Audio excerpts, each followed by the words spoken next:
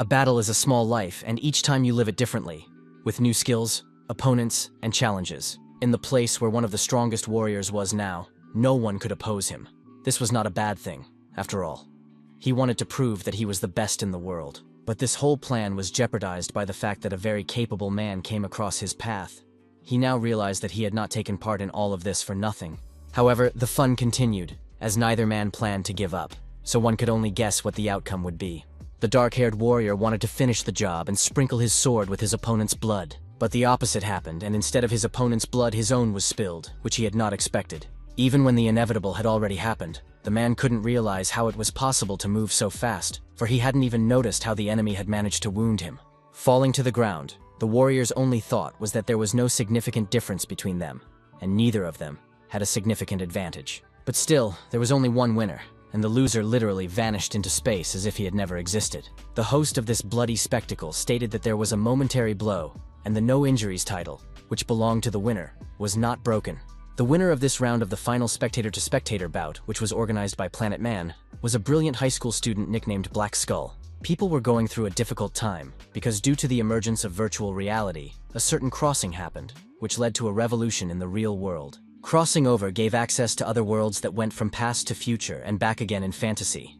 This all provided finances, art, education, and jobs. Because of this, much of the present reality began to change through the crossing and take on other facets. Among the many worlds, there was this unique game space called Heroes of Time. There, amazing events happened to the heroes called players. They fell into a world of danger and personally experienced the great world of fantasy. They had unique opportunities to raid a boss, storm a fortress, compete in a contest, or become a member of a battle arena. This world has reached the point where it has become admired by people from all over the world. In Heroes of Time, the most prestigious achievement was becoming a pro gamer, indicating that you had the best of the best standing in front of you. When the sun came up and woke the students up, the first thing they did was start discussing last night's Planet Man broadcast. The guys pestered Lee Hyun-jun, asking if he had only the finale to go through. Some wanted him to get the host's autograph for them. He was asked all the time what he had to do to play so well. His answer was always the same: dodge enemy attacks and hit his own on the opponent. Lee Hyun-jun was the Black Skull who made it to the finals of the competition between viewers of popular streamer Planet Man. This guy had not only amazing skills in the game, but also had a sharp mind and achievements in sports. He was born into a wealthy family, and was extremely attractive in appearance. Now his friends were discussing the fact that he had a synchronization level with the special program of 200%. They assumed that even the visible worlds were different for them. The level of synchronization is a measure of how much the participant was in tune with their avatar they were using in virtual reality. A synchronization mark of 100 indicators conveyed a sense of reality, 100%. It was said that if this value was high, one could experience extrasensory perception. Classmates marveled at the fact that Lee Hyun-jun was moving incredibly fast. They assumed that he was seeing everything himself, as if in slow motion, but that wasn't the case. Some thought that the world was too unfair, as some people reached incredible heights, while others could not achieve anything no matter how hard they tried. Such characters were everywhere, even in their class. The ones you couldn't think of as someone promising.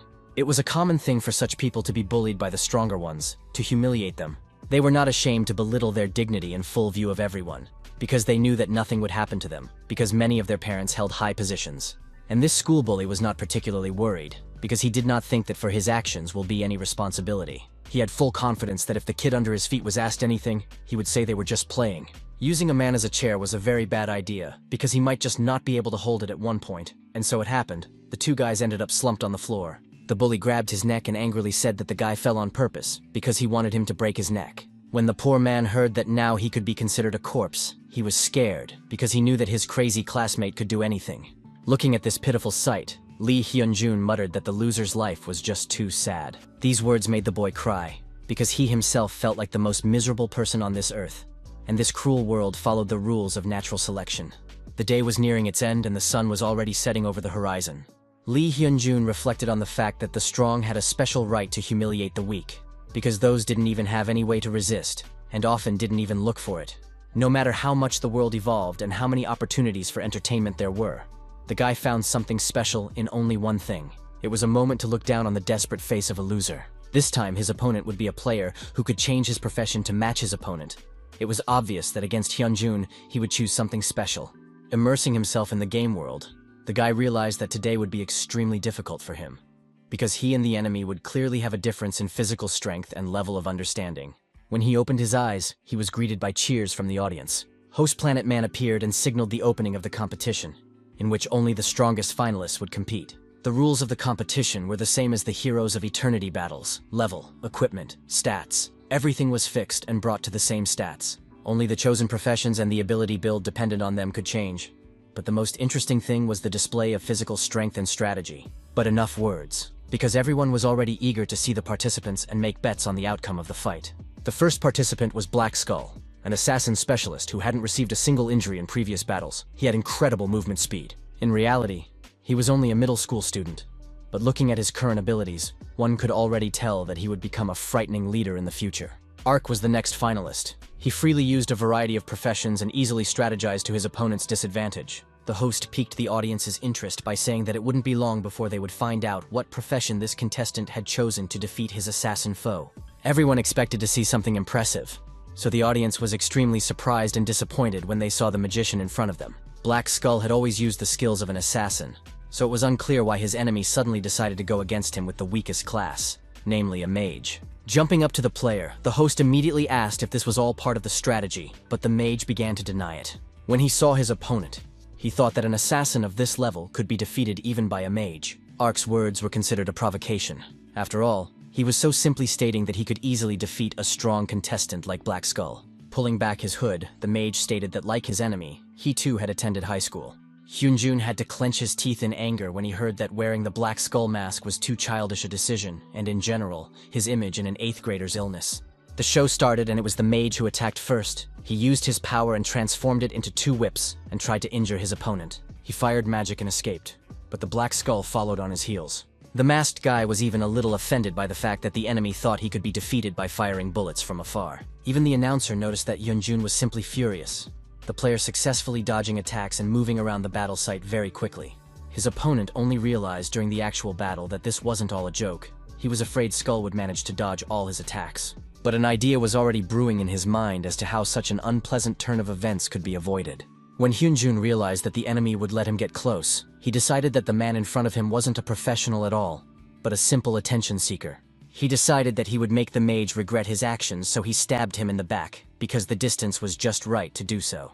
This didn't seem to come as a surprise to Ark, for instead of fear, there was a cheerful sparkle in his eyes. The mage couldn't even think that his opponent would be so short-sighted and fall into a trap so easily. Looking at the way his power pierced the guy, he muttered that you can't play around by giving into emotion. It was now clear that Ark had planned to shorten the distance, and now the Black Skull was not in the best position.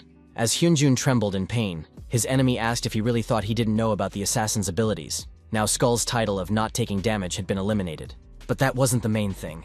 It was that Hyunjun would be unrealistically embarrassed that an assassin could lose to some mage. The assassin wasn't going to give up and even found the strength to dare his opponent, saying that he couldn't be defeated with just one attack. After these words, the guy's silhouette began to blur right before my eyes until it disappeared. He used an assassin's critical ability and concealed himself in the arena to deliver what is known as an unexpected attack from the darkness. It was much easier to strike in the shadow state because you have the advantage of stealth, so now defeating an enemy didn't seem so difficult. The mage immediately realized the manipulation his opponent was using and thought it a bit unfair, but he wasn't scared at all, rather interested. After all, especially for this moment, he had prepared one ability that would help him win. It was called Energy Blast. The host was shocked. He didn't expect Ark to use explosive magic again at all. The Planet Man thought using such a slow strike was stupid. Both guys were using techniques capable of inflicting fatal wounds. It was just a matter of waiting and seeing who had time to strike first. Anger boiled inside Black Skull. He had been humiliated, and now he wanted to repay it in full. So he increased the synchronization to maximum. Synchronizing the intersection was an unknown system whose information has not been disclosed until now. However, all the players with high synchronization said the same thing, that the moment you exceed it to the limit will be like a complete stop of time. These are exactly what our hero was doing now. It was as if he had slowed down the time loop and was stuck in it. This gave him the advantage of attacking so quickly and unexpectedly that his opponent didn't even have time to blink, let alone defend himself. But this time, things went wrong, and Black Skull failed to land a clear crushing blow. The magician laughed and said that crossing is really an amazing thing, because one moment you think you can do everything, and the next, you find yourself at rock bottom.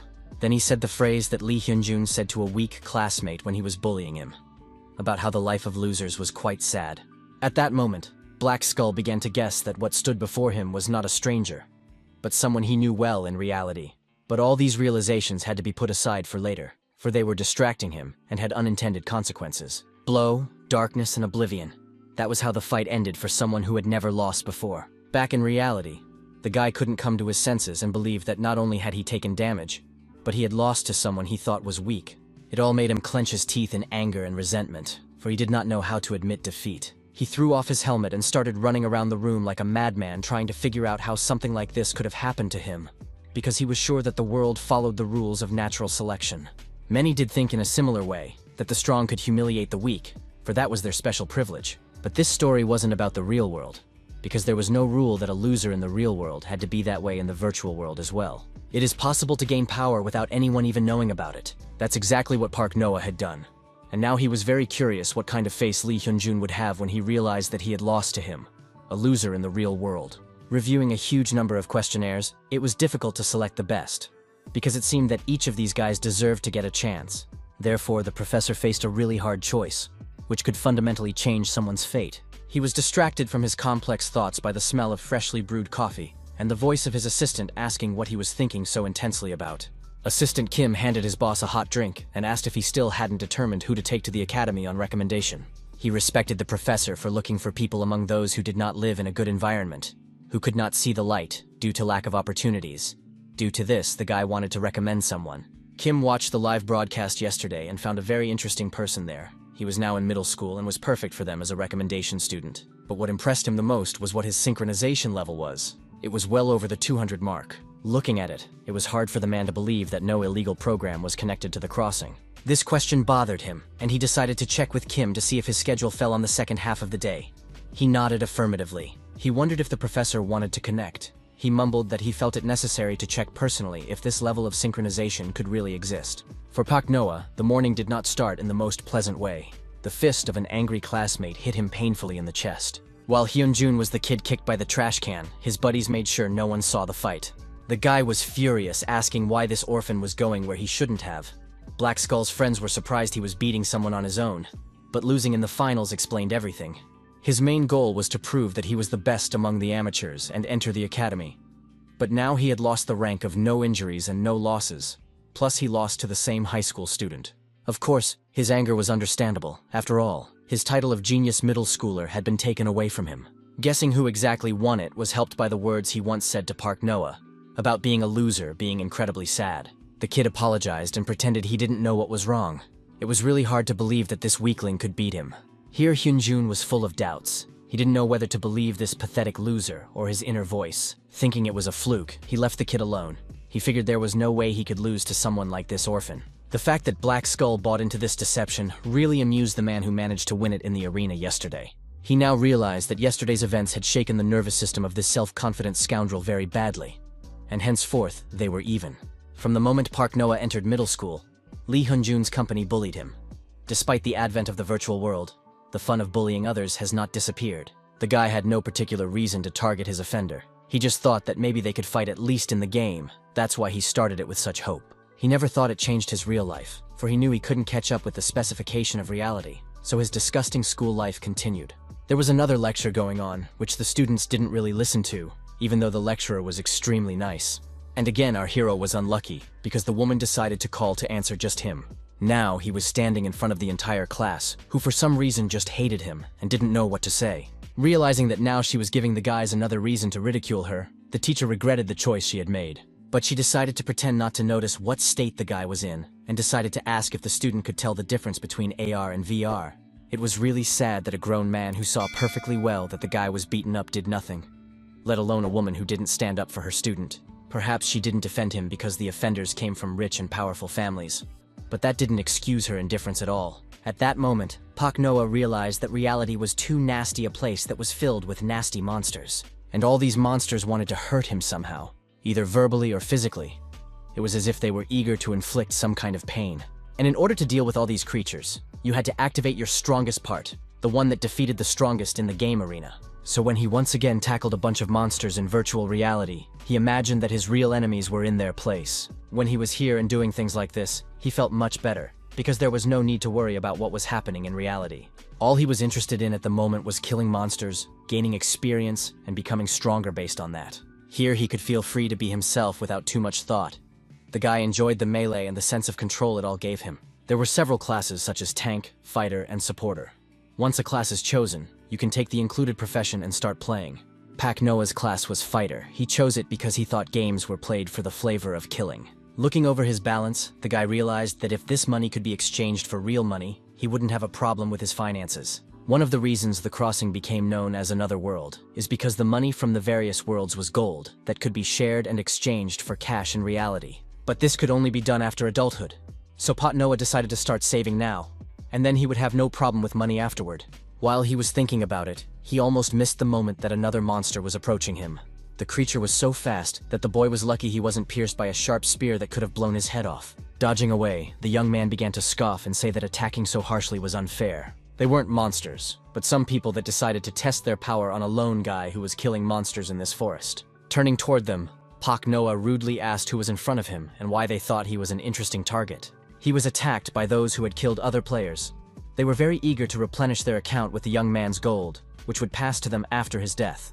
The leader ordered one of the gang members to strike the last blow. He said that he would fulfill the assignment of the chief of profession. This nickname surprised the guy, and he thought that he was a zombie in front of him. Players who were hired by some other person were called zombies. They had a system of dividing gold among themselves, but a part was given to the boss. It was said that in reality they were in prison. The red eyes of one of them said that he was responsible for the murders. Recently there had been talk that it had become popular among users to kill each other. Now it was clear that it was true. But this time they attacked the wrong one. Because Pak Noah was confident in his abilities, and that he could fight back against scum like them. With a smirk, the ringleader informed him that except for the guy with the red eyes, everyone in his gang were normal players, so if he killed them, he could get into big trouble. Now Pak Noah understood why they had marked only one of their comrades as a murderer. It became clear that confronting them would put the kid at a disadvantage, so he decided that the best solution was to run away. But with him, there were also difficulties, because while the guy was trying to avoid direct confrontation with the enemy, the zombie has already rushed to attack. He was lucky enough to spot the enemy in time, so it wasn't difficult to repel the attack. The zombie flew so far away that it seemed to weigh nothing at all. However, this was all just a distraction before the main strike. The gang leader stabbed Pak Noah in the shoulder and ordered him to stop offering useless resistance, as he was only delaying him with these actions. The guy's business was quite bad, and he realized that it would be extremely difficult to get luck back on his side.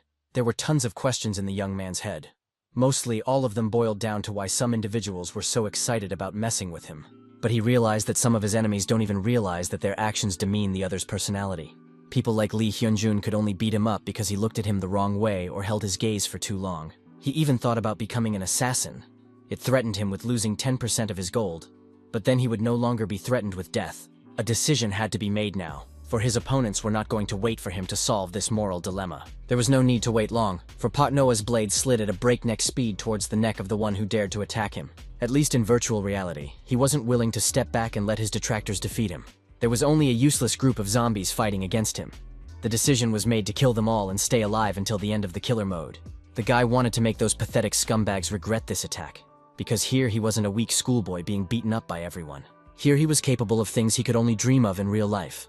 And when his enemies realized this, it finally began to dawn on them that they had indeed messed with the wrong opponent. After all, this guy didn't just have the power to fight back. No, he had the power to completely destroy every single one of them. When the gang leader began to defend himself and use very good techniques, Pak Noah was extremely surprised, because he did not think that he was capable of something like that. His opponent grinned, wondering if the kid thought he would fight as clumsily as those zombies who worked for him. What really surprised him was that the young man had so easily decided to become an assassin. In the virtual world, you couldn't trust anything or anyone, because even an ordinary-looking bird could be something more. Very often, some such animals had certain abilities and had a master who used them. Such was the case with this raven, which could show its owner a projection of what it saw itself as it flew long distances. The owner was pleased with the information his pet had managed to gather. He scrutinized every detail. Looking at the image of Pak Noah, he realized that he had finally found the person he had been looking for so long.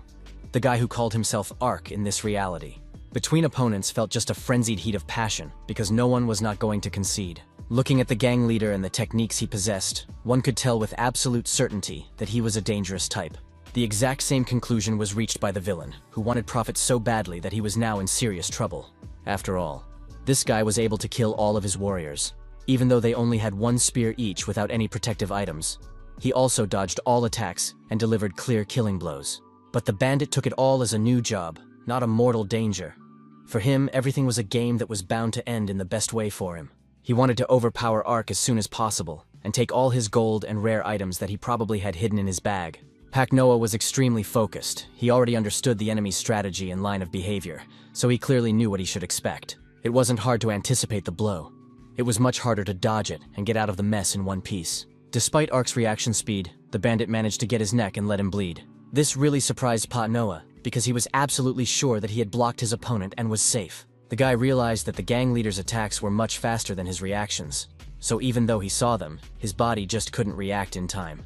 The criterion of strength was important. It wasn't simple physics that made the character move. Unlike competitions that were based on ability alone, this field had no level corrections, and there were many variables such as level, ability, and items. In other words, in this reality, it was possible to outperform your opponent even with a basic specification. The bandit noticed that his opponent had a low level but good physics, and concluded that he was facing a schoolboy. Hearing the words that it was time for him to go do his homework instead of playing adult games, Pak Noah clenched his teeth in anger. He was about to attack when suddenly a bright flash caught his attention. The rogue's sword that was heading straight for the young man was stopped by some stranger who displayed his weapon and blocked the blow. The unexpected appearance of a new participant in the conflict infuriated and confused the bandit, who thought he was almost done with this schoolboy. Pak Noah's enigmatic ally apologized for interrupting such an interesting performance, because as it turns out, he had a thing for the kid. Turning to him, the stranger asked if Ark had used illegal programs during a competition he had recently participated in. The suggestion angered the young man, for he had never used anything like it. But most of all, this dialogue angered the gang leader, because he realized that the battle was interrupted only because someone could not wait to appease his curiosity. That was what made him put all his anger into attacking a new enemy that was even nastier than the first. Except he didn't even have time to swing properly before he was immediately stopped by a sword, the blade of which was now only a few centimeters from his face. Not paying attention to the bandit, the stranger clarified whether the young man had indeed raised the synchronization level to the 400% mark without auxiliary programs. After learning about such high performance, Ark himself did not immediately believe that he was able to achieve something like this. The mystery man noted that such a purely similar thing had never been recorded before. He wondered how it could be achieved without using a program to artificially increase the level. Hearing that the kid in front of him had never taken a measurement of the synchronization level, because it was paid, the man was extremely surprised. It was hard for him to believe that this player was so talented, but he didn't even know his level. No one was going to take Ark's word for it, so soon an NPS called Mimic showed up. He was in charge of running the world of Heroes of Time. He arrived because he had received a report that a suspect was at the location using illegal software. This was the first time Pak Noah had encountered something like this, and he didn't know what to expect or how to react. The Mimic asked the Ark member to repeat the suspicious actions again so he could make a check. But the guy claimed he was not guilty of anything, and the killer across the street should be punished.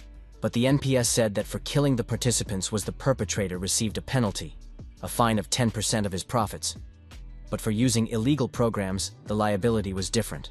The claim that he could be blocked permanently angered Ark, as he had already stated on multiple occasions that he had not used something like this. The stranger said that if that was indeed the case, it was extremely simple. It was worth it just to prove his honesty. All in all, Pak Noah saw nothing wrong with showing off his strength, because he really wasn't doing anything forbidden.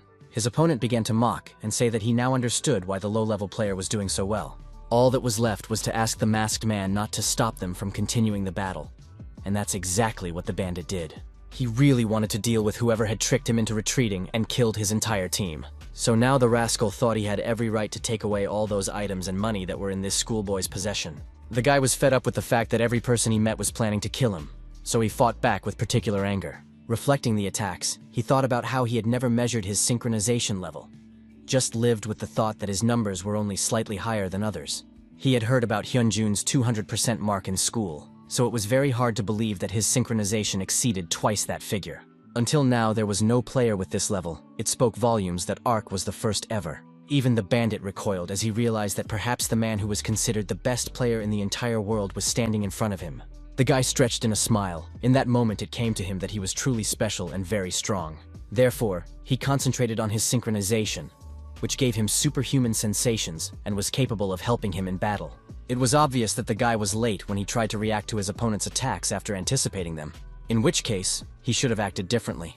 If only it were possible to increase sensitivity to the limit and read the movements of the joints necessary for an opponent to strike, then this problem would be solved. But who forbade Ark to try and do that? No one, which was why he was trying to discern what had previously been hidden from his eyes. He succeeded, because at some point, he saw what he wanted, and realized that now the enemy would try to pierce his left shoulder.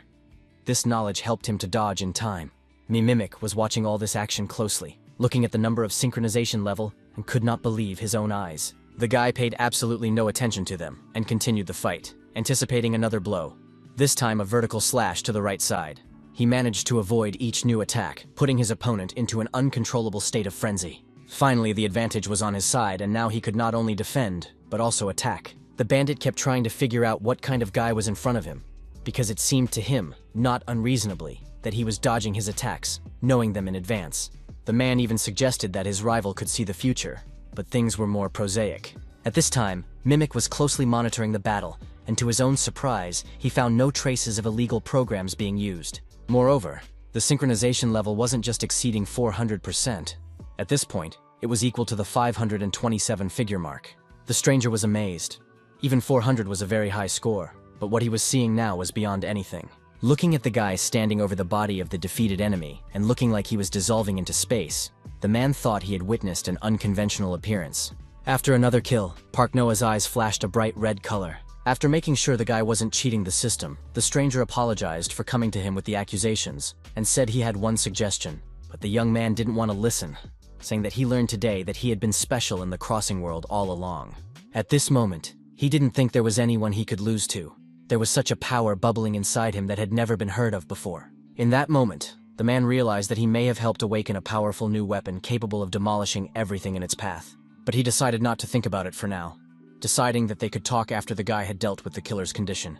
Ark didn't seem to realize until that moment that he had become someone he despised so much. He had killed other players, though he did it in self-defense. Suddenly, the potential ally turned into a new enemy and attacked the young man. He did not expect such a turn of events, so he did not even have time to defend himself.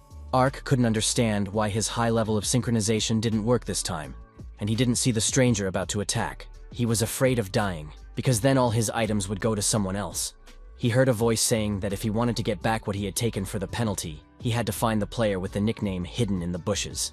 In parallel with the creation of the virtual world of intersection, discoveries in science and technology, especially robotics, were being made in reality. For some time now, robots have been introduced into everyday life, with precise and high performance, replacing humans in many areas. So a 10-year-old boy once had a robot protector named T1, and over time, it became his family.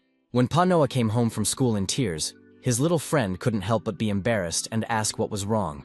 Before, the guy never showed such emotion, even when he came home covered in abrasions and scratches. The robot's reaction was delayed, because this situation was the first time and he did not know how to react. He wanted to understand what had happened.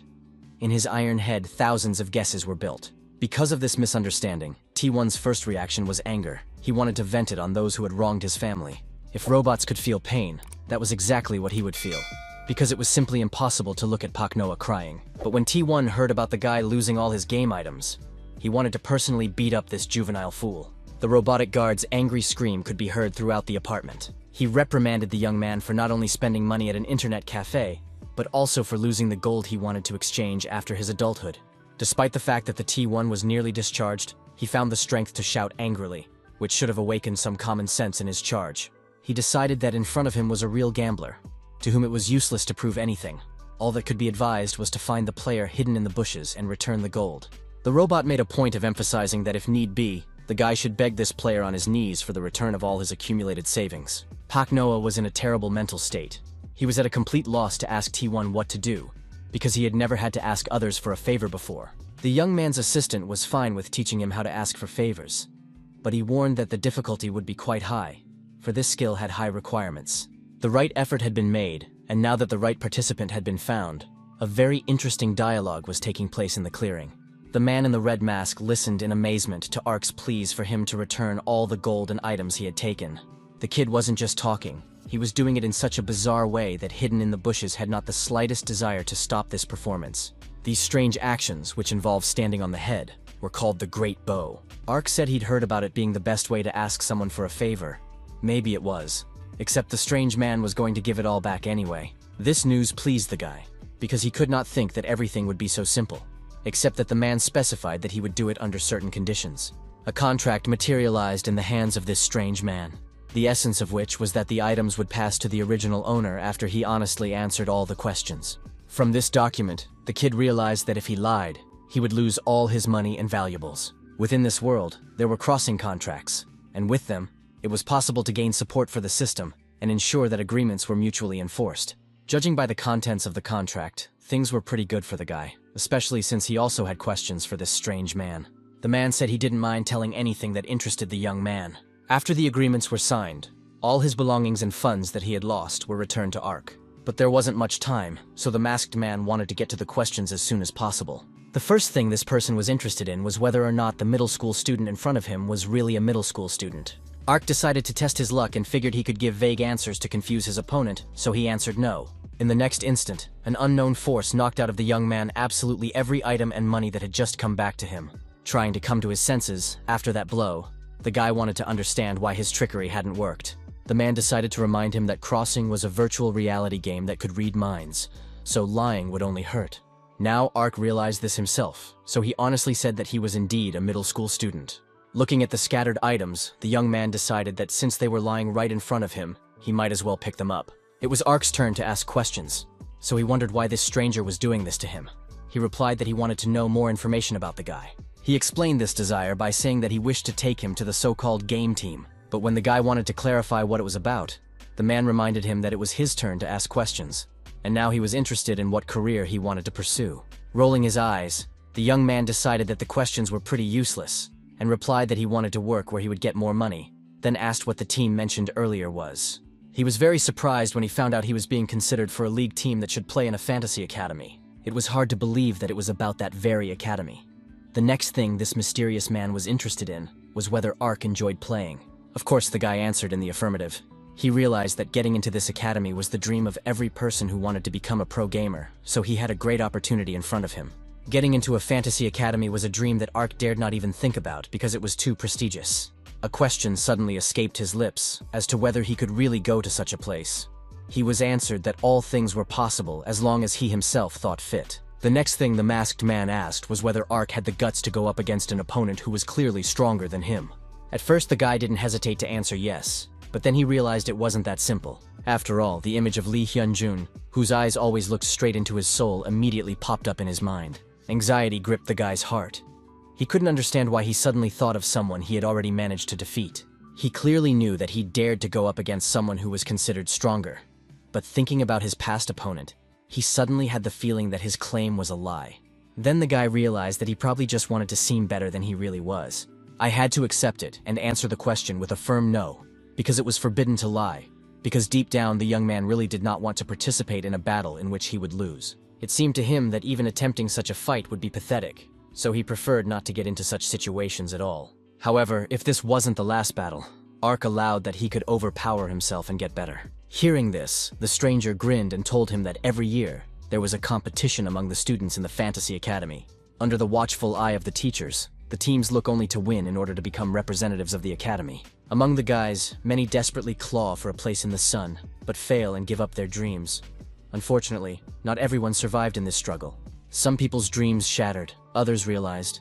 This place allowed only one person to become the most valuable player. Pointing his sword at the young man, the man wondered if he had enough courage within him to survive in such a place. To be honest, Park Noah hated to lose.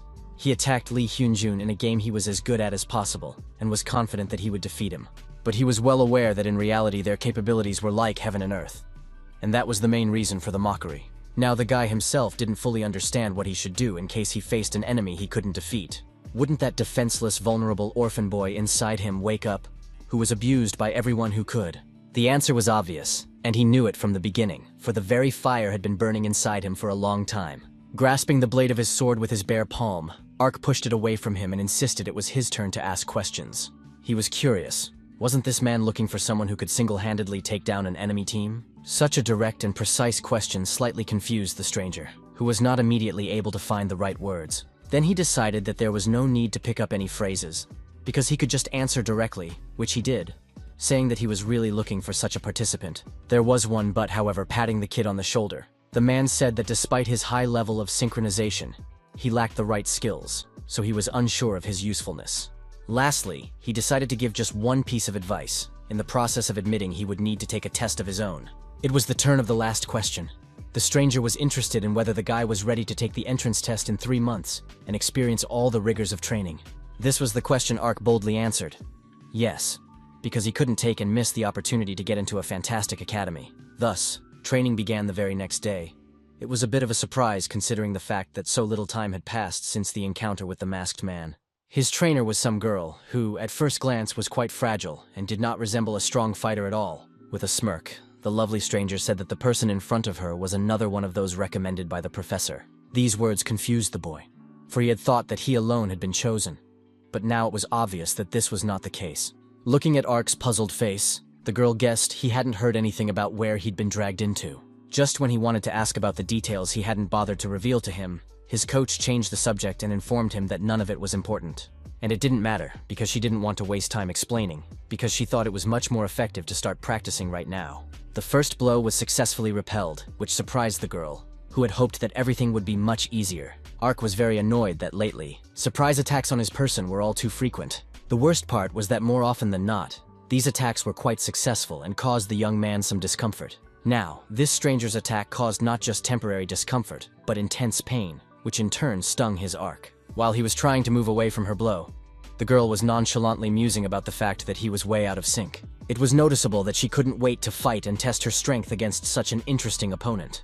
When she announced this desire, Ark could not understand the purpose of doing something like this, for he had no desire to spend his energies on it. With a stern look at the guy, the girl said she wanted to test him, because apparently he didn't feel much pain because he must have dulled the pain sensations. She was very curious as to what his sensitivity level was, but Ark wasn't about to reveal such details to someone who had attacked him so unexpectedly. But the refusal did not stop this insolent stranger at all, who decided to ask this question again, but already in a more rude form. It surprised and annoyed her that such a young participant could have such high synchronization, and when she learned that his sensitivity was 1%, she literally boiled over. She shouted that many people were climbing to raise that number and reduce pain sensitivity to a minimum of 20%. It was obvious that Pa Noah didn't like her at all. She had a brilliant idea in her head, to hit her opponent 20 times so that he could feel the right level of pain. Of course, what was hitting his self-esteem was that he was not to this attractive girl's taste. But he decided to think about that later, because her fist was approaching at breakneck speed. Thanks to his high synchronization, the guy managed to avoid being hit and his flat nose didn't turn into a bloody mess. He was not a fool to fall for the same trick twice, which he triumphantly reported to his adversary. He wanted to land a clear punch that could help win this battle and finally knock this girl out. But to do so, he needed to concentrate on his feelings. The girl hadn't expected to be given such a powerful rebuff, so her surprised expression was justified. What particularly surprised her was the speed with which her opponent had managed to get close to her. And what was even stranger was that she had barely noticed him approaching. The tablet screen displayed the profile of 16-year-old Pak Noah, who was currently in middle school. The man who viewed this questionnaire was surprised that the professor had paid him for a 3-month subscription to the nearest internet room. He explained his generosity by saying that the guy's level of synchronization was just extraordinary. But he still had a lot to learn in other areas. The kid agreed that one synchronization wasn't enough. The professor nodded and said that was why he'd asked Carrie to fight him. These words were a little puzzling to Kim's assistant, who was worried that the kid might develop injuries from the beating. But what can I say? Everyone understood that we just had to wait for the results. After all, there was no way to know for sure what would happen next. It seemed that Pa Noah's abilities were a mystery even to himself, so he could very well go beyond expectations. Even though the professor had already sent Carrie to Ark, he was eager to activate the crossing and teach him something new. In the midst of the battle, Kari noticed that the professor was already here. She realized that things were about to get a lot more interesting. Looking at how successfully the girl was bringing the battle to the point of knocking out Ark, the man wondered if he had overestimated his candidate. She twisted him around and demanded that his opponent do at least something to improve his situation, instead of just lying there and watching. The whole picture caused a strange awkwardness inside the professor that made him want to close his eyes. He realized that the boys' introduction had not gone quite right, and he wanted to introduce them to each other again. About Ark, the professor said the guy was a great dealer, a team player who did most of the damage. He was selected as a candidate for enrollment, and his training would begin soon. Carrie was also a dealer, and a very talented one at that, for she was enrolled in the group 6 months after being selected as a candidate. The man announced that they would be working together after enrollment, so they should look for common ground so that there would be no difficulties later on. But looking at how heated the air between these two was, it was safe to say that it would be extremely difficult for them to find common ground. The girl was eager to finish this battle and start real training, but the professor really wanted to ask her one question. It was interesting what assessment she would make of this fight and how she would describe her opponent. Ark was beyond pissed off at her saying that during the battle, she felt extremely uncomfortable. Now it was the boy's turn to question the teacher, and he wondered if the other candidates were as arrogant and proud as this girl. But it turned out that only 2 of them had been selected. Putting aside further explanation, the man inquired as to the young man's impressions of the battle. What he said surprised the professor, for Ark had shared the realization that synchronization alone was not enough to become a pro gamer. Pak Noah admired Carrie's movements, because they were so polished that it seemed as if she spent all her free time practicing. She was much stronger than his previous opponent, so while fighting her, the young man felt as if he had hit a wall. So now, after this struggle and using his synchronization, he felt like a squeezed lemon. The man listened carefully and noted that the conclusions were very true. The professor explained that the problem was precisely that the kid was using all his synchronization, and if you use all of it, you can burn out, in which case it will not be possible to use this technique to aggravate feelings. It was for this reason that the man was able to wound Ark during their battle. After all, to be a good player in a virtual game, synchronization alone is not enough. To become a professional, you had to know martial arts and meditation. It was to make the guy realize the necessity of it all that the professor had asked Carrie to fight him.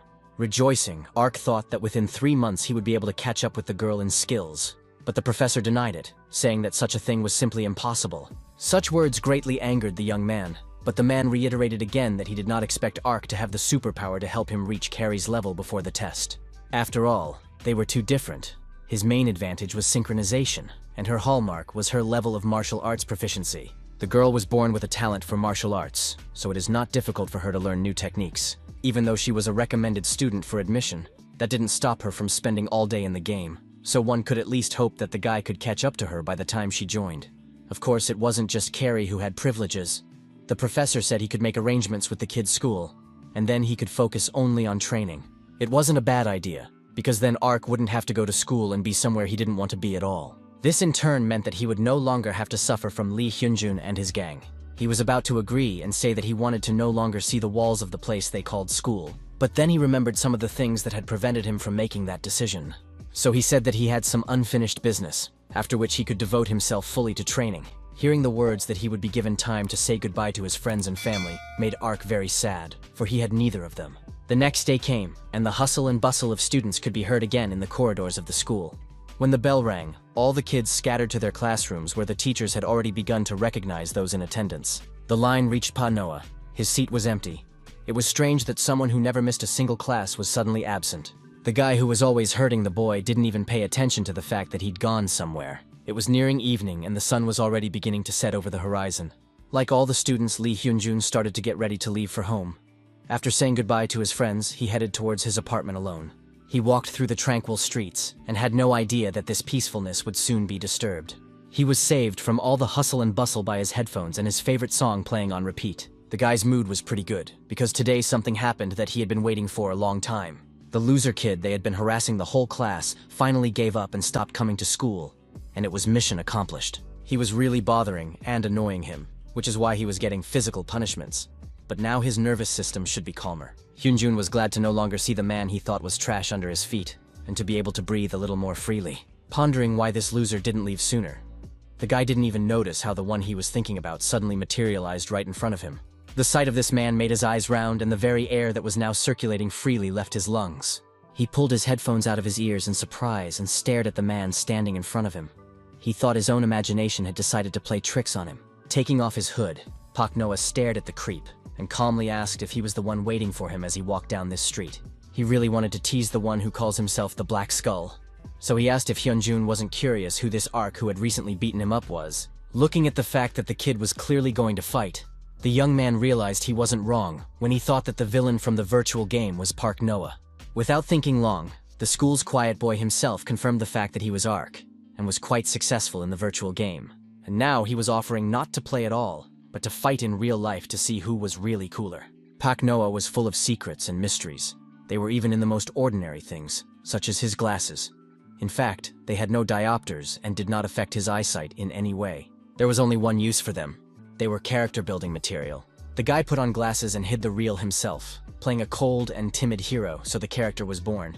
who went to school and did not get along with his peers. So he laid his school sorrows on a kid with glasses named Pak Noah. But once he put on the mask of Ark, he had the opportunity to express himself in virtual reality. This way helped him not to break down in this cruel world. It was definitely his version of accepting reality, and the young man thought it was pretty smart. In his head, he was determined to accept his unhappiness in reality, because it was as difficult as possible to change anything, no matter how many times he swung his arms or legs. He lived by the rule that said you can't lose when you simply don't enter the battlefield, because only fools got into a fight they would lose. That's why he decided to offer his main enemy a battle, because it was quite obvious to him that luck was on his side. An invitation to fight that came from the mouth of a high school weakling sounded extremely humiliating to a revered member of society like Lee Hyun-jun. Moving closer to the one who claimed to be Ark, the young man asked in a threatening voice what they were going to do next. A punch followed, after which that arrogant rich kid asked Park Noah if he really wanted to be beaten to a pulp. Feeling the first jolt to his arm, the kid was gripped by a familiar panic. But he told himself that there was nothing to be afraid of, because he had done this kind of thing so many times in the fight simulator that he could win. But one had to be more cunning, so to begin with, the guy decided not to get into a fight, but to provoke Lee Hyun-jun and make his mental state stagger. So, he said a phrase that would have shattered the ego of any boy their age. Of course, the words about being disgusted with the game were uttered. Hearing this, some invisible thread that had been keeping him from snapping and keeping him sane all this time broke off inside Hyun-jun. The anger was blinding, so much so that he really wanted to beat this cowardly, insolent man so that he couldn't even be recognized. At that moment, Pa Noah realized that the first punch was just around the corner, and according to the blogger he was watching, the excited man's first attack is a right-handed hook. In practice, it was quite different, because he was hit not with his right hand, but with his left foot, and so hard that he lost his balance. Trying to blink reflexive tears from his eyes, the kid realized he would never believe another word the blogger said. Lee Hyun-jun was angry at the very thought of someone thinking they could beat him when he was walking alone. The next strike, he wanted to strike at his opponent's solar plexus area to knock all the air out of him. But unexpectedly, Pak Noah was able to block the attack. It hurt a lot, but the guy, alias Ark, was able to hold back his opponent's onslaught. After that, he finally went on the counterattack and started pounding on the enemy with his fists so that he only had time to dodge. But all these so-called blows were mere slaps that were within the power of even a child. Pak Noah himself was well aware that he was fighting in the simulation in a very different way. But now it was as if he couldn't think while the fight was going on. Unlike him, his opponent threw very clear straight punches that hit right on target and did serious damage. After a couple minutes of intense beating, Ark couldn't take it anymore and slumped to the ground, splattering his blood all over the pavement. While hitting his opponent with his knee, Hyun-jun didn't forget about the taunts. So he repeated that the school loser not only looked terrible, but also fought just like that. By lifting up his opponent, Black Skull decided to show him that no one dared to take him for a weakling, and think as if he could not cope with the difficulties alone. Taking one blow after another, Park Noah had no choice but to listen to all the nonsense that came out of the arrogant jerk's mouth. Hyun-jun continued to be his enemy with such anger that you could tell it was as if he had no intention of stopping at all. There was a cold hatred in his eyes that was far more terrifying than open aggression. Ark's face was swollen and he could barely feel the left side of his face. But despite this, he managed to mouth that he wasn't at all afraid of his opponent's threats. After saying that, he spat blood directly at Hyun-jun, who didn't think anyone would have the courage to do something like that. This action took away the last vestiges of self-control, which he wasn't exactly trying to keep.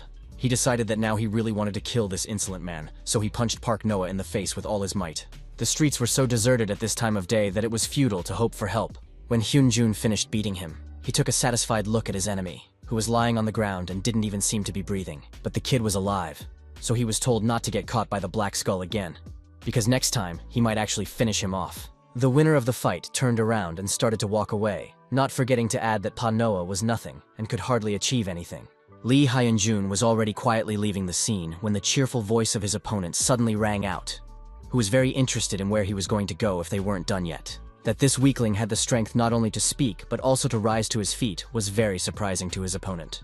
Rising to his feet, Pak Noah stated that he wasn't going to let it go. After all this time, he hadn't thrown a single normal punch yet. The guy wanted to fix that. Gathering the rest of his strength, the young man ran straight at his opponent, wanting to give him at least a few good blows and a good beating. These actions made Hyun-jun more than a little angry. Moreover, they made him so aggressive that he was actually willing to go in for the kill. Black Skull attacked and could already envision his fist plowing through his enemy's skull.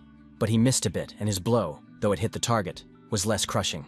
Despite this, Pa Noah still flew a few meters aside, and felt his body failing him more and more each time. He assumed this was all happening because he was beaten, That was why his legs refused to move. It was absolutely clear to him that he wasn't going to win this battle. He felt very sad about the fact that he would never be able to answer the professor's question about whether he had the strength to face a stronger opponent. But despite the defeat, you had to admit that Ark had held up pretty well in his first fight with Lee Hyunjun. He was still alive, and that's what a small victory is. Still, the guy didn't want to believe that it would end with him just coming out against this rogue. He wanted things to change, but it was not clear what the professor wanted from him. A victory, or a display of courage and fearlessness? This question tormented him most of all. He didn't care now. Every bone inside him ached. So for the moment, the guy just wanted to rest. Some inner core stopped this rush of weakness and despair. It was as if he was being addressed by his powerful doppelganger, who reminded him to try harder if he wanted to achieve anything. This realization made the kid clench his teeth in pain. He suddenly realized that because of these dreams, he now couldn't fall whenever he wanted. So he had no choice but to continue the battle with his enemy, and it was going to end very differently than it did now. When Lee Hyunjun saw that the wretch's fist was almost near his face, he was extremely surprised and tensed up because he didn't think he had any strength left. It happened so fast that he didn't have time to react, and Park Noah's fist slammed into his face. Now it was Black Skull's turn to fly far back and think at a loss as to what to do next. Breathing out, Ark realized that within him lurked a power that must be learned to properly apply, and then he will become simply invincible. This realization was new and very unfamiliar to the guy. For all this time he had been a victim and was not used to resisting, let alone attacking. It became clear that now there could be real chaos, because when the opponent came to his senses, he would definitely attack with extreme ferocity, so it was necessary to defend. But Lee Hyunjun was still lying on the ground and wasn't going to get up. His neck was twisted in an unnatural way, and saliva flowed out from the corners of his lips. Everything went cold inside the guy. He didn't even want to think about the fact that he had just killed a man. He began to tell Black Skull to stop pretending and get to his feet, for his joke no longer seemed funny at all. But no one reacted to his words. Even phrases about losing didn't help. Lee Hyunjun lay motionless and his face was surprisingly calm. Tears began to gather in Park Noah's eyes. He didn't want to believe that today he might have become a murderer. Yes, the person that lay before him was bad, but he didn't want to kill anyone. The inner pain was so intense that the guy wanted to scream, and he did not restrain this impulse. His scream was so heartbreaking that it seemed like he was dying. The lock clicked, and the familiar door of his home apartment opened. Park Noah told his robot T1 that he had returned home and wanted to get some rest. The robot didn't turn his head and said he could do whatever he wanted. The robot started to say that if he didn't have to go to school today, he could rest at home, but then added that he understood young people having fun that way. Then T1 finally turned his head, and when he looked at the guy, his face, or rather the monitor, creased with anger. He immediately asked what was wrong with his ward's face, but the man cheerfully replied that he had merely fallen down the stairs, so no need to be dramatic. Of course, the robot did not believe these tales, for he knew perfectly well that it was impossible to fall down the stairs in such a way that the face looked like that. But his appearance didn't seem to bother Park Noah at all, as he was lying on the bed, his face emitting a sincere smile. T1 didn't realize anything when the guy said he'd taken a good whack at the very ladder that had disfigured his face. In the world of the game Heroes of Time, time flowed just like in reality. An inn in some village was receiving its visitors. The professor decided to arrange a meeting at this very place.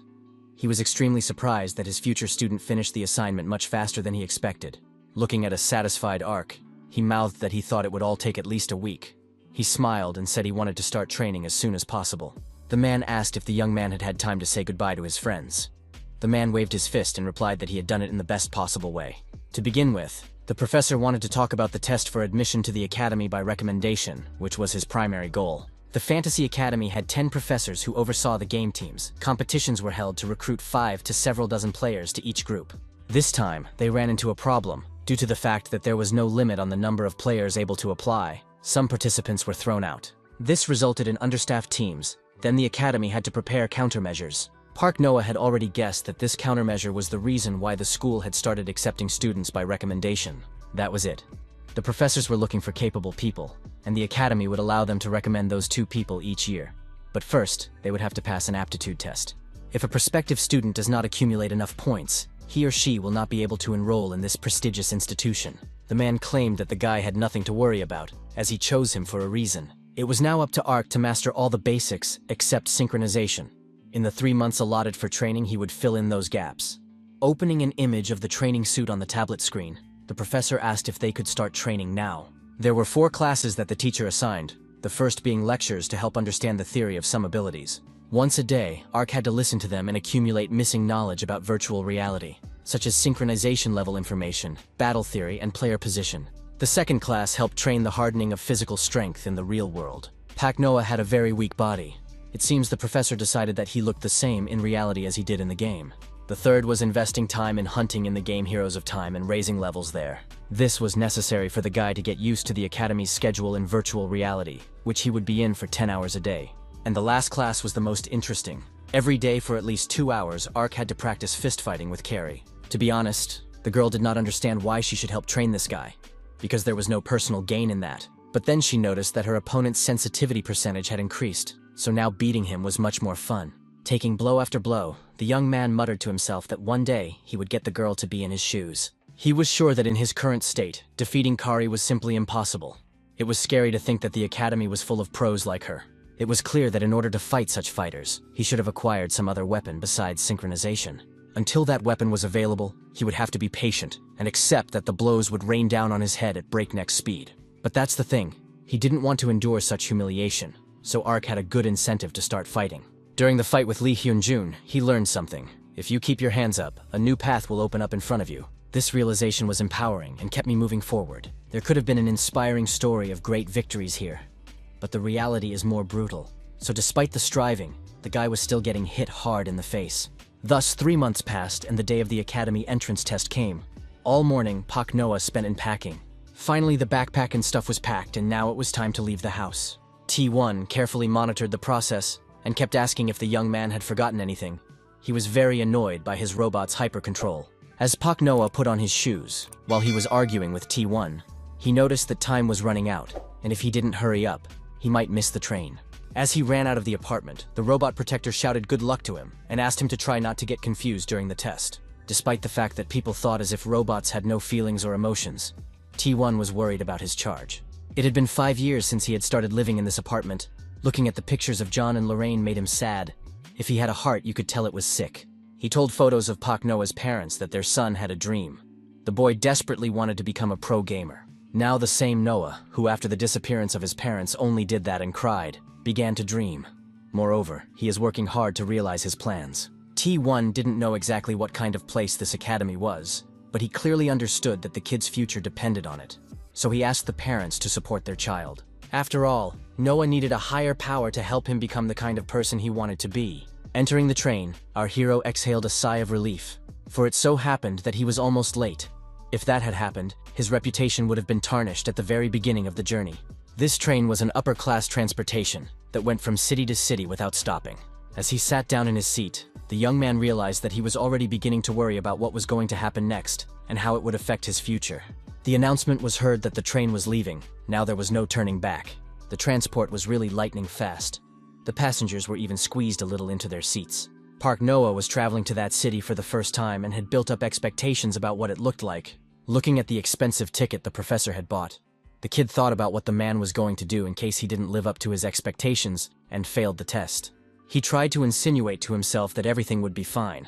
After all, he had been practicing every day for 3 months. He just needed to be more confident. But the anxiety intensified as soon as he remembered that he had never beaten Carrie in the entire period. A bright beam of light distracted him from these thoughts and made him raise his head and look at the view that opened up. The scenery was simply mesmerizing. They drove over a bridge from which they could see the river that reflected the rays of the setting sun. This amazing beauty made the guy smile and stare out the window in delight. Now Pak Noah finally felt like he was really going to a place he couldn't even dream of before. And now, it was his reality. A fantastic academy was waiting for him and was ready to open its doors to him. The fast train stopped at the station, so it was time to get out of the cozy compartment. As soon as Pak Noah left the carriage and went outside, he immediately heard someone calling him. Not far from him stood a stranger, who waved and smiled in a friendly manner, asking if it was really the same Ark standing in front of him. He introduced himself as Kim's assistant, and said that he had been sent by Hidden in the bushes. The guy remembered what the professor had told him about the man. His eyes were so kind that I didn't want to expect a trick from him. Kim brought the guy into town and said he would be his tour guide for the day to show him all the delights and sights. This place was amazing, and not at all like other cities. The streets were so colorful and inviting that you wanted to explore them as soon as possible. Then the man escorted the student on recommendation to his suite that the academy provided. It was simply gorgeous. Pak Noah couldn't believe that he was being treated like this. It was very happy that his comfort was being taken care of. After carefully examining the guy, Kim said he was even more innocent in real life than he was in Crossing. The guy confusedly asked if they had met in virtual reality. With a sly smile, the assistant mouthed that he was the one who recommended the player nicknamed Ark to the professor. As it turned out, the man in front of him was none other than a popular streamer named Planet Man. This news didn't impress the guy at all, as he only went to the game for the battle with Lee Hyun-jun, so he didn't watch the broadcasts at all and wasn't a fan of the host. He coldly thanked the surprised man. It was obvious that he hadn't expected such a reaction at all.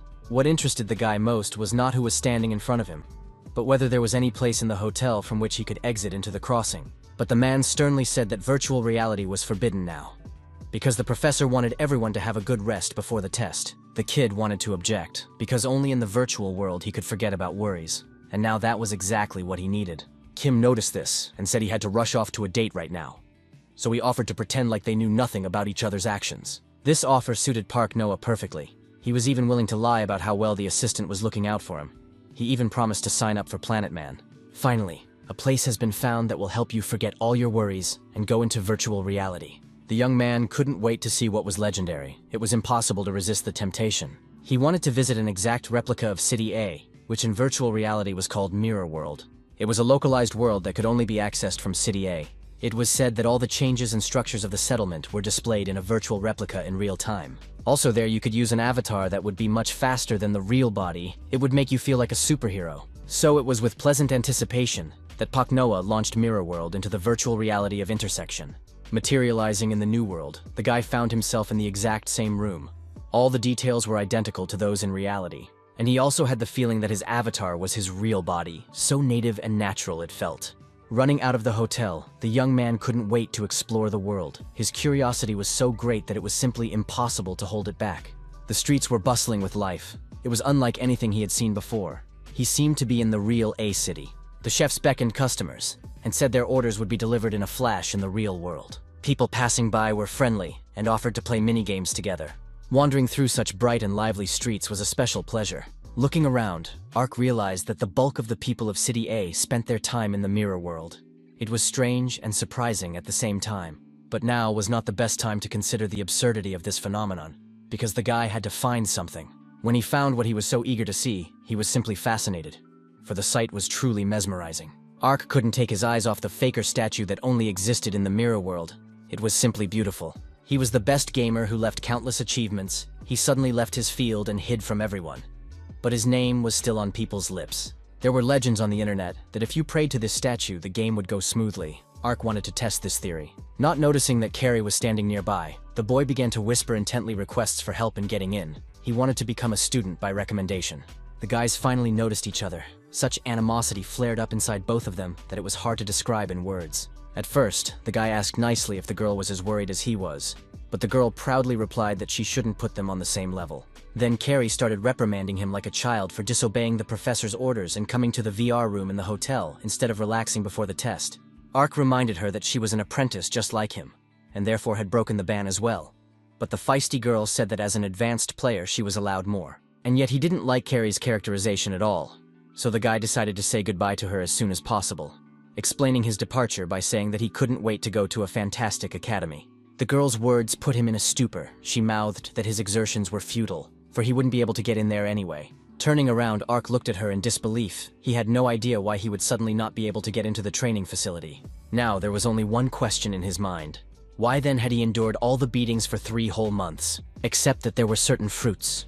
His desire for self-improvement became much stronger than the feelings of losing. He thought daily about how to beat Carrie, and even outside of training time he tried to find his special technique. What's most interesting is that he always enjoyed the process and took pleasure in making some small discoveries. The guy didn't think badly of Carrie. On the contrary, he considered her a good competitor to strive for, so her words were a blow to him. They raised such a wave of anger in him that he could not stand it, and with shouts that he would not lose all the time, he threw himself into the attack. The girl asked if her opponent wanted to fight, because she didn't mind giving him a good beating. So now she watched with a smile as her opponent made another effort to defeat her.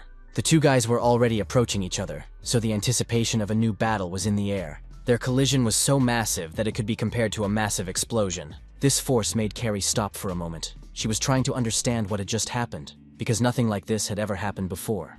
Without taking his fist away from the girl's face, Ark declared that he too would pass tomorrow's test and enter the academy. So now he demanded that the impertinent girl take back her words, for they were unpleasant to him. Grabbing his arm, she replied that she didn't know what he was talking about, or why he kept yelling about the obvious. Applying a hold that put the guy on his shoulder blades, Carrie asked contentedly what words she should take away now. Now Ark didn't understand anything. He recalled that his opponent had claimed as if he wouldn't be able to enter the academy. She nodded her head and mouthed that he was. But it wasn't that he wouldn't get in. What Carrie meant was that people from the outside are forbidden to enter the fantasy academy of the mirror world. Now Ark was even a little embarrassed now, especially after being asked if he didn't know this information as well. Carrie was extremely surprised and rolled her eyes when she realized that the kid thought she was teasing him about failing the test and not qualifying. She explained that she wouldn't have said anything like that, since they were now on the same team. On the contrary, the girl threatened that if Ark failed in tomorrow's exam, she would make sure he died at her hands. These words added even more anxiety to the guy, because he realized that now, in case of failure, he would let down not only himself, but also the team. Watching the crying guy, Carrie didn't really want to, so she once again punched him in the face and suggested they go out to lunch together.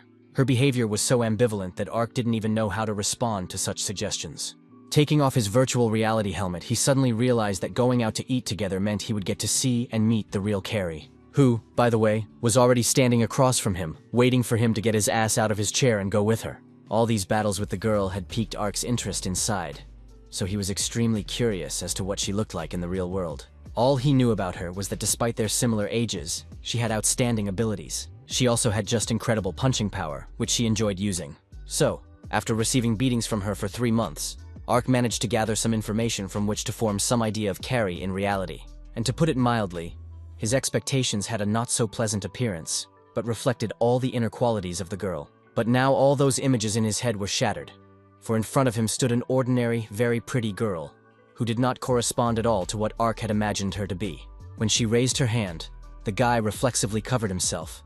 This elicited laughter from his interlocutor, who began to claim that in reality, she wasn't going to hit anyone.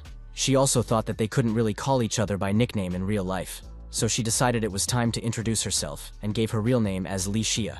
It was all kind of exciting, but still, the guy mustered up the courage to speak his name. After that, the new acquaintance extended her hand to Park Noah and said that she was counting on him from now on. They finally made it to the restaurant, which was full of delicious food. Li Xia was filling her stomach, and it was obvious that she was really enjoying all this burst of flavor. Looking at her, Pa Noah was surprised, for his companion was so happy with the simple ramen and kimpapu. After chewing her food, the girl asked where the young man came from. He replied that he lived in Yi City, but upon learning that Li Xia lived in F City, his eyes widened in surprise, for they had been quite close all this time. That wasn't the only factor that was surprising, as the city of F was the most crime-ridden city, with an extremely low level of public peace. Carrie joked about eating in this place in peace, but it seemed her town was so dangerous that even eating could be the ultimate survival quest. Setting her plate aside, the girl clarified whether her companion had indeed succeeded in synchronization training. Pak Noah confirmed her words, saying that he didn't want to lose, grinning. Li Xia remarked that he was more determined than she had imagined. According to her, fighting would be much more interesting now. After a bit of silence, the guy asked how Xia became a student by recommendation. The girl told him that the professor recruited her after they had to fight each other once. It happened in the virtual game Heroes of Time. It was in the arena that they first met. In her opinion, that man didn't resemble an academy professor at all. He attacked in such a way that she couldn't breathe. It was as if the man was reading her abilities. She never managed to win. If even Carrie couldn't win, he shouldn't dream of it, especially after the man chopped him up with a dagger. According to the girl, it was very strange that with such abilities he did not become famous, because if you type in a search for his nickname, no information appears. They were both very eager to see this man in reality, for they had only seen his image in the game.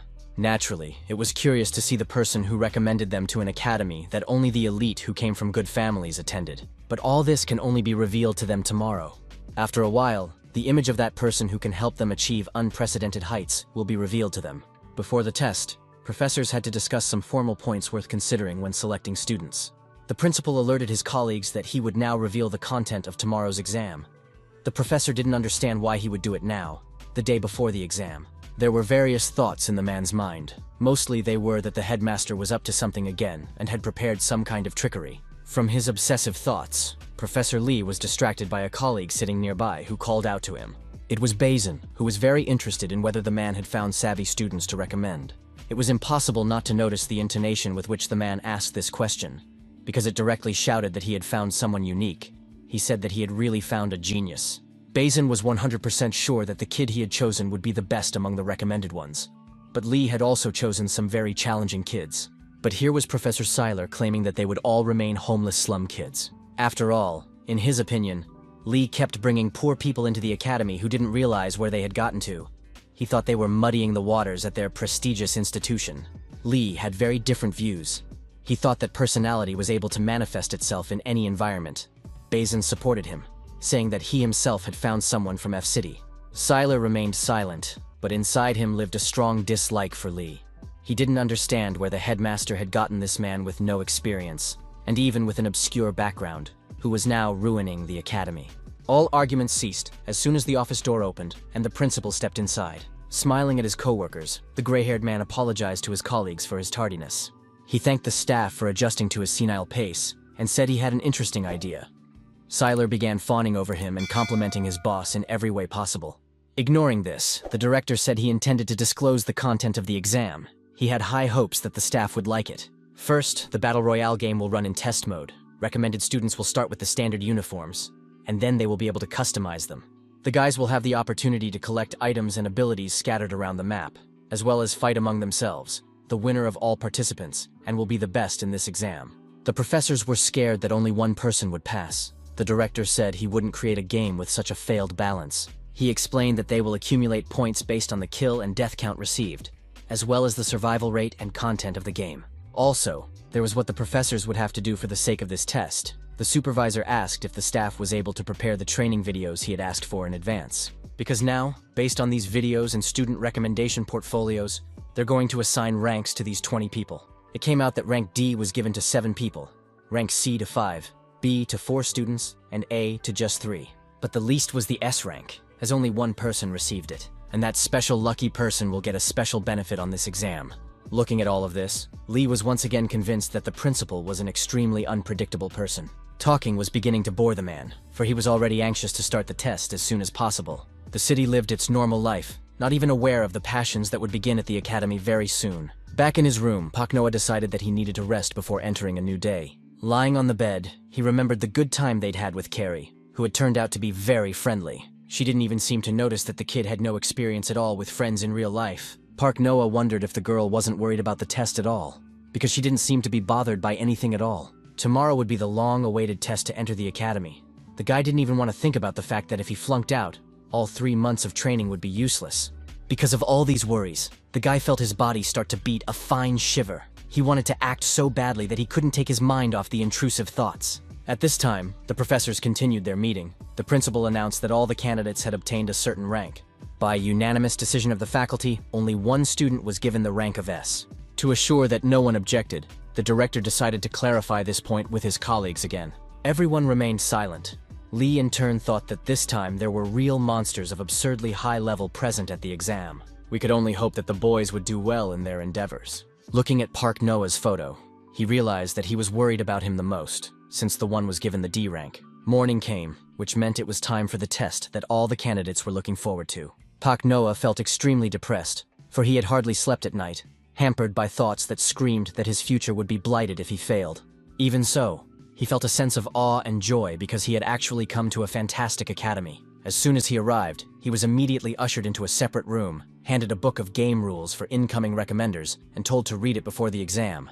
An hour had passed since then. Fatigue was taking its toll, and it was also frustrating not being able to see the professor.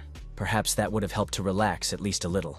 These worries were plaguing Pa Noah, and he was afraid that he would just fail in today's test. The guy himself realized he needed to get back to normal and stop snotting, so he gave himself a good fist bump on the face. Despite his nerves, he clearly decided that he would try so hard that he would take first place by all means. The young man mouthed that he would use all his skills to not let Carrie down. At that moment, a message was heard that the students should get ready.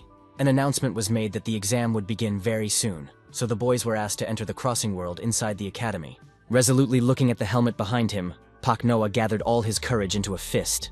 Right now, the most important goal for him was to win, and nothing was going to stand in his way. Opening his eyes in the virtual world, the first thing the guy saw was a large hall that was full of people. Looks like they were all recommended participants who were lucky enough to be here and take the test. After looking around, Ark realized he was in the royal palace.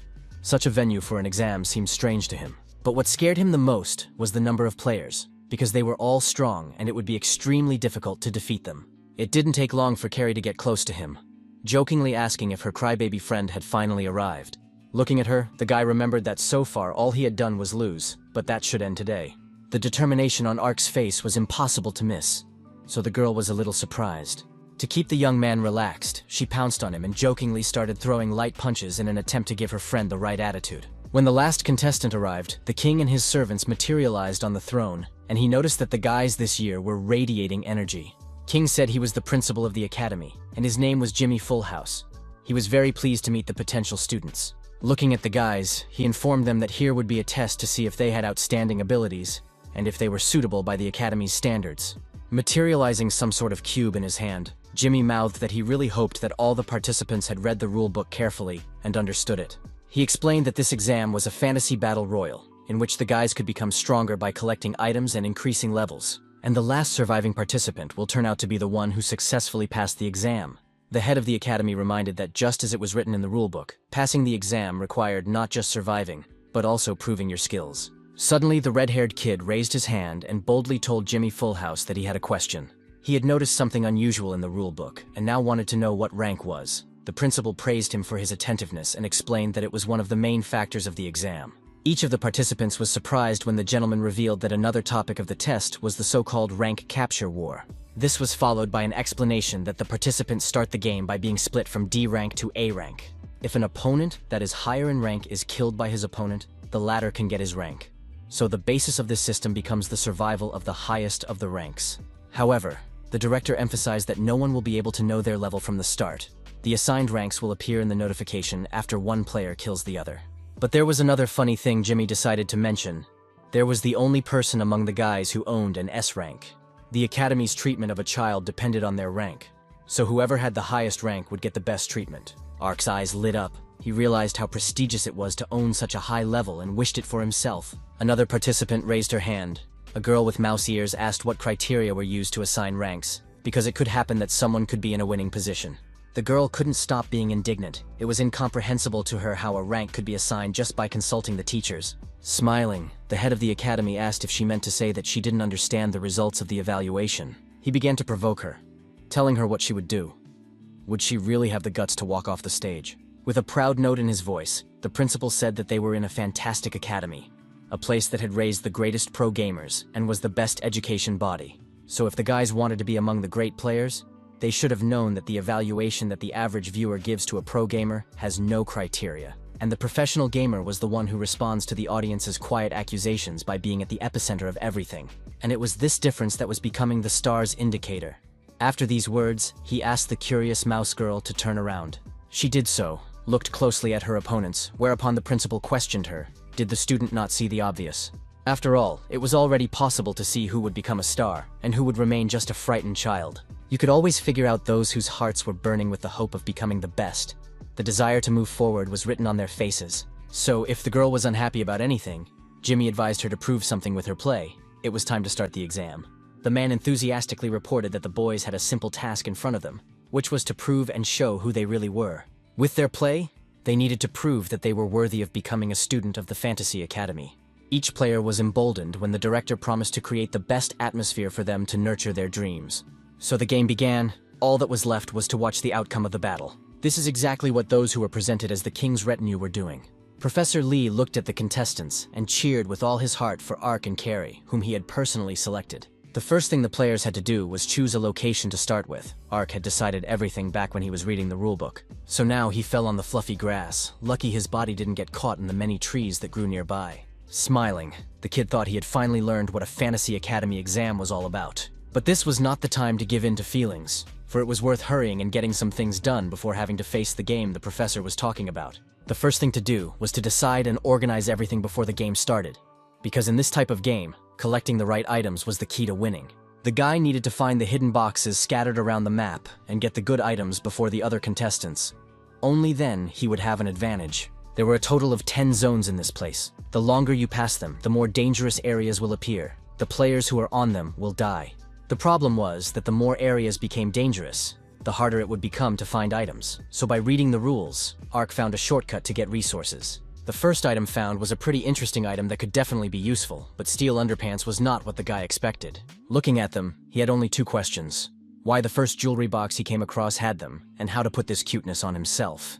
In the survival game, you had to be careful not to meet another participant in the beginning, because then the opponents can make it difficult to collect items. The radius of the map was 10 kilometers. Ark didn't think he'd be so unlucky as to meet someone just now. But as it turned out, things were a little different. In the back of his head, he could already feel someone looking at him. But he didn't want to believe that he was so unlucky. But as it happened, new acquaintances were just around the corner. When Ark spotted his new acquaintance, he was not happy at all, to say the least. Fear gripped all his limbs, and he didn't know how to act. He wasn't the only one who was scared. The person he met was clearly terrified of the situation. After all, it had only been 5 minutes since the game had started, and the first meeting had already taken place. Ark happened to meet a player whose nickname sounded like Genus. The professors watched closely the first encounter between the boys, which took place in a wild forest. Considering the fact that it all happened in the 5th minute, Lee concluded that Park Noah was the one haunted by failure. He realized that due to the fact that they didn't have any items yet, then the probability of a protracted battle was quite high. Professor Bison sneaked up on him unnoticed, and said with a smile that 2 of their students had collided. The situation was complicated. The director loved spectacle and fun, so if the players ran away now, it would affect his evaluation, and if they started fighting, the start would be to their disadvantage. Still, the most rational choice would be to avoid combat as long as the participants did nothing and just stood still. Then they abruptly turned and started approaching each other. Everyone thought they had decided to fight, but they just walked around and pretended like they didn't notice each other. Maybe they did it intentionally. People started laughing at this outtake, and the director said he didn't think it would be so boring in the first few minutes. In normal royal battles, the same rule of the sudden death system was always present. It existed to keep the game from dragging on. The more time passed, the more the danger zone expanded, and the player fights became tougher. In this exam, starting from the 10th minute after the start, one dangerous area was added every 5 minutes. Now 25 minutes had passed, with 7 of the 10 locations remaining. Up until now, not a single battle had happened. The reason was that the content of the game was directly related to the exam grades. Because of this, the students remained too serious. But this lull was broken by one situation that set everything in motion. It was when Carrie found the trail of another examiner that the real game began. She realized that if the kill log hadn't shown up until now, that said everyone was just hiding. All this upset the girl. She was in anticipation, because the level of participants was extremely high, and it turned out that she was surrounded by only cowards. When she stumbled into the abyss labyrinth where another player's trail had led her, the thought of hunting entered her mind. Yes, it really wasn't just Carrie wandering around out there. And soon, she'd find out about it. Her opponent had managed to find the best item he had seen in the book here. A sword like this only existed in a single copy. The blonde was just happy. He kept telling himself that he had just had some killer luck. And this was indeed the case. For in just 30 minutes of play, he managed to go toe-to-toe with items that were higher than just unique. While he was rejoicing and cheering, he didn't notice at all that danger was creeping up behind him, desperate to meet him.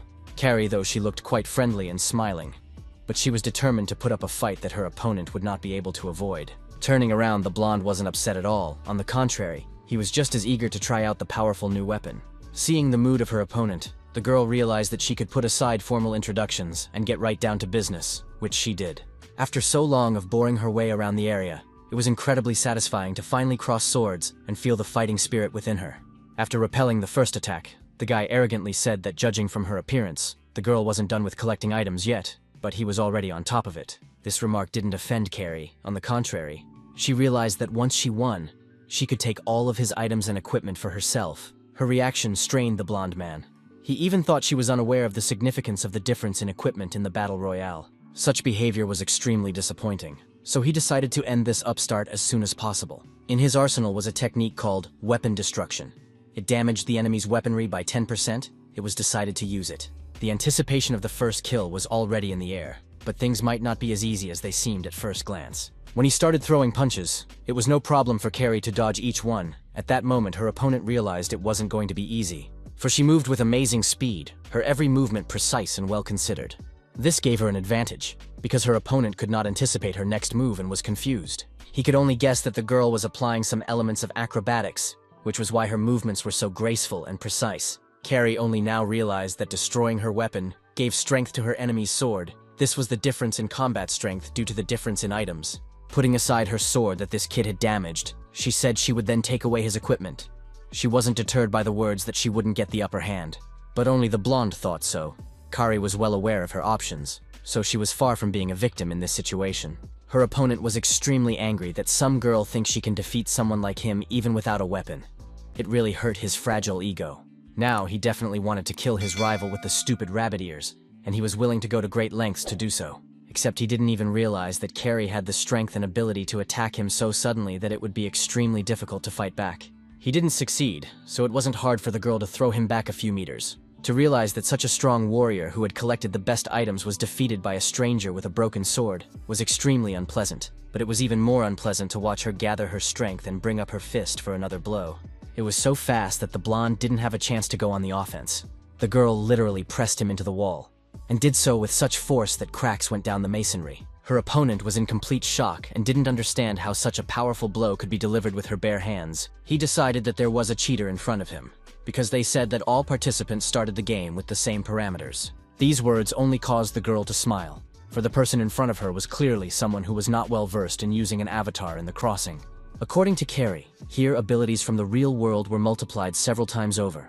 The platform allowed you to properly channel the flow of your power, and the girl used all these features very intelligently to unleash her full potential. It was at that moment that her rival learned that it was possible to deliver a devastating blow even with bare hands. Now the blonde was thinking about the fact that he had rushed to claim as if his luck was at a high level. In fact, he was extremely unlucky to meet a monster like this beast. He had a hunch that the one and only participant who possessed the S rank was standing in front of him. But Kari herself didn't know what rank she had been assigned, so if it was indeed true, such a discovery would come as a pleasant surprise to her. Events indicated that very soon this secret would be revealed and the girl was not going to delay this moment. It was a pleasure to strike the final blow, because the anticipation of new discoveries was in the air, and urged to finish what had been started. When the first kill was almost done, a message popped up that the ranks of the examiners were about to be revealed. Frowning, Kari thought that everything was extremely strange. After all, she wasn't done with her rival yet. The latter was grateful to fate that the notice had surfaced just now. No one was going to let him go because as soon as the blonde crawled away, the girl's foot immediately pressed his face to the dirty floor. Then Kari realized that someone had taken away her first move by getting ahead of her and killing a contestant. The nickname of the player who had made the first kill appeared before her eyes, and it was none other than the familiar Ark. 10 minutes ago, extremely interesting events took place at the location of Blazing Mountain, and they were related to our dear Ark, who was clearly lacking in thrills. The guy never thought that fate would bring him together with such a strong opponent.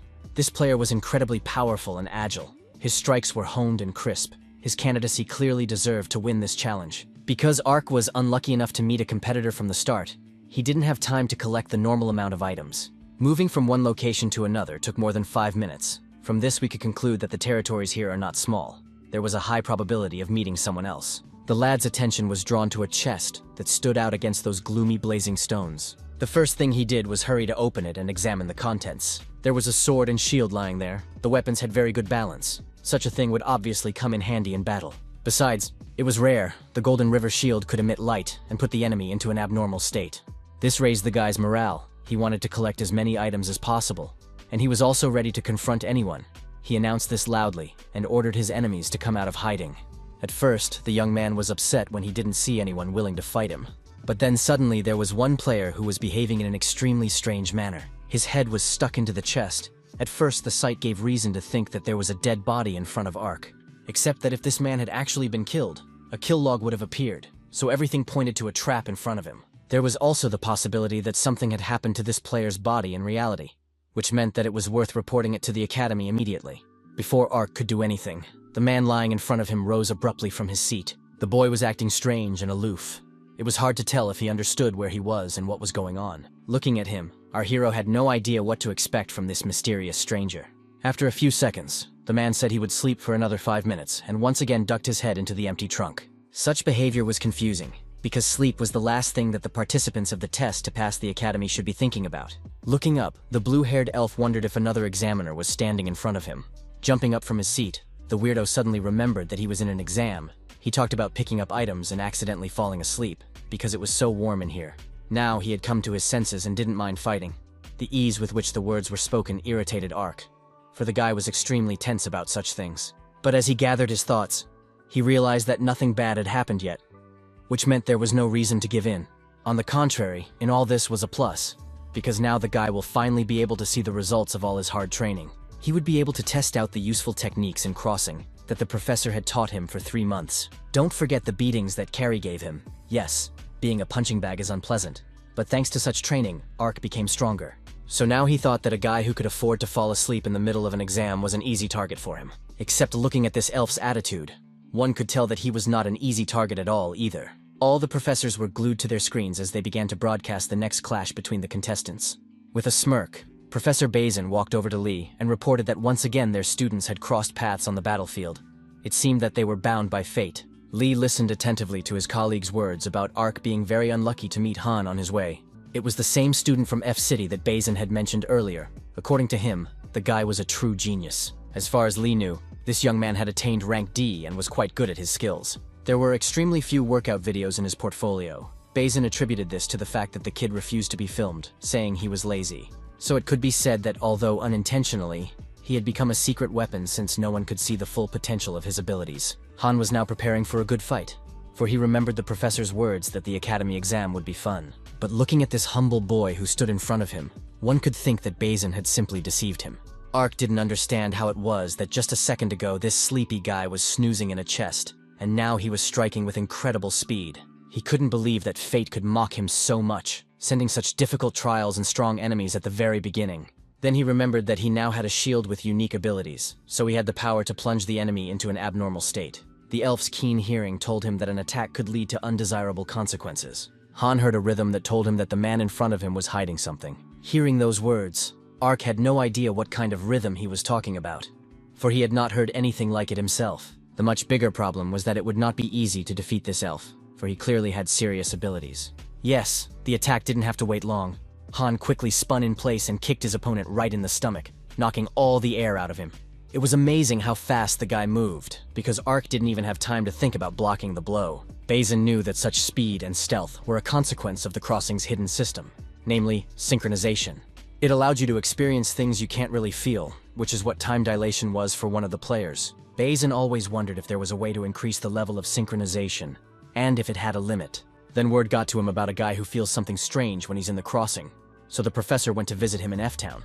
There, he met Han and saw new possibilities for the synchronization level, because the guy told him he could hear something special. His hearing picked up the sounds of his opponent's breathing, the number of heartbeats, and all related sounds. This ability helped him a lot in battles, and Han even got bored fighting someone else, because he always had an advantage. This candidate's synchronization was affecting his hearing, making it possible for him to learn the enemy's intentions. Plus, Han could easily read the enemy's facial expressions, so there was no way he would lose in psychological warfare. After all, it's the same as if he were playing poker while watching his opponent's tricks. Based on all of this, Bazin concluded that those who encounter his candidate will have major bad luck. But whether that was actually the case remains to be seen. After all, Professor Bazin wasn't the only one with a secret weapon. Lee had trumps up his sleeve too, and that trump card was Ark, who could surprise everyone when he revealed what he would be capable of. Han listened intently to what his incredibly sharp hearing was telling him. When he heard his opponent's heartbeat increase, he thought that he was frightened or anxious. But Ark's determined gaze spoke of something else entirely. He was expressing genuine interest, especially when he said that the academy wasn't that easy. The guy didn't expect to meet an opponent he would have to fight at full strength so soon. But according to him, life couldn't be planned. He wanted to use synchronization during the fight with Carrie, but it looks like he'll have to do it much sooner. Khan assessed the enemy's belligerent attitude and decided that he needed to be extremely vigilant. It was clear that Ark was deliberately showing his empty seats to provoke an attack. It was easy to calculate where the enemy would strike, so it was not a good idea to be provoked. The main thing was to wait for the right moment. The guy knew that the key to success was patience and strength applied at the right time. At last, Han rushed to the attack, aiming for an open spot on the body of his cunning foe. No matter how close to the skin the blade passed, it still didn't touch Ark, who managed to deflect at just the right moment. The blue-haired elf was extremely annoyed that his strike had gotten him nowhere, for he had definitely seen his opponent open up. It was worth trying a second lunge that was going to win this battle. But Ark managed to block the attack again. Not even a scratch from the enemy's blade remained on him. He ducked and fended off the blows time after time, not caring that these actions were infuriating his opponent. By nature, Khan was a rather calm person, but these events had thrown him off balance and taken away his inner balance. Except that even his strongest attacks didn't do any damage to the enemy. This shocked not only the academy candidate himself, but also his professor, who had spoken so much about his genius. Gloating came over Lee. He knew that Pak Noah only got D rank because they didn't reveal his synchronization level, but he would have become famous anyway. It's time to show everyone what a high level of synchronization Arc possesses, and how quickly he can deal with any obstacle. Looking at his opponent's abilities, Han had no way of knowing what his strength was. During his attacks, he was 100% sure the guy was open and vulnerable, but apparently something went wrong. After all, every time he tried to attack these places, the enemy would put up a shield and defend themselves. Perhaps the young man was revealing himself intentionally, but it didn't look like it at all. So Han didn't know what to think. Only one thing was clear: he was fighting, managing to anticipate all of his lunges in such a short period of time. Looking carefully into his opponent's eyes, Han gave his name and asked his opponent to introduce himself. The latter also gave his nickname. Arc was flattered to be told he was very capable. It was the first time in a long time that something seemed more fun than sleep to Han. Still, the elf wasn't going to lose, so he announced that he planned to fight at full strength. As he prepared for an intense battle, the young man was surprised when some strange little core flew towards him, followed by a massive explosion that made the ground beneath my feet tremble. It was a smoke bomb that made Arc think his opponent had decided to cowardly flee the battlefield. As if reading these thoughts, Han replied from behind the boy's back that his plans didn't include running away at all. A strong push in the back made our hero doubt that the victory will give him very easily. But what confused him the most was how Han had managed to pinpoint his location so precisely within all that smoke. He didn't say the question out loud, but he got an answer nonetheless. It turns out it was possible due to the fact that the synchronization was amplifying the elf's hearing. It was extremely disturbing to realize that someone could hear the sound of his footsteps, catch his breathing, and even the rhythm of his accelerating heartbeat. If synchronization was capable of even that, it was scary to even think about what else Arc didn't know about it. One could only hope that his vulnerability would not be so palpable once he was out of the smoke screen. There was another explosion behind him, and the shockwave made the guy jump aside. With a note of laughter in his voice, his opponent reminded him not to make any sudden movements, for there were lava troughs everywhere. That was all true, but if one continued to stay in the smokescreen, the opponent would be in a better position. Arc was tensely thinking about how he could get out of this situation. He understood that at times like this, one must remain calm, for sooner or later the veil would fall, and the ability to use the sword ability would be restored. It was only worth using his weapon correctly, and then victory was Arc's. Especially if he would raise his synchronization level to maximum. The guy knew from Professor Lee's lectures that the universal way to use the synchronization level was to create a trigger. The man explained that the young man must have some habitual action that he would repeat every time he was going to use synchronization. Then Arc thought hard and realized that whenever he used the sync boost, he always started with an exhale, as if to say, "Ha!" As soon as the professor heard about it, he immediately said that it became clear to him what kind of training they should do. If the trigger was an exhalation, then breath holding could be used. So began the breathing exercises that were to help control the level of synchronization use. It was important to utilize one's strength at 70 to 80%, because if one increased it to the maximum, one could burn out, which would take away the chance of victory. Increasing the level of synchronization to the limit is a kind of gambling: fail and be defeated. In case of success, it is necessary to continue the risky game. However, Arc knew that if you turned pro, it wouldn't be hard to win. Khan began to pick up the excited heartbeat of his opponent, which told him to prepare for another attack. Sharp hearing told him that the enemy had moved to the front of the smoke screen. Perhaps he was trying to make it impossible to attack him from behind. Besides, his heartbeat was now focused. Grinning, the elf assumed that Arc had decided to try and make a winning move in such an unfavorable situation. He even began to consider whether to agree with his desire to determine the winner. For Arc, the most important thing now was to focus, to find that island of calm amidst the raging storm.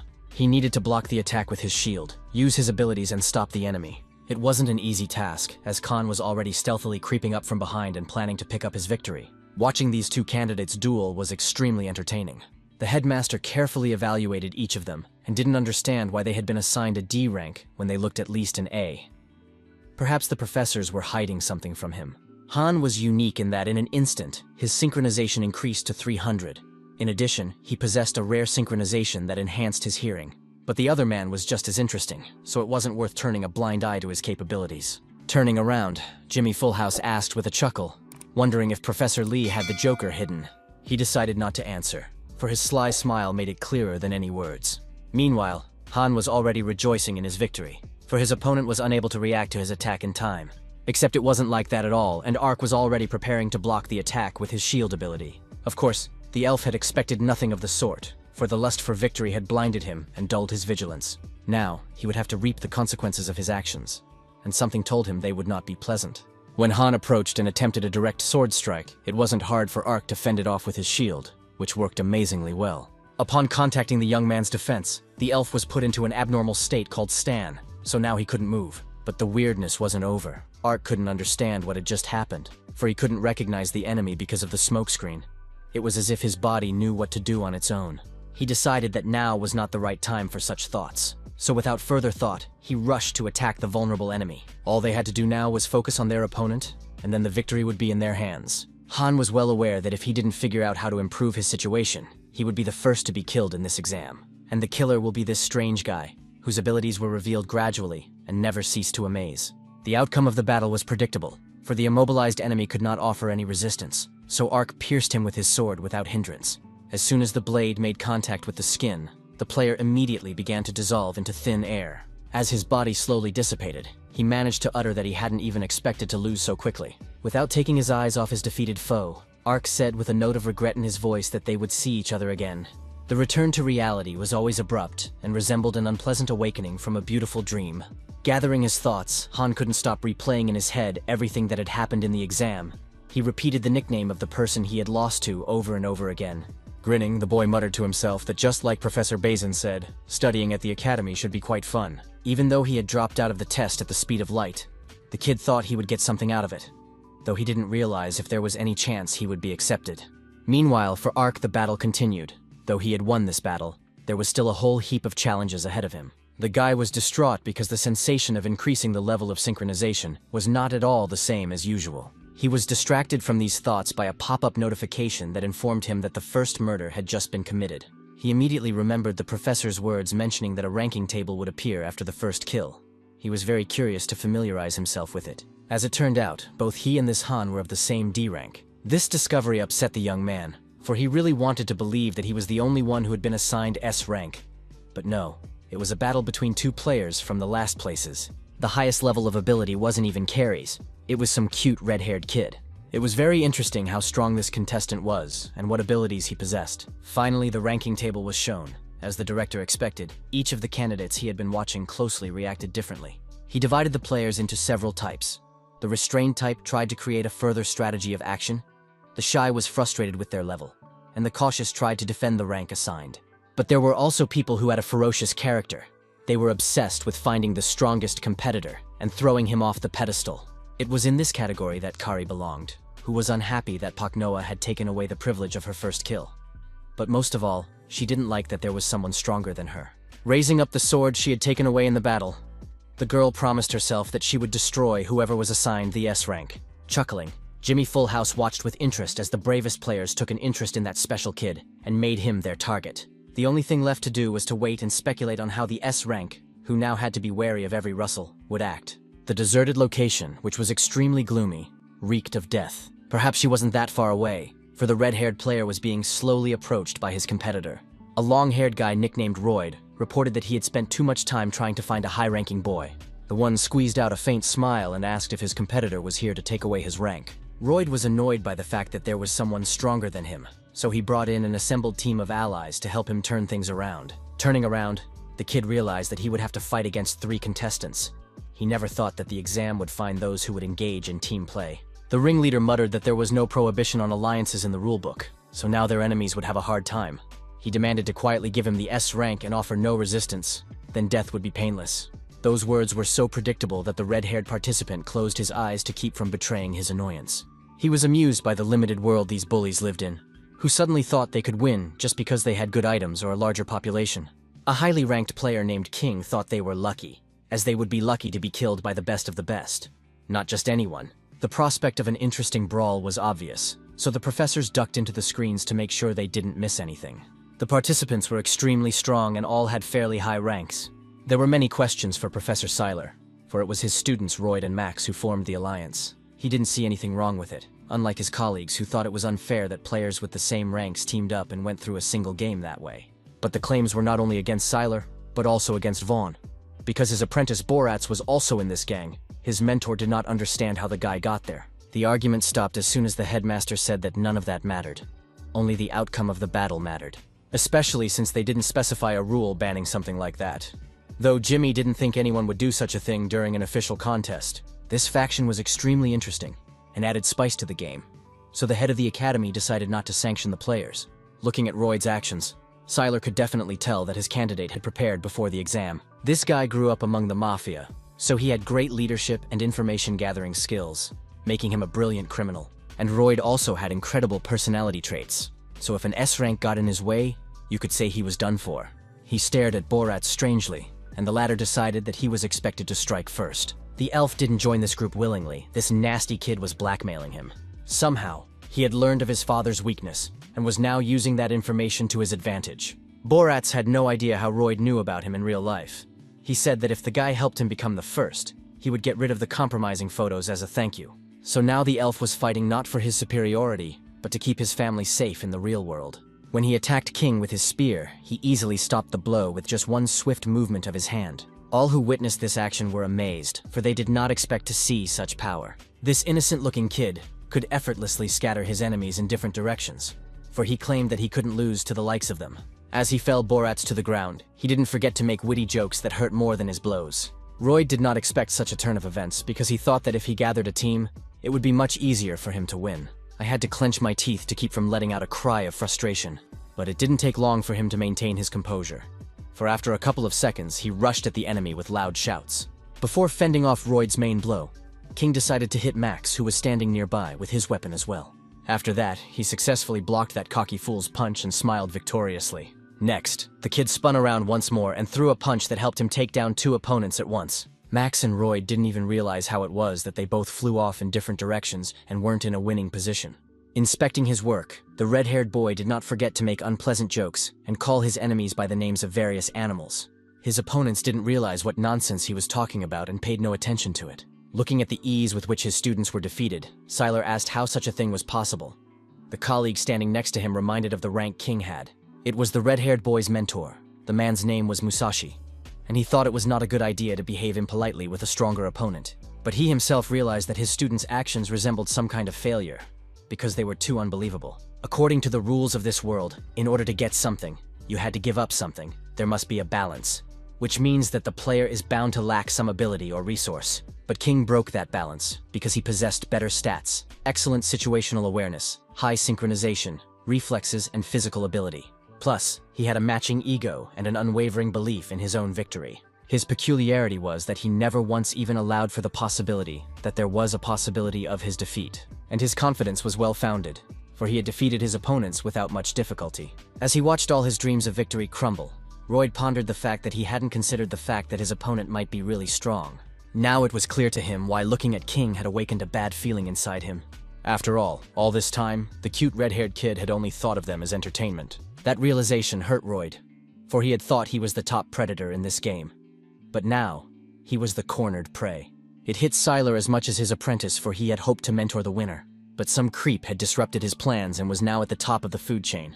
All the professors looked at him as if he were another wonder of the world.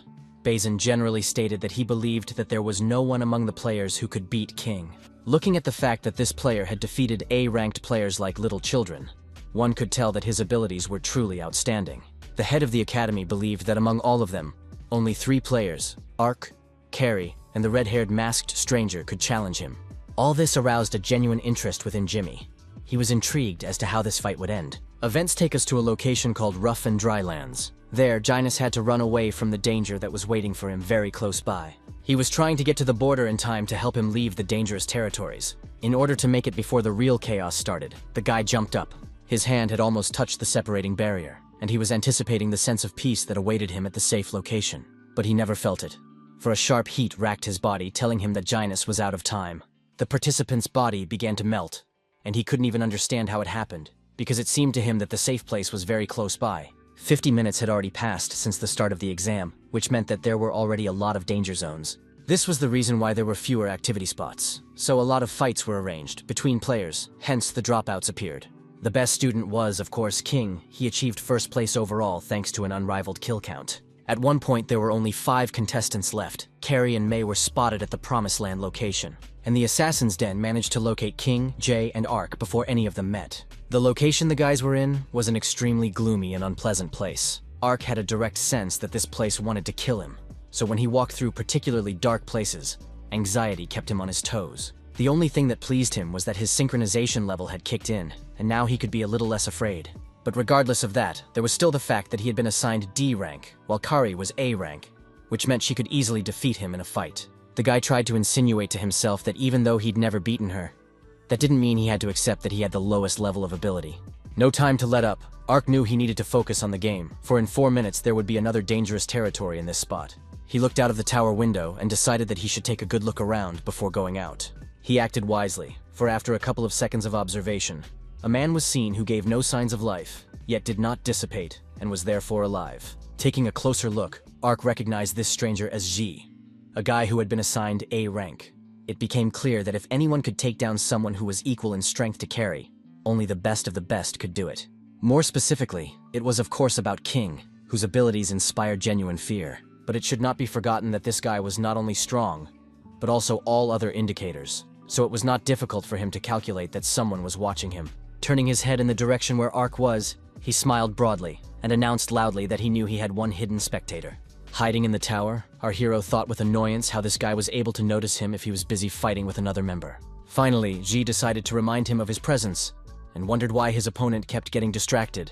This could have been a fatal mistake, for Ji had activated Hermes' shoes, which made his speed simply unbelievable. He wanted to make this arrogant king, who thought he was invincible, die as soon as possible. So he threw himself at the one who was predicted to win, hoping that fate would smile upon him, and the S rank would be his reward. But things didn't go the way they were supposed to. Everything said it just wasn't going to happen. Effortlessly holding his opponent's sword, King wondered if Zhou really thought he could get his rank so easily. Even Ark came out of his hiding place to watch this mesmerizing fight. It was simply amazing how relaxed King was acting.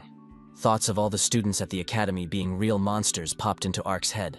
Watching the battle was interesting and scary at the same time, because I didn't want to be in Jay's shoes. Yes, and there was a question in the air. How to defeat someone with such a high rank if you have techniques in your arsenal that don't even pull a medium rank? В один момент Арк понял, что если сидеть и в одиночку распускать сопли, приговаривая о рангах, то победа не окажется у него в руках. Especially since he was determined to beat Carrie in this exam and take the top spot among all these monsters, even if he had to become one of them. But it was not Ark who had to cross swords with King, but Jay, who no longer believed he could get out of this mess alive. The force with which his enemy repelled each new attack made him doubt his own abilities. Not only was King repelling every attack, but now they had stopped reaching him altogether. Even though Jay's sword wasn't short, the guy was incredibly frustrated because all the abilities he had gained and all the things he had worked so hard on didn't work on his opponent. It was a mystery to everyone what kind of monster lurked inside that cute red-haired kid. When King noticed that his opponent was distracted and therefore open to attack, he without hesitation delivered a cross kick to the neck area. It was the last thing Ji felt. Next was the oblivion that pulled him into its embrace. King wasn't very happy with the way this fight ended. He thought everything was too boring and predictable. Looking at the way the body dissipated, the guy thought that if the academy had given this player an A rank, it would take less time to conquer her than he had anticipated. He didn't want to believe that this was the entire level of the best establishment in the realm of gamerism. While he was in his thoughts, he didn't notice Ark sneaking up on him, the same kid who had been watching him from the tower window. Now he had stopped hiding and was demanding to fight him. Grinning, King asked if a coward like him still hadn't escaped. Those words brought a cheeky smile to Ark's face, asking why he would run away when there was a shortcut to becoming the best in front of him. The desire to become the best was familiar to the red-haired boy, but he wasn't going to give up his rank so easily. His memory told him that the player in front of him was a player who had only been assigned a D rank by the academy, which meant that it would be much easier to defeat him than Jay, considering this place would become dangerous in 2 minutes and 30 seconds, and it would take 1 minute to walk to safe territory. They only had a minute and a half to fight. But that didn't bother King at all, because he figured he could get by in just 30 seconds, if not less. Those words hurt Ark. He wondered if he was so devalued because he was branded a D rank. Instead of answering, the enemy decided to just attack so as not to waste time on unnecessary conversations. Our hero managed to twist out of the way so that the blow didn't hurt him in any way, but unfortunately King didn't touch his shield. Through this attack, Ark learned that his enemy used the dagger equally well with both hands, and each of his attacks was stronger than the previous one. His opponent was also not going to turn a blind eye to the fact that the disciple in front of him was a recommended disciple, even though he had been assigned a rather low rank. Another mention of rank was the last straw for Ark, he shouted, raised his sword and threw himself into the fight. The swords made contact, and each of the boys realized that the man in front of him was not just a player, but a man whose powers would be a force to be reckoned with. But still one of them was definitely stronger. Who exactly will show the outcome of this battle? So far, King has managed to fend off the attack and shove the enemy's gun away from his beautiful face. On the contrary, a sharp blade was inexorably approaching Ark's face, ready to pierce him at any second. The only thing that saved him from King's sword was the timely display of his shield, which prevented him from adjusting his neat facial features. Jumping back, the red-haired guy was confused. Mostly all of his punches hit right on target, but this time, something went wrong. Everything inside Ark was bursting with joy. Finally, his enemy's stand had been broken, and he had at least some advantage. Just when he thought it was time to go on the offensive, an opponent's foot immediately smashed into his face. Oh, he hadn't felt such a sharp pain in a long time. His eyes were blurry, and his head was a white noise. It was completely incomprehensible how King managed to make an attack in such a short period of time. Only one person knew the answer to this question, and he was clearly not going to explain anything. The only words that came out of his mouth were a warning that the battle should be over within the next 10 seconds. Trying to catch his breath, Ark realized that he was going to have a hard time fending off another combo this fast and powerful. His confusion only seemed to incite King, as a wide grin played across the guy's face as he swung around and said they only had 9 seconds left. This time, Ark managed to fend off the attack, as difficult as it was, but the long-awaited sound of two swords meeting was heard. But still, the guy couldn't stand the thought of his enemy thinking he could end him in just 20 seconds. He was determined to convince him otherwise. At that moment, he was reminded of the professor's lectures. In particular, that adjusting the level of synchronization was like someone pouring water into a glass with their eyes closed. If the container is too small, the effect won't show up fully, and if you overdo it, you can go over the edge. The pro gamer level control was to be able to synchronize in a way that almost surpassed the required value. The most important thing was to keep calm, because if the guy started to control the level of synchronization, his enemy's abilities would become useless. In reality, it was much more complicated than words, because during the battle, you could not take a pause to gather your thoughts. It wasn't unrealistic though, especially if you had a shield in your arsenal that rendered your opponent immobile. So now that the advantage was on Ark's side, he didn't want to wait a second. His feet carried him towards his opponent, and his hands knew at what moment to raise his sword. King realized that if he didn't bring himself out of the abnormal state right now, he would be beheaded by some D rank. Thankfully, he had a gum of shining oblivion that canceled out that condition. When he used the item, he immediately felt relief and a surge of strength. It helped him to bounce back in time and not let Ark strip his head, even though in reality it would have stayed in place. There was little pleasant about it. Our hero couldn't believe that his opponent managed to use the canceling item while in a stand state. It seemed like this wasn't the first time he was going through this game. Raising his grim gaze to Ark, King informed them that they had no more time left. With his head in his hands, the young man tried to figure out whether he had miscalculated, or whether the academy judges had made a mistake when they had given his opponent a low rank. He didn't care about the reasons for the failure. It was the fact that he didn't follow through with what he said that ruined his mood more than anything else. King's strange behavior began to strain Ark, because he behaved like a real psycho who did not take his medicine in time. Not letting him relax for a second, the red-haired man started hitting his enemy's shield with all his might. The blows were so powerful that the guy barely had enough strength to hold them back.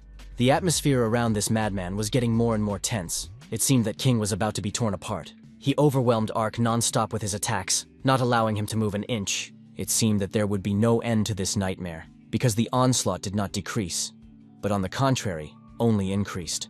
The battle was becoming so incredible that it was endless to watch. That's exactly what the professors were doing. They were staring at the screens without blinking, not wanting to miss a single moment. Professor Musashi turned to Lee and asked what he thought about the existence of geniuses. The latter shook his head uncertainly. Musashi shared that he didn't believe in such a thing, because if they existed, human endeavors would be futile. But something convinced him otherwise. It all started when he went to see a friend who wanted to talk to him. His family was very prominent and helped the emergence of the elite who were active in many industries. The friend he was meeting for the first time in a long time started acting like he was really looking forward to it. He even revealed that his son, who has only been boxing for 3 months, has already competed in his first competition. He wasn't hit once during his first fight and made it to the finals, with the lead going to a rising boxing star and a newcomer who had only been in the sport for 3 months. Anyone would have thought it was a bluff. But because of a sharp turn in the story, it started going in a completely unexpected direction. And that turn was the drop of sweat that fell to the surface of the ring. When King stepped on it, he slipped and got his first shot at the championship. The opponent couldn't help but take advantage of such a perfect moment to deliver a precise blow to the head. Grinning, the red-haired boy's rival began to rejoice in his triumph, not knowing what would happen next. In that moment, King felt how badly his ego had been damaged. After that, the real horror began. What could rightly be called a brutal murder. He made his rival feel endless humiliation, hopelessness, and denial of his own path. At some point, the hero of this story obviously became a negative character, Everyone who saw the fight couldn't believe that a cute boy could turn into a killing machine in a matter of seconds. But that's the way it was, and King's face said he had no regrets. Only victory mattered to him and nothing else. It was rumored that immediately after the end of that fight, his opponent, a rising boxing star, announced his retirement from the sport. After that, the friend began to tell Musashi other incredible stories, and at one point, he found himself immersed as the father praised his son. But hearing his last words, the professor couldn't help but be surprised. After all, the trophies that filled an entire wall were actually collected by a 16-year-old genius. Right in front of his eyes were the proofs of all this bragging, which was hard to believe. But then, Musashi's friend chimed in that he thought in order for his son to rise even higher, he needed to be shown the experience of defeat. Then the professor realized he was dealing with a genius who had never experienced losing once in his life, and a parent who was still not satisfied with his child's accomplishments. At the time, Musashi couldn't answer his friend's question about whether there was a man in the academy capable of defeating his son. But now he was inclined to think there wasn't. King was so narcissistic that even in virtual reality he created an avatar that exactly replicated his real appearance. And he also reacted very violently if reality diverged even slightly from the plan carefully devised in his head. All Musashi wished was that Disciple Lee's state of mind would not be broken. At some point, Ark froze. Some process was going on inside him, and he didn't want to accept what he was guessing. He didn't even care about King continuing to slash him with his sword. The guy was already feeling such a desolation without it, which was putting him into a state of apathy. After carefully assessing his opponent's condition, the red-haired youth realized what was going on and quickly guessed the reasons. He asked if Ark could no longer use synchronization. The man grinned in response but didn't utter a word. King grabbed him sharply by the neck and slammed him into the wall, so hard that it cracked from the force of the blow. The sword fell out of Ark's hands, and his opponent took a moment to notice that without synchronization, it was no good for anything at all. Now King was even more annoyed, because it turned out that he had thrown words into the wind because of some weakling. He concluded that in the future, he should pay more attention to judging weaker people. Gasping, Ark listened to the fact that there was a minute left before this area became dangerous. He was sad because despite all the training, he had no power other than synchronization. The feeling he was feeling now was very different from what was going on inside him after losing to Carrie. Those eyes that looked straight into his soul were frightening, for they seemed insane. There was no regret or mercy in them. They reminded him of Lee Hyunjun's look when he used to hit him and say that the loser's life was so sad. That unacknowledging look that said Ark was not betting on anything added to his strength. He didn't want to lose and was willing to rely on synchronization alone. The guy was willing to act no matter where it led, even if it made the power go over the edge, leading to burnout. The anger gave him strength, so that now he was able to raise his hand and touch his enemy, which surprised King, who thought that it was already over with his victory. But Ark was also quite challenging, and it was quite difficult to defeat him, so the redhead would still have to sweat. The power filled every cell of the young man. There was a shroud in front of his eyes. His body was working solely to destroy the enemy. As interesting as it was to follow the guys, there were other participants in the Promised Lands. It was quite turbulent there, as evidenced by May's screams, from which it could be deduced that she was being chased by a monster.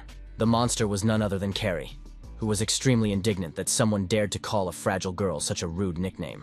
After making her third kill, the girl realized that killing with her hands was much more enjoyable than killing with a sword.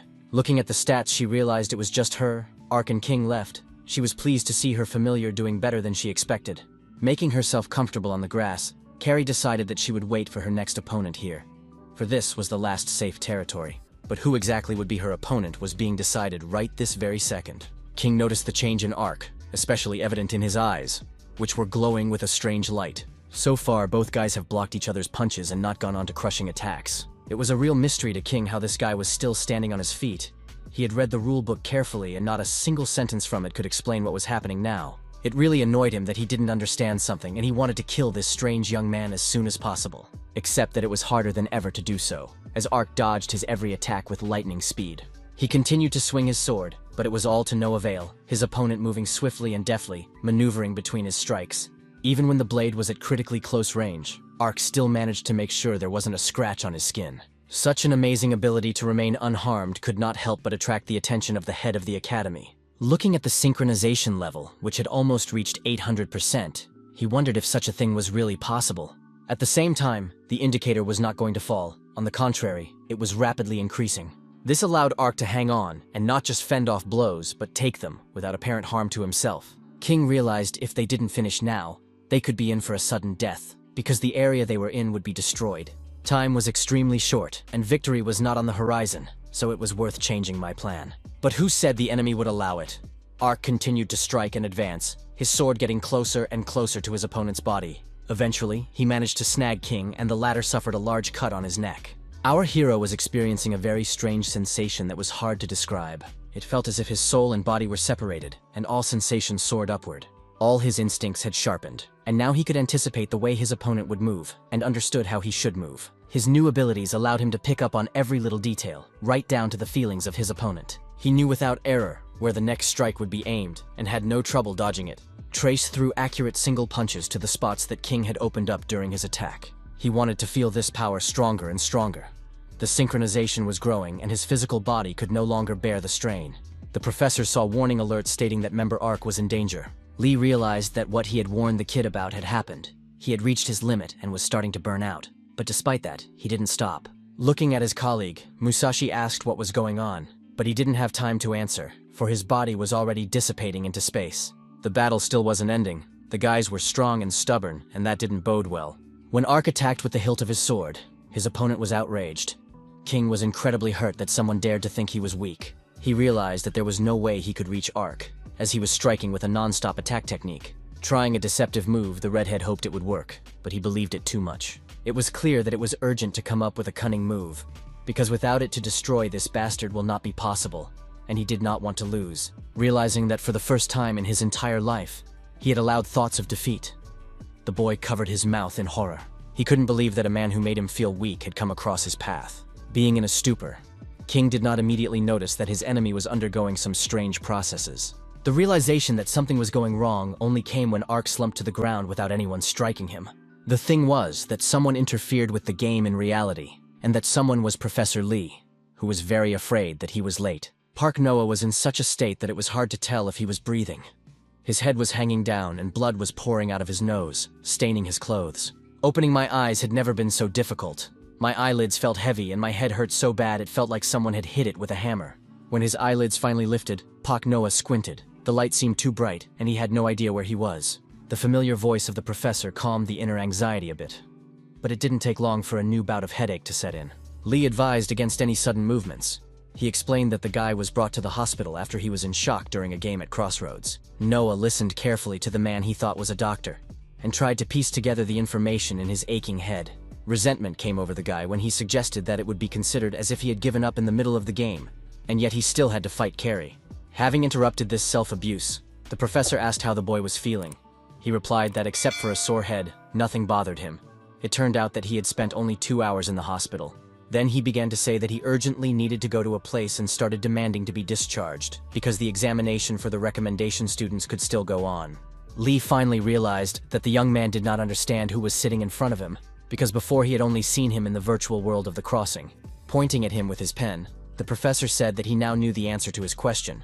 Obviously, the boy was ready to engage in a fierce battle even when he knew he might lose. Now Park Noah realized who was in front of him, the one he knew under the nickname Hiding in the Bushes. They had finally met the very professor. This was not how the boy had pictured his mentor at all. In his mind, it was a brutal man, not a personable rookie.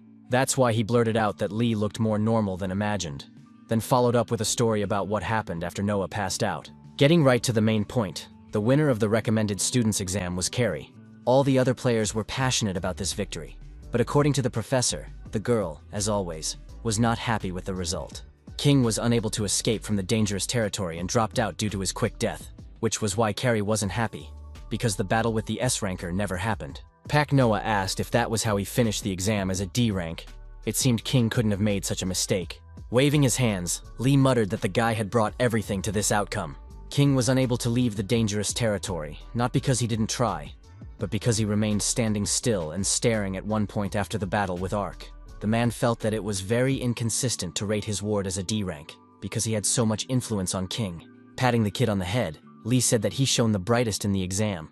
That was his assessment as a spectator watching the game. And he also congratulated the future student on passing the exam successfully. To the young man's surprise, the entire faculty agreed that he passed. He was so happy that he couldn't contain the joyous shout that could be heard even at the other end of the hospital. Even the robot attendant admonished them, telling them to keep their behavior down in places like this. The boy's joy subsided a bit when his mentor informed him that there was information he had to share. The serious expression on Lee's face said that this news was not the most pleasant. That was the case, because Pak Noah was not happy at all when he learned that he was not allowed to use the synchronization level from now on. The young man didn't even know how to properly react to something like this, because synchronization was his advantage, and now it was simply being taken away. A whole month has passed since those events, and here it was, graduation today at the first school in D-Town. There was some discussion among the guys that one of them had gotten into that very fantasy academy. This lucky person was Lee Hyunjun, who was basking in the glory. He was pleased with this attention and admiration he was receiving. His classmates asked him to show a document that proved he had actually enrolled. He had no problem complying with the request. Upon seeing the online document, the crowd exploded with new shouts of delight, for it did indeed indicate that the guy was now a student. The boy was called by a familiar and so hateful voice that he even thought it was a figment of his imagination. But no, what really stood before him was Pak Noah, whom he wished to never see again in his life. He was very curious if Hyunjun had also entered the Fantasy Academy. Afterward, Noah showed the exact same document on his phone that showed his enrollment in the institution. Upon seeing him, the guys started to chatter about how if he had been selected as a student by recommendation, it was much cooler than a normal admission. Now Pak Noah was basking in the glory. But he was just getting used to this attitude, because before he had known nothing but humiliation from his classmates. The veins on Hyunjun's face swelled with restrained anger. He couldn't imagine how this loser managed to achieve something like this. Noticing the red face of the guys started asking if he was sick. But only Pak Noah knew what was really the reason for this condition of the general favorite. Now there was a new beginning in Ark's life. The painful events were over, and now something bright was waiting for him. This phrase has been used in a positive way. But we should not forget that a new beginning also means separation from what has been up to this point. While packing, the young man noticed that T1 hadn't said anything for some time, which was unusual for him. According to the rules of the Fantasy Academy, all of its students are required to live in dormitories on its grounds, and it was also forbidden to bring their robots into the institution. Thus, the circumstances are such that the guy will not be able to avoid separation from T1. He was so overjoyed when Pa Noah arrived and told him he got in, but he seemed to be upset too when the day of separation came. It was sad to realize that seeing the robot would not be possible, and their meeting might not take place until 3 years from now. Breaking the awkward silence, the guy promised his friend that he would do well, so he had no reason to worry. The young man recalled that he had been paying his rent on time lately, and had even been praised at his part-time job, and he had also become well-versed, and had even traveled to City A on his own. He also said that after he leaves for the academy, he will still be paying rent, so the robot may not save electricity and walk around with a full charge. 10 years ago, when Dad brought T1 home, he and Noah became fast friends. Together they played and fought. Thinking about it now, it seemed like so much had happened. When his dad disappeared and his mom got sick, the robot was always by the kid's side. T1 was his friend, his family. He had taken care of him for at least a decade. Hugging the robot tightly, Pak Noah promised that he would return in 3 years. Having matured even more, he asked his friend to wait for him. He was incredibly sad, so much so that tears flowed from his eyes. T1 didn't utter a word and his limbs seemed too light. It struck the guy as odd, and he wondered if he was going to stay silent like that. Receiving no response, the guy lowered the robot to the floor and noticed that its mechanical body looked a bit too limp. For Pak Noah, losing loved ones was nothing new, but he by no means wanted to experience another loss. Everything inside him clenched when he thought that something had happened to the robot due to overexcitement. Picking up his friend's body, the guy started to ask what new drama he was playing out. It wasn't funny at all, and Noah asked him to stop pretending. But nothing happened. The T1 still gave no signs of life, and the guy started thinking about the worst possible outcomes. Then he turned his attention to his phone, the screen of which showed an emoticon that looked a little too much like T1. Thoth winked and confirmed the hunch, informing him that if there was a place to transfer his data to, he could move into any tech. The robot grinned and said that if the kid was still crying over nothing, he definitely couldn't let him go alone. So now, his guardian T1 would escort his ward to the academy. It meant that Pak Noah could have nothing to worry about. As soon as the robot regained the power of speech, he began to anger the young man and push him around, telling him that he could not be late to check into the dormitory. The robot made the kid so angry that he squeezed the phone hard. Then T1 notified that if you break the phone, you can lose it forever. Evening came, which meant that check-in time was approaching.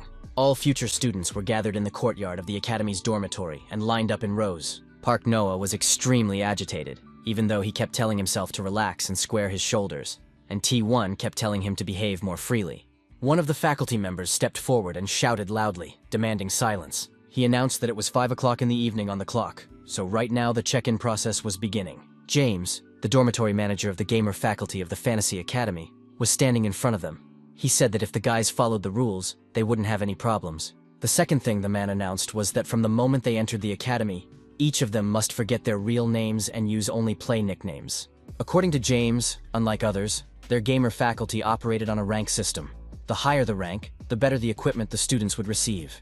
This will all affect what the student's game helmet will be, whether it is ranked bronze, gold, platinum, diamond, or challenger. James said that rank also affects which floor a student can get a room on, increasing one's standing through exams and dorm grades. Everything was decided depending on the ability of the players, depending on the rank.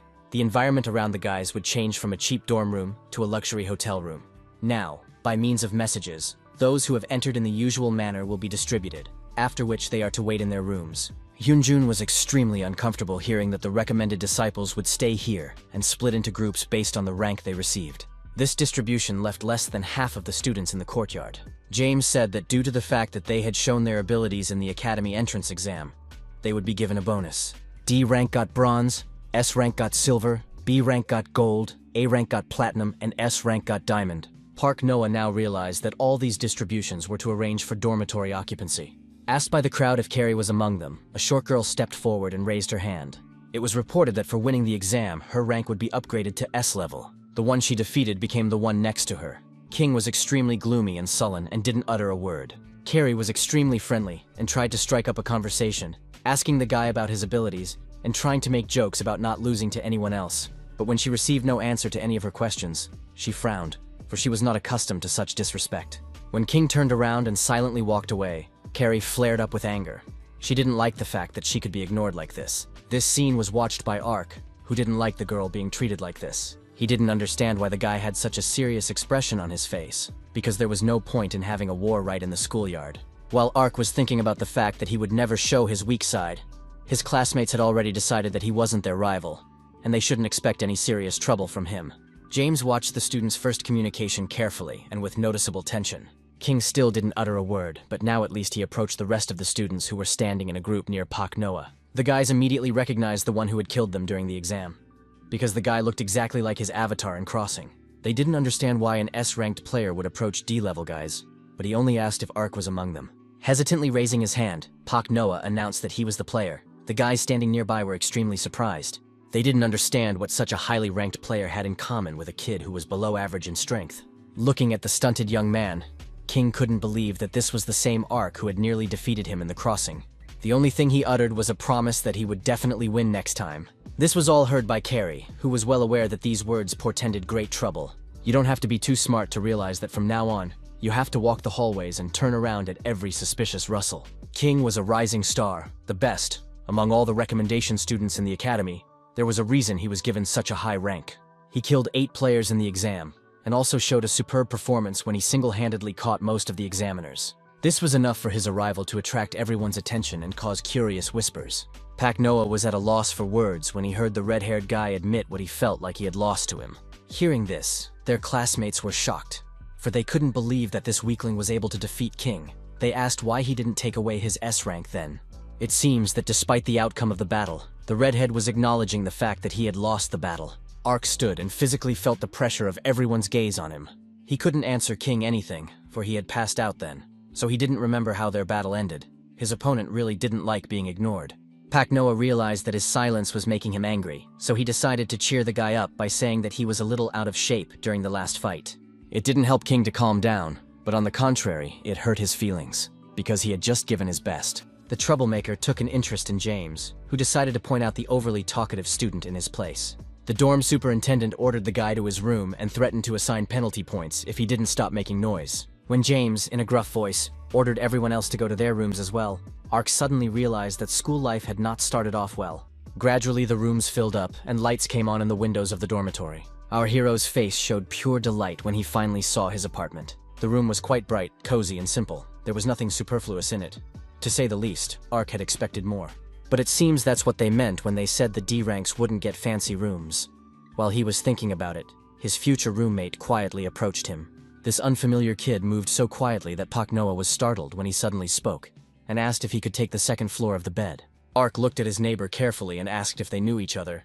He nodded his head in the affirmative, saying that they had met in the exam. His nickname sounded like Han. He was immediately reminded of the elf who played well even though he was half asleep. Han said that he was very angry after his loss, and wanted to clash in battle again. He assumed that Ark's feature was the level of synchronization. This question put our hero in a stupor, for Professor Lee informed him that he could no longer use synchronization. As he pondered his answer, Han held out his hand to him and said he would like to be friends with him. After all, they would have to live together, which meant it would be nice to know that they could count on each other. These words pleased the young man very much, for he had not thought that anyone would put aside the unhealthy spirit of rivalry and offer him friendship. The night came, a time of secret meetings and mysterious doings. Assistant Kim decided to talk to the guys he and the professor had brought to the academy and ask about their impressions of the dormitory. After thinking for a bit, Pa Noah expressed that he expected more. After all he had was a hard bed and a cramped room. Grinning, Kim asked the guy to be patient until he was promoted. Carrie wasn't happy either, except she wasn't happy with all the luxury she'd gotten herself into. In her opinion, the bed was so soft she'd rather sleep on the floor. Not to get too upset, the guy decided to change the topic of conversation and ask Kim where they were going. He said they would look around the school and get to know the team they would be on. The team was called the Immortal Devil Kings, abbreviated BKD, with Professor Lee in control and Kim as the coach. Hearing such a pathetic name, Ark was just thrilled, but Carrie didn't share his enthusiasm. While they were walking and talking, they managed to reach the main building of the academy, the center of the crossing capsules. Once inside, Kim cheerfully announced that he had finally brought in the new team members. This sight made Ark open his mouth in surprise. He had never seen anything like this before. There were countless crossing pods in the huge hall. Professor Lee stepped forward and greeted the guys, and said that they had done a good job since they were here. He also said that in addition to Carrie and Ark, they will have 3 other senior teammates on the team they will be joining. The leader of the BKD team was Gyum Ganghyun, nicknamed Fos. He was very friendly and active. It was obvious that he was the leader for a reason. The second participant was the blonde beauty Yoon Solha, who played under the nickname Janie. She was excited to meet new players. And the third was the silent Hadok Jin, who used the nickname Nidless. He didn't express much enthusiasm and was very quiet. The new guys were nervous, which was understandable, so they began to say that they relied entirely on their mentors. Lee realized that the new members wouldn't fit in so immediately, so he decided that they should try to play all of them together in crossing. According to the professor, a small 2-on-2 competition game can help bring the team together. After these words, the new and old team members were transported to a large virtual field. Looking around, Ark realized that this mini competition might involve a game of soccer or something similar. Kim announced that the youth team would play against the old boys team. He didn't want the boys to quarrel on the first day, so the best solution was to have a soccer match. The honor of the senior players will have to be defended by Foss and Needless, who already knew what to expect from the game. To balance the number of participants, Janie decided to be an observer and promised to support both teams. The professor said that although it looked like a game of soccer, it would be a good chance for the boys to determine each other's skill and sensitivity. The rules were almost the same as in regular soccer, but there was one nuance. If you attack the ball is not the legs, but another part of the body of the opponent, he will be in the camp for 5 seconds. Plus, each person had 2 item slots. If you get items that will appear in random places, you can use them in a slot. The match will start after the ball is rebounded, and the team that scores 5 points first will win. Carrie's look said that she clearly wasn't going to lose. She mouthed that she wasn't going to let anyone win, not her older opponents, not even Ark. Turning her head to her ally, the girl muttered that they just had to show those old men who was the master of the field. This attitude was to Ark's liking, for he too did not want to lose to anyone and was going to do his best to win. The older players grinned. They knew they were underestimated, though the opponents were indeed strong. Carrie had taken first place in the exam, and Ark had surprised with his level of synchronization. Nidless was already eager to rub their noses in it, so Foss even had to remind them that this wasn't a battle, but a greeting. Peering at both teams, Janie asked the professor who he thought would win this game. After thinking about it, he said that judging by the current form, the old guys would win, but the young guys also had a good chance. This opinion was extremely interesting to the girl. She hadn't seen Lee doubt anything yet. With a wave of his hand, Planet Man announced the start of the game. The ball flew high up, which briefly put the newcomers in a stupor. Grinning, Foss decided that this was the perfect moment to show these kids how incredible their older comrades were. But things didn't go the way the guy envisioned, unexpectedly. But the aspiring players were able to surprise him, especially Carrie, who managed to jump incredibly high and kick the ball right in the air. Even Ark was shocked by such a trick, even though he knew the girl was capable of all sorts of crazy things. Every time she managed to make him more amazed. On the flight, Carrie managed to say that she would do her best to be the first to pick up a point for their team.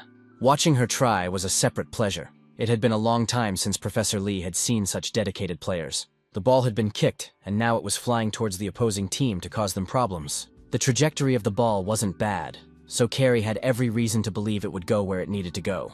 He was already flying toward the opponent's gate when an obstacle abruptly appeared that disrupted the girls' plans. The goalkeeper caught the ball and prevented them from getting the first goal. Nothing in this world annoyed Carey more than disrupted plans, so now she was just pissed off. Yes, and everyone was surprised at how unexpected this goalkeeper appeared, because he managed to catch the ball in the last seconds. You could say it was fate or simple luck, but it was a little different. The ball was worked over by Needles, who capitalized on the goalkeeper's appeal with great timing. Carey just had no anger. She dreamed that she would score the first goal, but here some boy decided to use an object with the goalie and ruin all her plans. Needles was not to be underestimated after all. He was diamond level, which meant that his skills were no worse than the ones the girl possessed. Foss immediately ran up to him and started praising him and saying he didn't expect anything less from an amazing player like Needles. Janie was delighted with the ace of their team, and the professor marveled that the boy not only wasn't surprised by Carey's trick, but had time to think of the right moves. Knowing his charges, Lee wasn't surprised that Carey was the one who reacted the fastest as the ball took off. But it was Needles' stoic calm and cold calculation that made him an equally valuable member of the team. The moment it became obvious that the girl was going to hit the ball, he located things and found the quickest way to activate the item with the goalie. Plus, before the ball was hit, the kid managed to accelerate twice with an object, used a slip, and managed to pull everything off with great difficulty. That's how Needles was. A brilliant strategist who had the ability to instantly assess a situation. He made it go beyond reason. Ark had similar feelings to Carey. He was hurt and couldn't understand how a decision could be made in such a short period of time. After assessing the situation, the girl decided that she should deal with Needles, while Ark was left to deal with Foss. However, it wasn't to be thought that Foss was an easier target. No, he just hadn't had time to show what he was capable of yet. Looking at how skillfully he was driving the ball, Ark realized he was facing a true professional. Foss didn't just play well, he had no problem getting around Ark without giving him a chance to even touch the ball. The guy reported that he often played soccer in real life, so his skills only improved in virtual reality. When Kari saw that her partner didn't chase after her opponent, she was outraged. But Ark realized that even if he broke the rules, it was worth trying to get Foss back first. This proved extremely difficult, because the opponent was so fast that any attempts to stop him were futile. All Ark was able to do was drop down to where Foss's foot had stepped a second ago. The senior player paid no attention to the guy lying nearby. He simply stepped on him and drove the ball on. Nothing could stop Foss. He only saw the path to the enemy gate, and the obstacles remained in the background. This determination led to the first goal that Carey wanted so badly to accomplish. Turning around, Foss smiled widely and raised his thumb upwards, showing his satisfaction. He had a platinum rank, but that didn't stop him from outranking those he had a diamond rank for. This action made Carey boil with anger. She wanted to tear and throw, for she did not plan to give the victory to her opponents. She decided to unleash her anger on Ark, who was still lying in the middle of the field and couldn't come to his senses. The girl demanded that her partner start doing something, but he was in a state of stasis. Foss and Needles could only watch with interest, as Kari reprimanded her co-commander as if he were a 5-year-old child. Slowly, Ark came to his senses. It was absolutely clear to him that if he applied a level of synchronization, he would have no problem stopping his opponent. But unfortunately, he couldn't do that. Professor Lee watched this competition with special interest. He couldn't help but notice how hard all the participants were trying. Even before entering the academy, Ark knew that it was impossible to survive there with only synchronization. So he tried for a long time for the sake of creating a new weapon. He couldn't let Carey down, who was counting on him and was part of his team. And he himself was eager to become stronger, so that no one would dare to consider him a weak outsider. But at the moment, he couldn't get past the older players who were clearly very capable guys. While the score was 2-0 in favor of the opponents, but the boys believed that the course of the game could be changed. Carey couldn't stop pushing him and demanding that Ark stop making mistakes and start acting.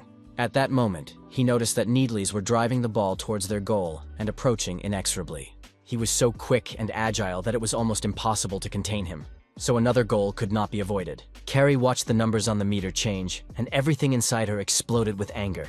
This was followed by the next blow, which she tried to stop personally, but it was all in vain. Thus, the enemies had already scored 4 goals, and Carey and Ark's team not a single one. The girl was just furious.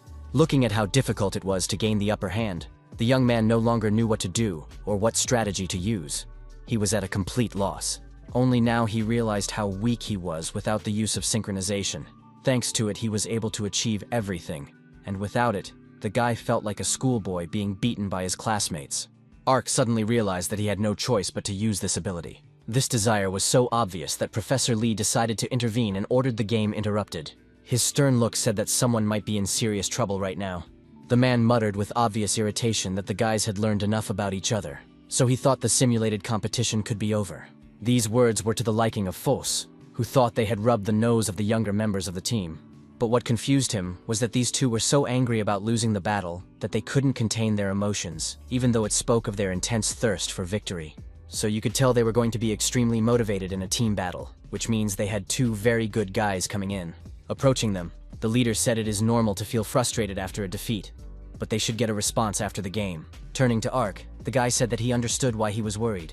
But if he was so discouraged he couldn't win, he needed to participate in matches like this more often. Turning his gaze to Carrie, he realized that she couldn't win simply by blaming her partner for everything.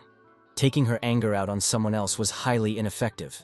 Foss met eyes with each new member and mouthed that their BKD team was a strong contender to win against the other teams. It meant that Carrie and Ark needed to work on their minuses and get stronger.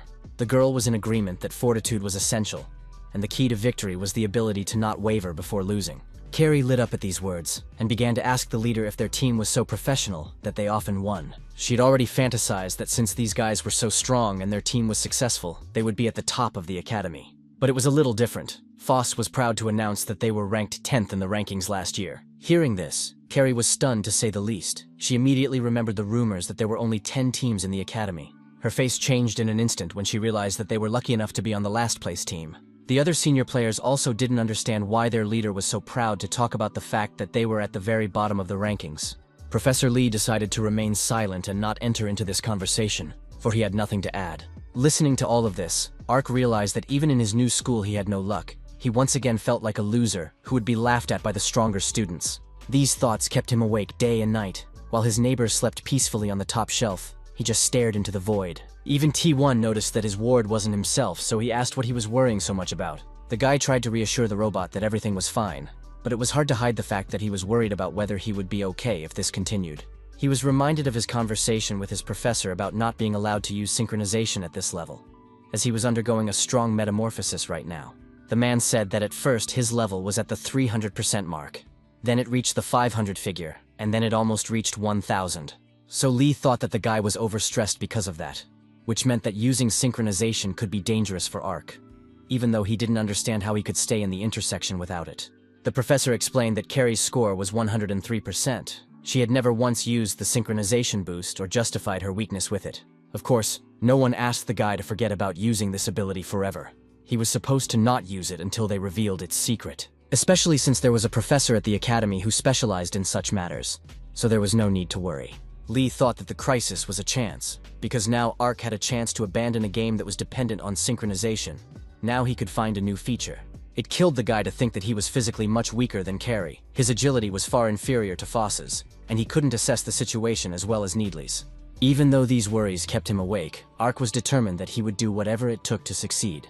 A new day at the academy marked the noise of the crowd of students who came to gain knowledge and skills. It was the first school year for the Z class, which gathered in the spacious auditorium of the educational institution. They were welcomed by Professor Sora, who would be teaching sports disciplines and combat techniques that could be practiced at the crossing. Sitting in the pair, Ark noticed his hands trembling slightly from the experience. Yes, the first day was extremely exciting. Looking around, he saw familiar faces. He was lucky to be in the same class as Carrie and Han. It was nice to be around someone familiar. Classes at the Fantasy Academy took place in both reality and the intersection, with reality studying theory and the management of mental and physical states.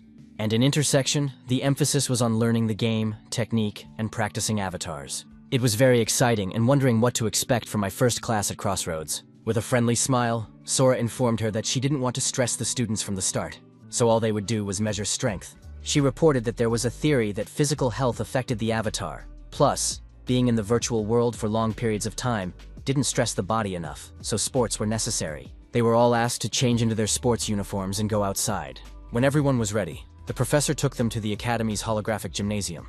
That's where the reaction rate measurement process that Sora mentioned would take place. Ark looked around with interest. There were many gadgets in the hall that he was seeing for the first time. To be tested, you had to touch special round marks that abruptly appeared and disappeared near the students. As long as Ark was successful, he hit his marks with incredible speed and agility. Sora watched him and couldn't help but notice the diligence with which this guy worked. When it came to measuring physical strength, he didn't give a backward glance either and performed quite well. Although it was extremely difficult for him, because he was used to relying on synchronization rather than on his physical strength. It came down to measuring muscular endurance. Even though Ark knew his numbers left a lot to be desired, he still tried. His efforts brought his results up to average, which was much higher than he expected. Now he realized that the professor hadn't told him to exercise every day for nothing. Now the guy was seeing the fruits of his work, and he also saw his roommate Han dozing off all this time. When the guy asked him about his results, Khan said he was almost falling asleep, so he did everything half-assed. But despite that, all of his results were high level. The conversation broke off as soon as the boys turned their attention to the one who was now showing off his powers. The player was so quick at his tasks that it was extremely difficult to keep track of him. Even Sora couldn't deny the fact that the apprentice was doing simply unimaginable things and was in amazing physical shape. It was Carrie. She was the one who put all the effort into getting the highest score. She wanted to be number one in everything so badly that she was ready to jump above her own head and show everyone what she could do. While Pak Noah marveled that Carrie wasn't a simpleton in reality either. A flicker of recognition flashed in Han's eyes as he revealed that the girl was quite famous in F-Town. According to Khan, the atmosphere in this town was very different. This place was where all those who lost everything in other towns and ran away gathered. Criminals and abandoned children lived there. An organization was formed there to help abandoned children survive. Little by little it grew bigger and bigger, and now it had reached such a scale that adults had to reckon with it. And the head of that organization was Carrie, who was known by her real name, Li Xia. Looking at this smiling and determined girl, it was hard to believe that she had such a dark past behind her.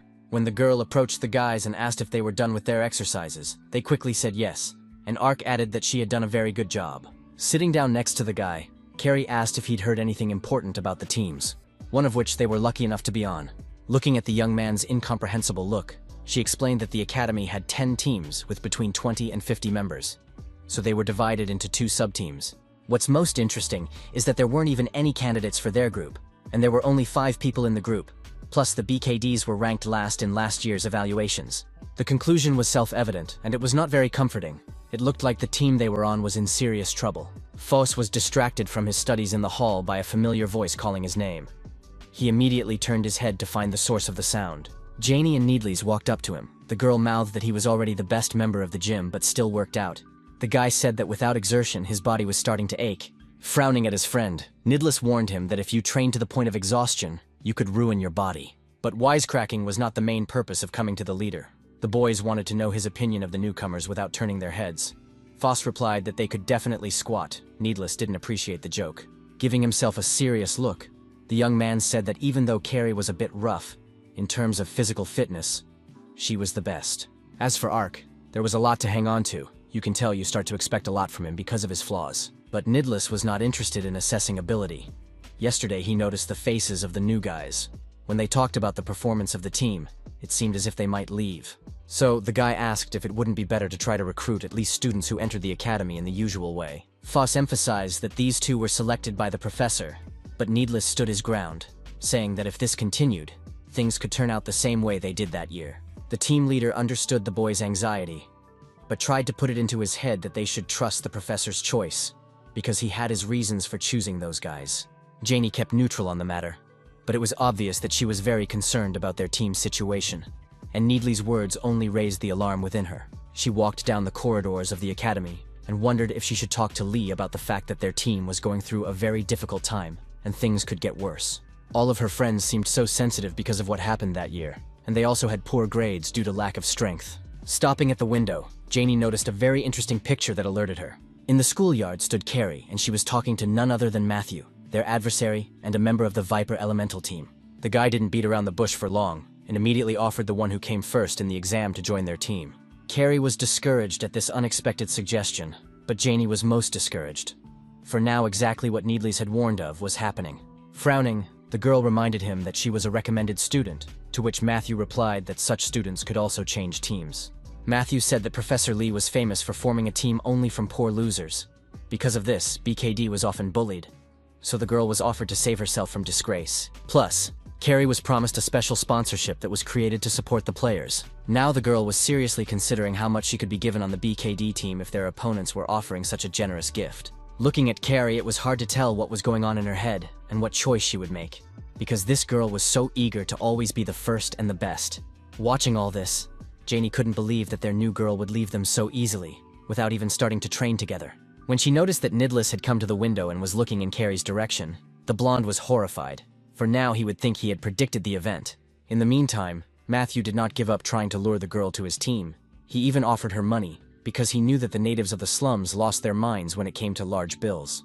The guy expected to give her 1 or 2 million won, but Carrie said with a serious look that she had done the math and was willing to consider getting a certain amount. Needless to say, it was extremely frustrating to watch their new teammates sell out to opponents. But Carrie once again managed to surprise everyone by saying that she will only consider the offer when 10 billion is deposited into her account. Matthew's surprise was so obvious that his sagging jaw was seen by everyone within a few meters. He clearly hadn't expected to hear such a sum. But the girl didn't understand the reasons for the surprise, because if she moved to another team, she would lose her pride as a professional, and also this choice could affect the reviews of her as a team player.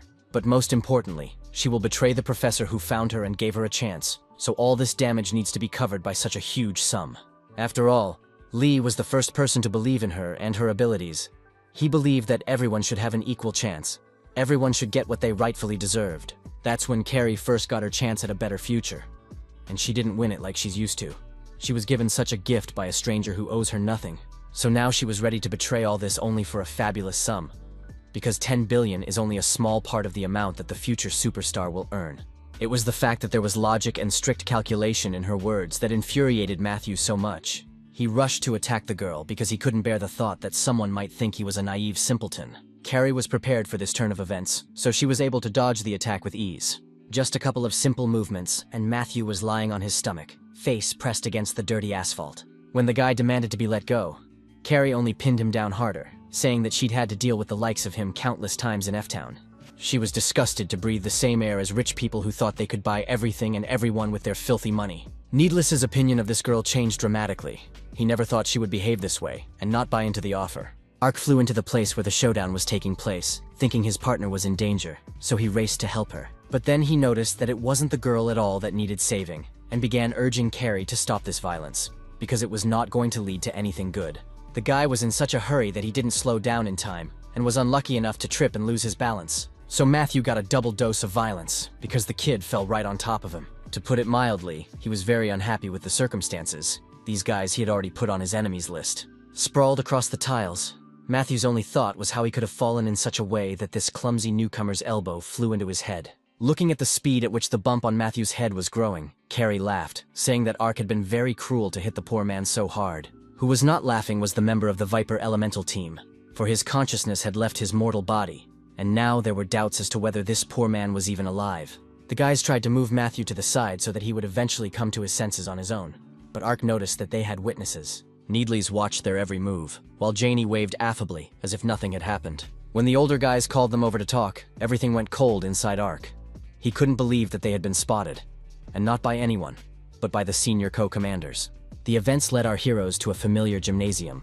There on a bench sat Foss, who was carefully catching every word that came out of his companions' mouths. The guys told him the story of how the new guys knocked Matthew out of the Vipers and tried to cover up his still body. Needley said there was no need to worry, for Matthew was well hidden, for he wouldn't come to his senses soon, since Ark had given him a good whack on the head. Ark was surprised by two things at once. One, that the incident was simply ignored, and two, that they now wanted to be told about what had happened last year. Foss was pleasantly surprised that it was Nidless who had suggested telling the newcomers about it. He had been wondering whether he should let Carrie and Ark in on it. The guys were approached in what seemed like a tense manner, saying that it had been mentioned earlier that the BKD team had finished in last place in the rankings last year.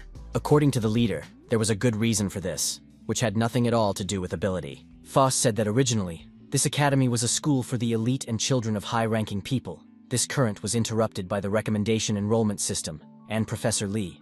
It was news to the guys that all the players chosen by the professor were from D, F, and Z cities. Ark wondered if the older guys were from there too. Nodding his head affirmatively, Foss continued with the story that City D was in the process of development, but cities F and Z were called slums. Because of this, Lee had muddied the waters in the academy, so there were forces opposing the admission on the recommendation of the slum students. They also demanded the professor's complete resignation.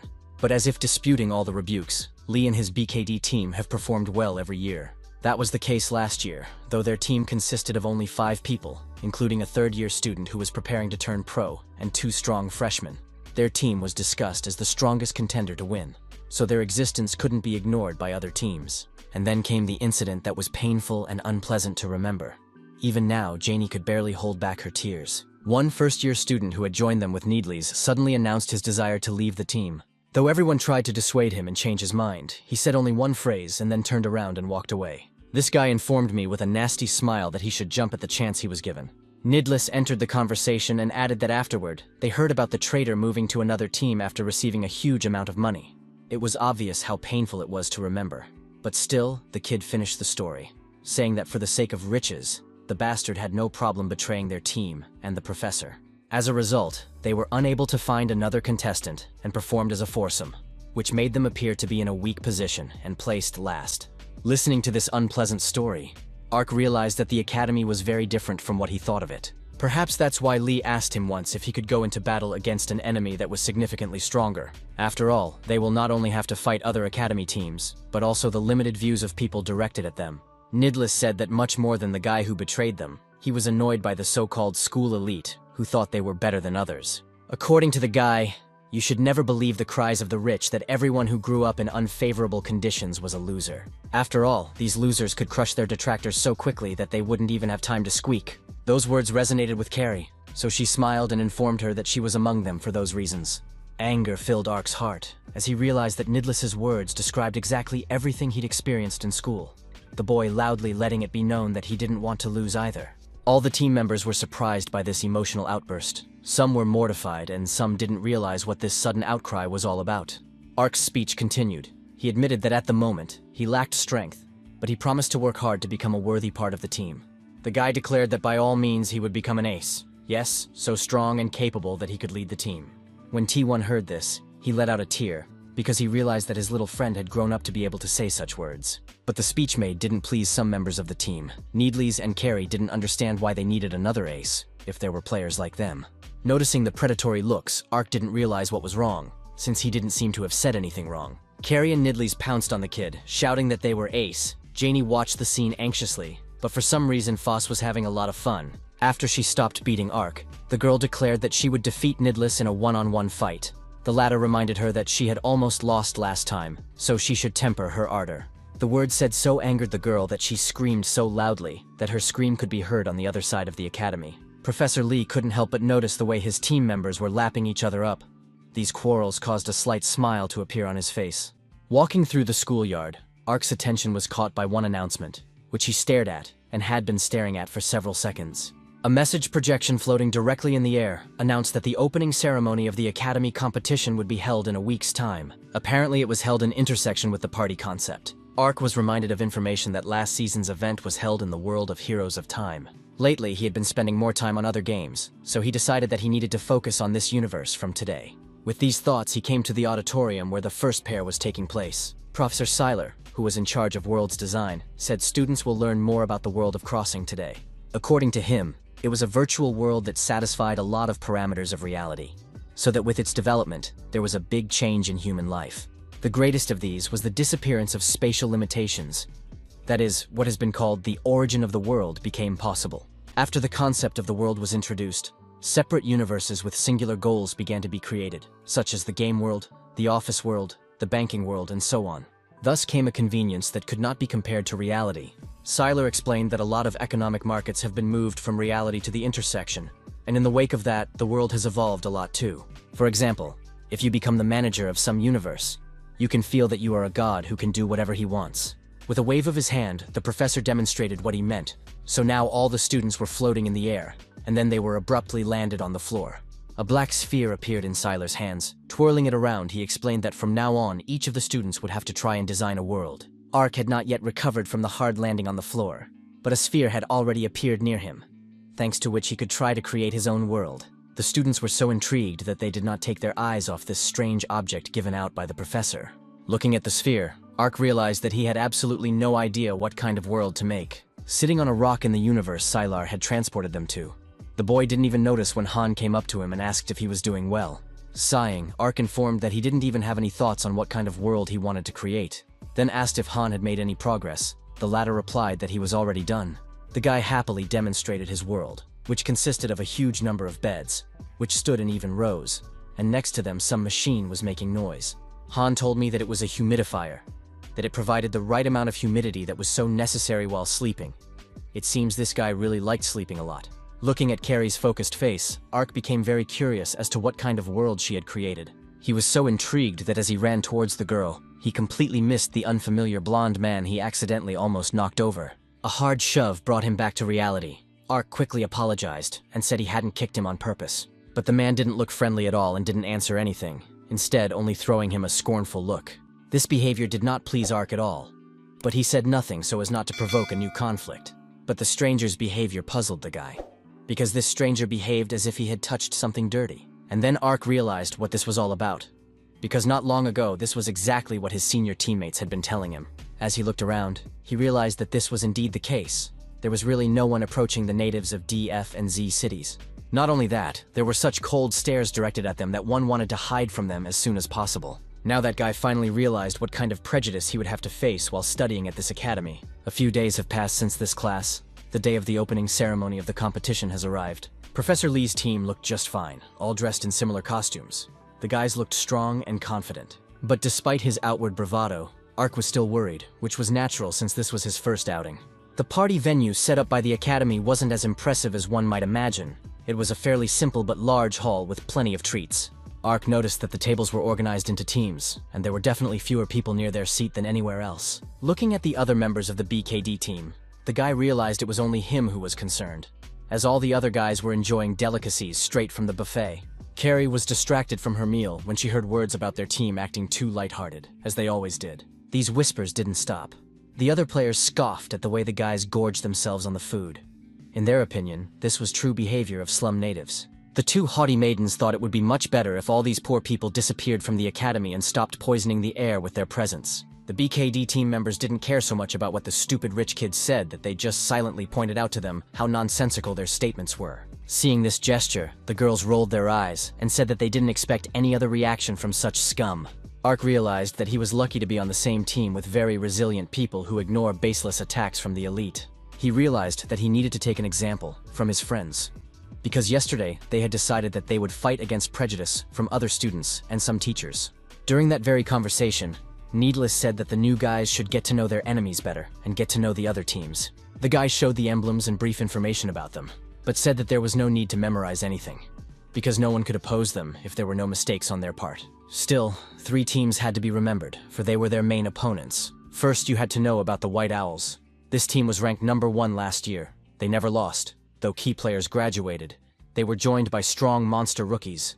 The Elemental Vipers were in second place. Matthew, who was knocked out by Ark, was from this team. For the sake of winning, they are willing to ignore the rules and play dirty. The third command was the most difficult. The strained voice of Needless sent shivers down our hero's skin. The Metal Sharks finished 9th last year, the same team where the guy who betrayed them left. Due to receiving a penalty for changing teams, he was unable to compete that year, but will have to compete this time around when the restriction is lifted. So now they had only one goal, to suppress at least the Metal Sharks at all costs. Ark also wanted that rascal to pay for last year's insult. Incidentally, the table of their main opponents was quite nearby. That's where the student who betrayed their team and went to the rivals was standing. And then there was someone Ark had hated for a long time. Lee Hyunjun was also one of the Sharks. And this news did not please our hero at all, because he did not want to face this man again. So he had one more reason to destroy those guys and promised Foss to take them down, no matter what the cost. Needless stared unblinkingly at his enemies, his fierce gaze promising nothing but swift retribution. It was like a predator sizing up its prey and waiting for the right moment to strike them. He couldn't wait to wipe that nasty smile off the face of the traitor, who thought he was now a member of privileged society. The mere sight of this creep caused an explosion of negative emotions inside the guy. Suddenly, there was a voice in the hall asking if the students were enjoying the party. Then the host of the event appeared in the room and said his name was Stardust. He announced that from this point on, the ceremony could be considered open. But before that, they decided to tell the guys that starting from this season, it was planned to change the rules of competitions. It has been stated that the game itself will invariably take place in the world of Heroes of Time this season. However, from the standard game mode, they will move to a new format. The host felt that no one needed an explanation. After all, this new mode was at the peak of popularity right now, so everyone in the academy was familiar with it. The competition will begin in 1 month, which means that students should prepare thoroughly before then. However, the new guys reported that they had never played the new mode, which was called AOS. When members of the BKD team heard the news, they were, to put it mildly, not very pleased. Embarrassed, Ark tried to justify himself by saying that he didn't play this mode not because he doesn't have any friends, but because he thinks it's more fun to play alone. Carrie's was simple. She was hampered by her high bar. She didn't want to change modes until she reached first place in the one she originally played in. The guys who had been on the team for a long time listened as their younger comrades claimed to be up to the task. Carrie emphasized as always that she was a true genius, and Ark succinctly said that she'd probably be fine, but the fact remained that there was only 1 month to train. After the party, the boys went to Professor Lee's house in Friendship to discuss what they should do next. Lee listened carefully to all the innovations that had been announced at the opening ceremony and began to ponder their future strategy. But what surprised him the most was that Ark and Carrie had never played the most popular game in mode. He never thought there were still people like that. Needles wondered what they should do, because while other teams will start fine-tuning, they need to coach guys from scratch. The professor nonchalantly said they'd had a full month, so they'd be fine. In his opinion, it would be easy for the guys to get used to, because the new regime had the same way of using the avatar, so they would be doing teamwork 3 times a week, and the rest of the days will be spent coaching Arch and Carrie, who will need to understand the fundamentals of playing in the new format. Foss and Janie were assigned to be Carrie's mentors, but Needless got Ark. Lee was confident that he had made the right choice in assigning the boys. Training in the new virtual reality has begun. It was beautiful and intimidating at the same time. It had many locations and areas worth exploring. Looking at the map of the new mode of the Heroes of Time universe, Carrie was just thrilled, because she's always loved it when life throws new challenges at her. Stepping forward, Needless decided that before the training session he should brief the newcomers on the mode. It was the professor's instruction, so he urged the boys to try their best.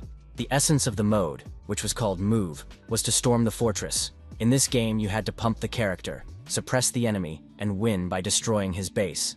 In order to destroy it, you have to destroy the towers in front of the base, as long as the front buildings are standing. The buildings behind them were in an invincible state. Plus, there were as many as 3 paths to get there, so each team has to attack and defend according to a plan and defend according to a plan of strategy. Periodically, infantrymen would emerge from the inhibitor and run down the line toward the enemy base. At first, the tower was attacked by infantrymen.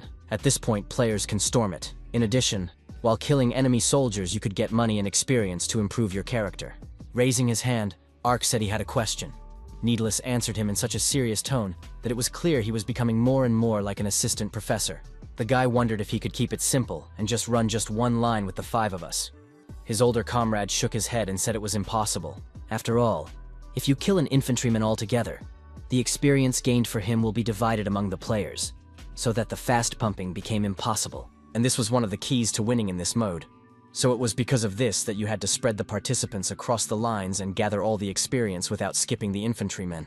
The basic concept of the game has been dealt with, so now Nidless decided to talk about what new things have been added to the mode. He explained that it was possible to use registered items and skills that players gained in single-player mode, so they were allowed to be bought at the MOVA mode store. That was the end of the explanations.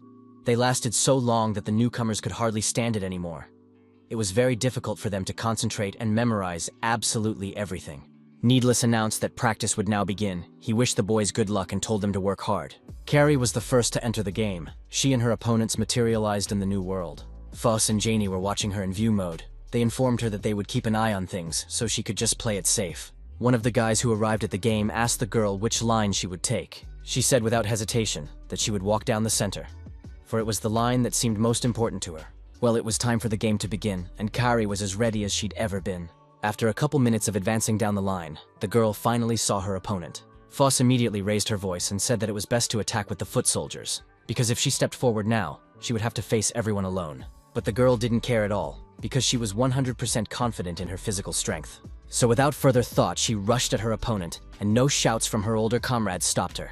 Her rival was at a loss, for he didn't expect the girl to rush at him alone. His foot soldiers had already come out to meet her. These little warriors were nimble in their attacks and didn't spare anyone who decided to poke at them. It wasn't a problem for Carrie. She saw it all as just another challenge that she gladly accepted. It was worth nothing to her to defeat these losers who thought they could stand in her way. Watching the carnage, Foss and Janie could not utter a word, for their jaws literally dropped. It came to the boys that they were not wrong about her, for even while playing soccer they sensed that physically she was on the level of a monster. It had not been long, and the girl had already managed to kill 7 opponents without being hurt once. She also got new armor and a good sword, all of which contributed to her being in a great mood. Janie couldn't stand it and started complimenting Carrie, not forgetting to mention that she was pumping fast. The latter responded by warning her about her genius. Suddenly, Carrie was prompted to look at the map, for there her co-commanders had marked a request for help. Apparently, a group fight had started there. If she didn't help, they might lose.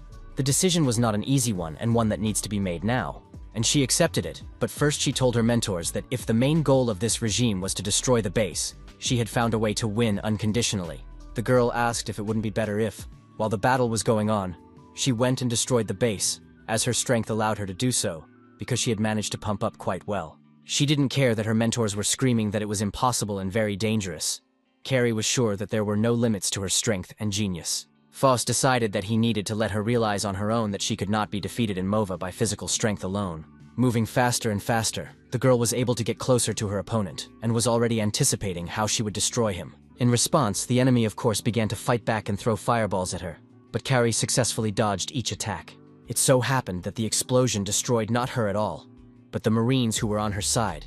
This would not play into the girl's hands at all. She understood that and was extremely unhappy with what had happened. Now it was time for the opponent to taunt. She muttered that no matter how strong Kari was, it was possible to defend the tower by simply getting rid of the foot soldiers. After all, if they don't have them, the player will have to get the strongest tower hits themselves. At that moment, Carrie finally realized why the older players had discouraged her from this venture. But there was something else that stood between the stubborn warrior and victory. Looking at the other players, she asked what they were doing here, since they should be having a group fight. She had completely forgotten that MOVA was a team game. So her opponents redistributed the participants as soon as they realized the opponent was moving alone. Clenching her teeth in anger, the girl finally admitted that she had chosen the wrong strategy. But it was very hard for her to fight her pride, so she declared that she would beat them all. She was stopped by a sudden intense pain in the area of her back. It felt like her body had been pierced by lightning. Carrie had completely forgotten that this game mode had a skill like impossible dodge, and it was the one that worked on her this second. Foss and Janie could only sorrowfully watch their ward struggling. But there was nothing they could do to help her. They wondered how Ark was doing, for Carrie was not in a good place. They assumed things were roughly the same with Needles, but their comrade would disagree with them. Watching his ward, he was extremely surprised at what this little guy was doing. Ark managed to defeat a huge number of enemies while being unharmed himself. Looks like they have a real genius on their team who didn't fully realize his full potential himself. The first thing the guy decided to do was to deal with the enemy infantrymen who were giving him no rest. He realized that the character controls were no different from the modes he'd had to play in before. It was interesting that you had to start at level 1 in each game, and you could change skills in each game, choosing the ones that suited you best. While the guy stood there and chose the appropriate skill, his opponents grinningly began to approach closer and closer, thinking that they had an easy prey in front of them. His opponent let loose an ice arrow at him without a second thought, and anticipated receiving points for another death. But she didn't take into account the peculiarities of the map, so her magic played against her, for the girl was standing in the water, so now her foot was firmly frozen and stuck in the ice trap. Ark saw this as a great chance. He never thought that fighting against people from the academy would be so easy, smiling at his opponent, and even wondered if he should relax a bit. After all, the game wasn't as difficult as one might think. He gave the girl the first blow. She flew off even though her foot was intentionally frozen to the playing field. Looking at the kid's dirty play, Needless noticed that Ark's style stood out a lot from the other players. He even wondered if he had a real look. The older player began to ponder what his ward's talent was. For with Kari, it was obvious. Her advantage was physical strength. With Ark, it was not so simple. Thinking back to the soccer game, Needless doubted the kid's abilities, so he took the opportunity to test what he could do to see why the professor had chosen him. In this game, it was possible to kill the boss. If you do this, then all the team members will get advantages that will help to capture the fortress. Due to this, it was possible to overtake the other teams. For this reason, all players would gather at the location of the boss appearance. Also at this time, a battle between teams would be held. Right now, the two teams were gathered on the battlefield, and the monster was already crawling nearby, anticipating a quick prey. Everyone wanted to deal with the enemies as soon as possible, and move on to the boss battle. This was the first overall fight Ark had participated in, and it was also his first time playing on a team. Needless watched everything closely. The guy's first opponent wasn't too strong, so he didn't see any talent in Ark, so it was left to guess what would happen next.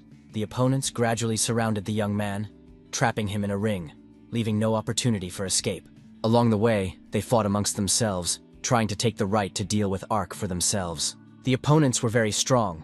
One of them had unique items and possessed abilities that said he didn't belong among the newcomers. There was speculation that Ark was dealing with a losing troll, a player who purposely lowered his ability score in order to fight weaker opponents. Suddenly, right at this strange player was hit by someone else's strong magical strike. It was a matter of Ark managing to fry his opponent, who was quite a distance away. But even such a strong blow could not finally undermine the player. He even rejoiced that finally there was at least one worthy opponent. The stranger mumbled that he was only going to break through along the front, but now he wanted to change his plan. After all, for starters, he wanted to kill whoever had the courage to dare attack him. As the enemy ran towards Ark, he assumed that his current opponent specialized in hand-to-hand combat. But as he assessed his punch, he realized that this character was no match for Carry. How deftly Ark dodged the attack really surprised Nidless, who hadn't expected to see such speed and good reactions. The annoyed opponent asked the guy if he had learned evasion techniques. Without waiting for a reply, he mouthed to Ark that his abilities only had a recharge speed of 20 seconds, so he was already preparing for the next attack. The guy's enemy believed that a mage like Ark was finished as soon as his ability to dodge disappeared. But the young man did not think so, because he believed that there is always a maneuver that will help to find a way out, even in the most difficult situation. Now that outlet was found in the form of his co-commander, who flew right into the one who was hurling threats at Ark. And that's how his problem was neutralized. Clenching his teeth, the guy couldn't understand how it was that all his plans had gone awry. Though he didn't ask any questions, the blonde told him that he was here for the same reasons as his opponent. While the two players were talking, Ark decided not to waste any time and attacked, a beam of magical light hitting right on target. Laughing, our hero mouthed that everything was going exactly as he wanted it to. Needless simply had no words, for things were really working out in the best possible way for Ark. The evasion technique that is usually used to retreat backwards, the guy applied to the side, and there he was helped by a co-commander. The most important thing for a player with this type of attack during general combat is to find the right position, use the landscape together with an ally, and attack from the right place. It all came with experience, so it was unclear how Ark was able to get it right, especially considering the fact that the kid had never once played the game. Looking back in the past, it could be said about our hero that he was a withdrawn child who did not like to be in crowded places. The boy was very afraid of what society would think of him. So often his shoulders would shrink, his hands and feet would shake, and cold sweat would appear on his palms. But this he knew he had to become strong, because after the disappearance of the head of the family, Pa Noah didn't want to make his sick mother worry. So little Noah decided at one point that it was time for him to face his fear. So he returned to school, although it was very difficult for him because of difficulties in communicating with his peers. But it wasn't as bad as he'd fantasized. He just wasn't interested or ridiculed. So the horrible scenarios he'd dreamed up didn't materialize. When he realized this, his hands stopped shaking in an instant, as if nothing had happened before. That day, he got into the habit of reading people's looks and actions. And he also analyzed those around him all the time so that he would know what to expect from these people. So, in the present, this habit has helped him many times, and in MOVA, it has turned into a talent that is saved in team games. And this unique ability drove his opponents into a state of frenzy, forcing them to act impulsively so that anger interfered with their judgment, pushing them to rash actions. Then Ark would come into play. He would direct his enemies' anger against themselves and destroy them in such a subtle way. Often his opponents didn't even realize that they were victims of manipulation, that the guy was controlling them like an experienced puppeteer. Needless had figured it out, and it all made sense to him. This realization scared him, but at the same moment he was glad Ark was on their side.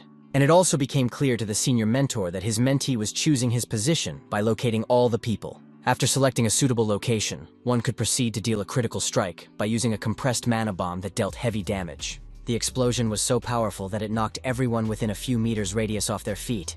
It literally engulfed their bodies. Needless simply had no words to describe his ward's abilities. He could only stare shocked and silently watch what was happening.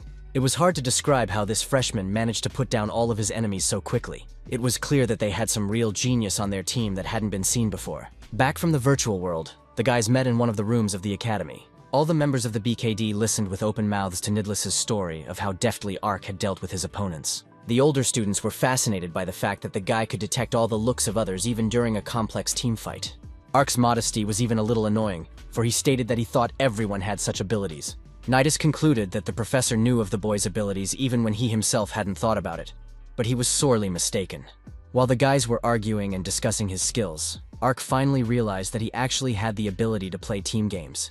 And he didn't know, because he had been playing solo games all the time. It made him hopeful and optimistic, because the guy felt that there was a possibility that another talent besides the level of synchronization had been found. Needless argued that with this ability, it is best to choose the position of a long-range player, as it will help to determine people's intentions more effectively. The team leader was in agreement and added that Ark's talent was called Safe Detention, or Nunchi Tracking, and the kid had as much as 1,000th level. It was good that the nature of this skill was revealed, but it was still hard for our hero to realize that he didn't know he possessed such abilities all this time. The team discussed how cool it was to be able to monitor the moods of so many people at once. Ark would have agreed, except that no one realized how difficult it was to read a person's every movement and intention. How frustrating it sometimes was to understand all of another's emotions. Of course, the guy was glad that he finally had another talent. But the name Nunchi's tracking was extremely embarrassing. He wanted the skill to have a cool, flashy name. But then he realized that it was far from the most important thing. Because if he got the opportunity to be useful in the team game, it's already a small victory. Foss and Needles looked over, and it was clear from their faces that they were very pleased that BKD had such capable players who were able to get into the right positions. All that's left to do is to get to work on allocating the rest of the positions so that you can start strategizing the game. Carrie knew that the center and bottom line positions were left on the team. She felt that she should take the lead role. After all, she had a good physical background.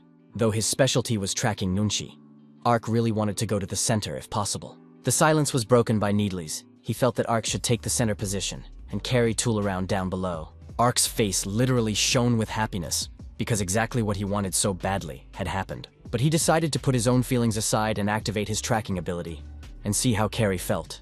Oh, she was filled with a quiet rage, ready to kill for the coveted seat to go to her, her face reflecting pure hatred and dissatisfaction with her situation. Nothing to be done, the seats were assigned and everyone went to their room to rest before the next busy day. Morning came, which meant it was time for a new workout. As soon as the first rays of sunlight illuminated the ground, the boys had already started their lessons. Foes grinned as he watched the tired Ark, who had barely woken up and was already exercising. The guy didn't expect his ward to have a desire to train with him, but this offer made him very happy. When he asked Ark why he suddenly decided to train with him in the mornings, he replied that Foss was the strongest and most diligent, and he just wanted to improve his strength. The head of the team was pleased to hear that all those statements about the rookie planning to become an ace weren't just empty words. And he was also pleased that Ark was keeping up with him better than expected. He replied that the professor had emphasized developing his stamina. After practicing with Foss together, our hero practiced in MOVA mode, then watched replays of matches with Needless and got commentary from him. And in the rest of the time, he asked Carrie for sparring, because it helped him develop his close combat skills quite well.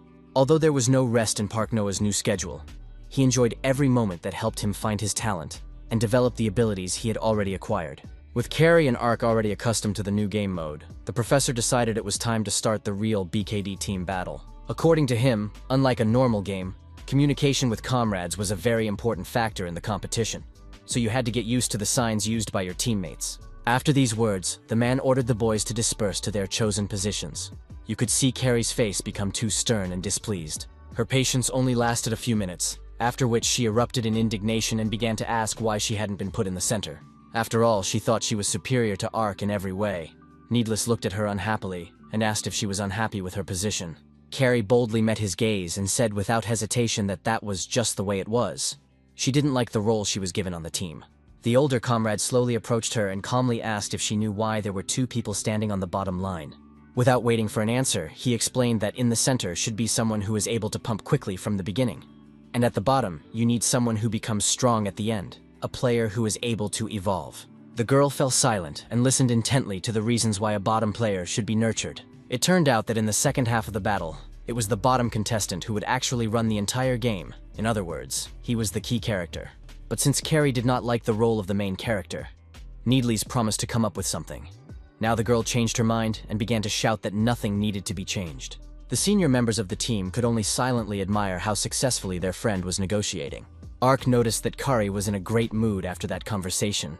It was a little strange to see such a big smile on her face. The professor and his assistant planet man looked over the team members and asked if they were ready to begin. Of course, yes. The guys were already looking forward to being in virtual reality and enjoying a good battle. A few minutes later, the battle was already in full swing, their infantrymen clashing with the enemy infantrymen, and the center players were running the whole thing. As the battle progressed, Ark realized that he was starting to get used to playing on the line. If he kept this up, winning the competition wouldn't be that far away. He was able to successfully deal with his opponents and effortlessly take out anyone who stood in his way. This time, the guy managed to take his opponent under massive control, a technique that allowed him to immobilize his opponent. Looming over a member of the enemy team, the young man was already anticipating the first kill of this battle. But it was not easy, as the enemy was quite strong and put up a decent resistance. He even managed to inflict a rather serious wound on Ark's shoulder, which even in virtual reality brought discomfort. All because the guy was so focused on the battle on the line that he completely forgot about the enemy hunter, who was now very close and could easily kill him. Thankfully, Nidless intervened and repelled the hunter's attack, muttering that the newer members of the team needed a lot of supervision. Ark was overjoyed when the senior mentor arrived, for it meant that he would be able to hold on for a while longer. After all, with reinforcements like Needley's, their enemies simply didn't stand a chance. The older student began to reprimand the younger one and talk about giving him signs that the enemy was approaching. He also reminded him to look at the map. The more Ark got used to Mova's regime, the more he felt how incredible his older comrades were. He was very impressed with the head of the team. After all, Foss always put in an incredible effort to bring BKD to the top of the rankings. He didn't die in most battles, even when he was stormed by opponents. He was the backbone of the team. Equally significant was the role of the support, the duties of which were performed by Janie. As an assistant, she took care of Carrie, a developing player, and she complemented the other participants throughout the game. Thinking of her co-commanders, she used the abilities they needed at the right moment. And one who commanded Ark's utmost respect, Needless, though he was a sophomore, was the team's dispatcher. He gained experience and gold in the monster zone and took the position of a hunter. His job was to roam around places on the map and oversee that the line play was as easy as possible. Plus, he was a team tactician, sharing what was happening and making plans that led BKD on a winning strategy. Their coordinated work, which was the result of Needley's actions, always caused terror to their opponents, for as a result, things ended very badly for them. Looking around the battlefield, Ark thought once again that he was very lucky to be on the same team with such strong guys, because he would not want to be their opponent. After the successful attack, Needless said he was leaving for another line, and once the game was over, he promised to comment on her arch again. When the game was over, everyone reassembled in one of the academy's rooms. Kim's assistant walked over to them, clearly determined to tell them something. He did. Lifting up some piece of paper, he told me that they had published the schedule of the competition. Everyone was interested in this news, but it was in the arch that a strong flame of rivalry was kindled. Kim mouthed that they could start getting ready and look forward to the first bout. BKD's first opponent was a team called the Elemental Vipers. These were strong guys who had finished second in the competition last year, so the battle with them was not to be taken lightly. After examining the guys, Kim said that this battle will help the team to make a name for itself in the world, because the competition will be shown through internet broadcasting in all countries. Kari remembered that their opponents were those guys who had acted very cowardly last time. She wanted to deal with them, but Kim mouthed that this time would be different. After all, that time the Vipers used trickery under the influence of their then commander. This year he had changed, and now it was assumed that Matthew, who had been beaten by Carrie and Ark, was the head. But it wasn't like that. It was reported by Needless, who scrutinized the document Kim had brought. It said that the head of the Vipers team was a player whose nickname was Royd. Ark immediately remembered that it was the guy with that nickname who had gathered the team during the exam and attacked him with the whole crowd.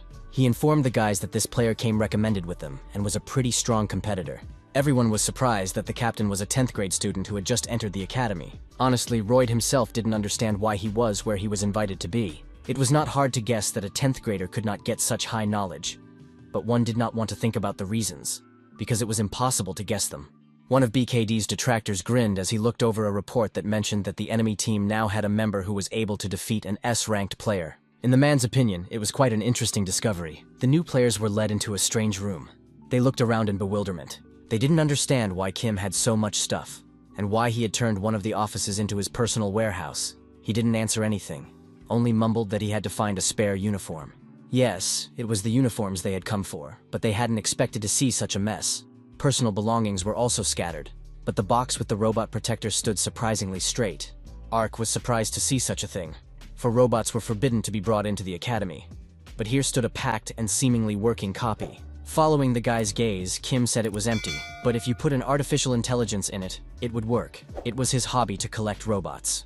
According to the assistant, he got rid of all his robots as soon as he came to work at the academy, but he couldn't get rid of this one because it was exclusive. The guy's voice clarified whether this robot would actually work if artificial intelligence was inserted into it. Ark's tone seemed very strange to Kim, so he decided to remind him that although he was young, he should not be treated as one of the students and disregarded the chain of command. Hearing these words, the guy became very embarrassed and turned to T1, saying that he had asked him to keep his head down during the day. Realizing that those around him would not believe him, Ark made the decision to tell them his little secret. So he showed Kim and Carrie the friend he never got to leave alone for 3 whole years. T1 winked at his new acquaintances, and everyone immediately realized that it wasn't Ark who had spoken a few seconds ago, but his robot, which he had cleverly smuggled into the academy. The assistant professor was just thrilled that the student had gotten the idea to bring artificial intelligence to the phone. Judging by how fluently he spoke, he was quite advanced. Smiling at Kim, he said he was really tired of sitting on his phone and an empty robot could help him. Of course, the man was tensed by such insolence, but when T1 called him handsome, he softened a bit. So he let the body of his exclusive copy take over. The robot was just happy, because the new body was much better than his last model from 5 years ago. T1 had been sitting on his phone for so long that now he just wanted to get moving and do some activity. Noticing all the team members staring at him curiously, he asked if the guys had never seen a robot move. While the team members were admiring how cute the T1 was, Ark asked if it would be an inconvenience to Kim, who replied that the hull had been lying idle anyway, but now it was put to good use. Hugging the robot, Janie said that since this little guy has lived with the guy since he was a kid, he might be interested in seeing him perform, and having a mascot on the team is great. Looking at Ark's confused face, Kim ruffled his hair and mouthed that at times like this, a simple thank you would suffice. The guy was incredibly pleased, as those around him rarely showed him kindness. But he tried to focus on the thoughts of the competition starting tomorrow.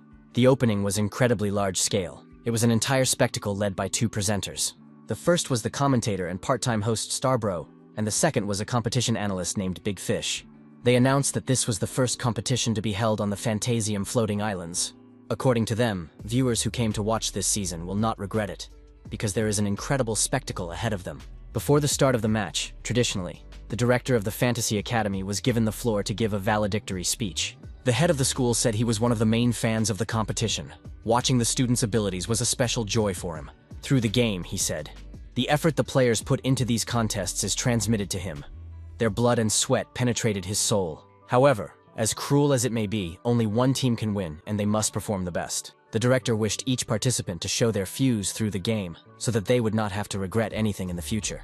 When the 2 teams to play the first match were called to the field, BKD shifted in their seats and proudly stepped forward. The boys put aside all worries, for now they had only one goal, and that was to win.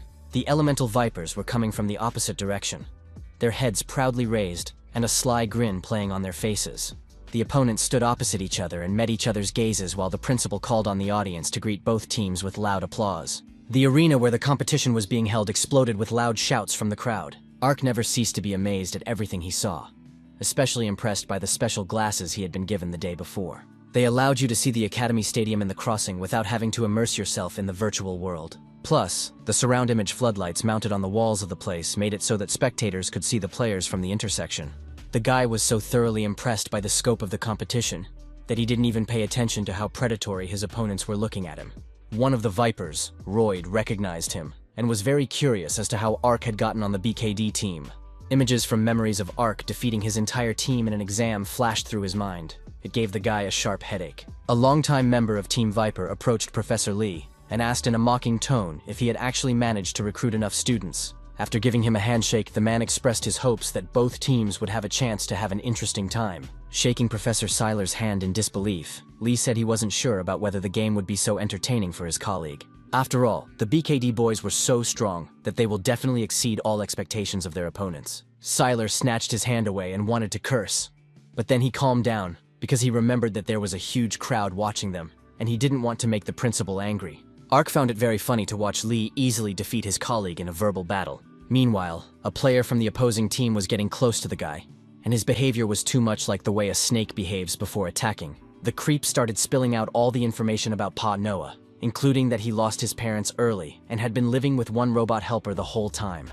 When those words came out of the mouth of a complete stranger who clearly meant to offend, they hurt and hurt. Seeing the kid's face change, his opponent laughed and said he was counting on him in this competition. Before our hero could say a word, Carrie immediately intervened. She was approaching her opponent with a welcoming smile, but it was a trap. Walking right up to this guy, she suggested that he shut up for good, or she could help him, but only that the process might be a little painful. Looking at the fact that the situation was escalating, another Vipers player approached them. But the brunette still wouldn't shut up. He said that the slum dweller Li Xia really wasn't afraid of anything. Then the scoundrel even suggested that the girl's life was worthless since she had no pity for her at all. After these words, Ark wanted to destroy him personally. The star bro couldn't help but pick up on the incredible psychological battle unfolding between the members of the opposing teams. But it's not time to talk, it's time to start the battle. Before putting on the virtual reality helmet, Needles told Ark that the opponents are just trying to mentally pressure them. These words did not really help the young man to cope with the inner anger that literally consumed him, and did not allow him to concentrate on the upcoming game. Without noticing it himself, our hero fell in spirit, so that the opponents managed to do what they wanted. Nidus noticed that their younger comrade has changed. He became more aggressive, but he decided to channel all his anger and take revenge on his offenders during the game. The voice was raised by the announcer, who announced that the first game was starting from now on. So very soon, viewers will see how in a fierce battle will come together those who, and in reality, are not very sorry for each other. When the command to begin sounded, all participants took their assigned seats. Even though the co-commanders weren't around, they were always in touch thanks to special screens. The head of the BKD team wished everyone good luck and asked everyone to try hard, because each of them dreamed of putting the Vipers in their place. Ark was more collected and determined than ever. He was able to stifle his anger and regain control of his thoughts and emotions. His opponent, Royd, was close by, the bastard showing his superiority in every way, apparently forgetting that Ark had defeated him once before. But the young man was no longer worried. He clearly knew what he was capable of, and was not at all afraid of the enemy standing across from him. Looking at the fact that the BKD kid wasn't scared at all, Royd realized that he was a lot more determined than meets the eye. Now he wanted to independently test the abilities of someone who had managed to defeat King. Finally, the players got to the battlefield. Each took his position, but there was only one difficulty. They were separated from the enemies by a river. There was a screen above the arena that displayed the broadcast, so the loud voice of the Starbro kept the loud voice of the Starbro quiet even there. The analyst Big Fish gave his opinion on what he thought was as if the most important battles would be between the players on the lines. He also added that if judged by profession type, the BKDs were in a better position, but the Vipers could improve their abilities as the battle progressed and tipped the scales. The host urged the audience not to take their eyes off the screen and closely follow the battles on the lines, because the most interesting things were happening there. Royd decided to activate his magical abilities right away, and without thinking long he summoned a skeleton hound, borrowing the power from the necromancer. He knew that even a fight with a pumped-up mage didn't make him very uncomfortable. But with Ark it was different, though you could tell he was very inexperienced at first. Pushing those thoughts aside, Royd decided he was going to win either way, because his plan was to stomp King as well. Then the guy gave the order to the rest of the Vipers to start fighting. Those without further question did what the boss ordered. So now Janie had to face a huge lizard that one of the opposing team had turned into. She managed to repel the blow, but it was very difficult to hold back the onslaught, for her enemy possessed simply tremendous strength and stamina. The lower line of elemental Vipers were boldly trying to mount an attack, so much so that Carrie even began to worry about her older teammate. Yes, Janie did have a hard time, but she was used to fighting back, so she reassured the girl that she was fine, especially since their enemies would have to pay for attacking them without getting rid of the foot soldiers, so that could be used to their advantage. And the girls did, causing the enemy team's support to be hit by the infantrymen and come back to recover. Now BKD had the advantage. Upon hearing this news from the announcer, Ark was very pleased and proud to be fighting on such a successful team. Guy had been warned that the enemy had been spotted on the jungle line, so there was a chance that the Vipers could launch a quick attack. He had to be careful. In MOVA mode, there was such a system, because of which the enemy in the distance becomes invisible, so you should always pay attention to the side from which the enemy will appear. When a line battle took place, it is necessary to delineate the area that can be attacked by the Forester. It is not allowed to go beyond this line for your own safety. If the information that Ark Needless had given was to be believed, the Forester should have come out from the left side. The guy just needed to stick to that line, and then he would be able to continue the battle. But immediately Royd appeared and began to scoff, and ask if his enemy thought the Forester would come from above. Ark was very annoyed at being thought of as some kind of simpleton, so he was starting to get angry. The fact that he was only distracted for a second and let his guard down played into the enemy team's hands as they were able to successfully attack him. The boy was amazed at how well their rivals worked together, for while one was distracted, the other was able to pull off a clever maneuver. Still, he didn't understand how the opponent's support was able to be on this line, since he was supposed to be fighting Janie. As if reading his mind, Royd told him that it wasn't just the jungle player who could come and make a surprise attack. After that, he exerted his magical power on Ark, and while he was in pain, Royd said he would gratefully accept the first kill. The announcer said that the first kill of this match was committed by a player on the Vipers team, named Royd. It was so impressive that I had to ask for comment from the analyst, Mr. Big Fish. Odo ranted that the Vipers' bottom-line support offense was due to him disguising his return to base and making a surprise hit. In this action, you could clearly see that the team had a prepared strategy that worked just brilliantly. Thus, Ark was unlucky enough to find himself in the revival waiting room. Looking at the time left before he returned to the game, the guy tried to get his head around what had happened. He came to the conclusion that everything had been planned in advance. He was very hurt because of the fact that his death was the first in this game, and the whole world saw him die before everyone else. As soon as Ark returned to the game, Janie started apologizing, because she thought the enemy support would show up downstairs, so she didn't warn him. Foss said it was no big deal. Now our hero has decided that he will be extremely focused and repay his death by winning this contest. But Royd was prepared to meet stronger resistance, because frankly, that's what he was counting on. The brunette noticed that Ark had taken up a position near the tower, becoming more focused and cautious than he had been before. Despite his dislike for this player, Royd couldn't help but pick up on the fact that Ark was suited to MOVA mode, as he played very virtuosically. The essence of fighting on the line is dominance. If you push the infantry back in advance, you can get out of the line without any damage before their next wave arrives. Royd knew that if he left the line, the enemy would think he had abandoned his position and entered a foreign jungle with the Forester. If this happens, the top and jungle players of the enemy will have to become more cautious. And so it happened. Ark immediately reported what was happening to Foss. Plus, the Vipers have decided to start playing big the moment they purchase the necessary pieces. The presenters were excited, as it was obvious that the real show was about to begin.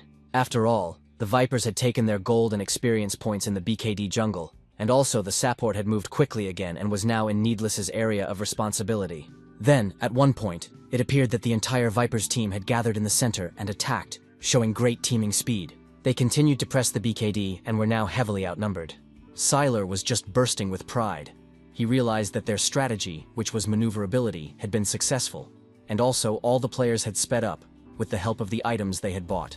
Obeying Royd's leadership, the players moved systematically with excellent mobility and without a single doubt, because of which the opponents felt the effect of an endlessly growing snowball, and eventually find themselves buried under its weight. After assessing the situation, Needless decided that from this point on, they needed to enter the enemy jungle and start provoking the enemies into a fight. He quickly realized that the enemies were using items that sped them up, so he needed to change strategy, to create a turning point in the battle before the Vipers became even stronger. Contacting the team, the guy said that Foss needed to go into the jungle and provoke the enemies. Ark needed to go to a position from which he could quickly join him. But it wasn't just Needless who was a strategist. Royd was confident that his opponents would be convinced to take the fight into their own hands. He got a report that an enemy hunter had entered their jungle while everything was going according to plan.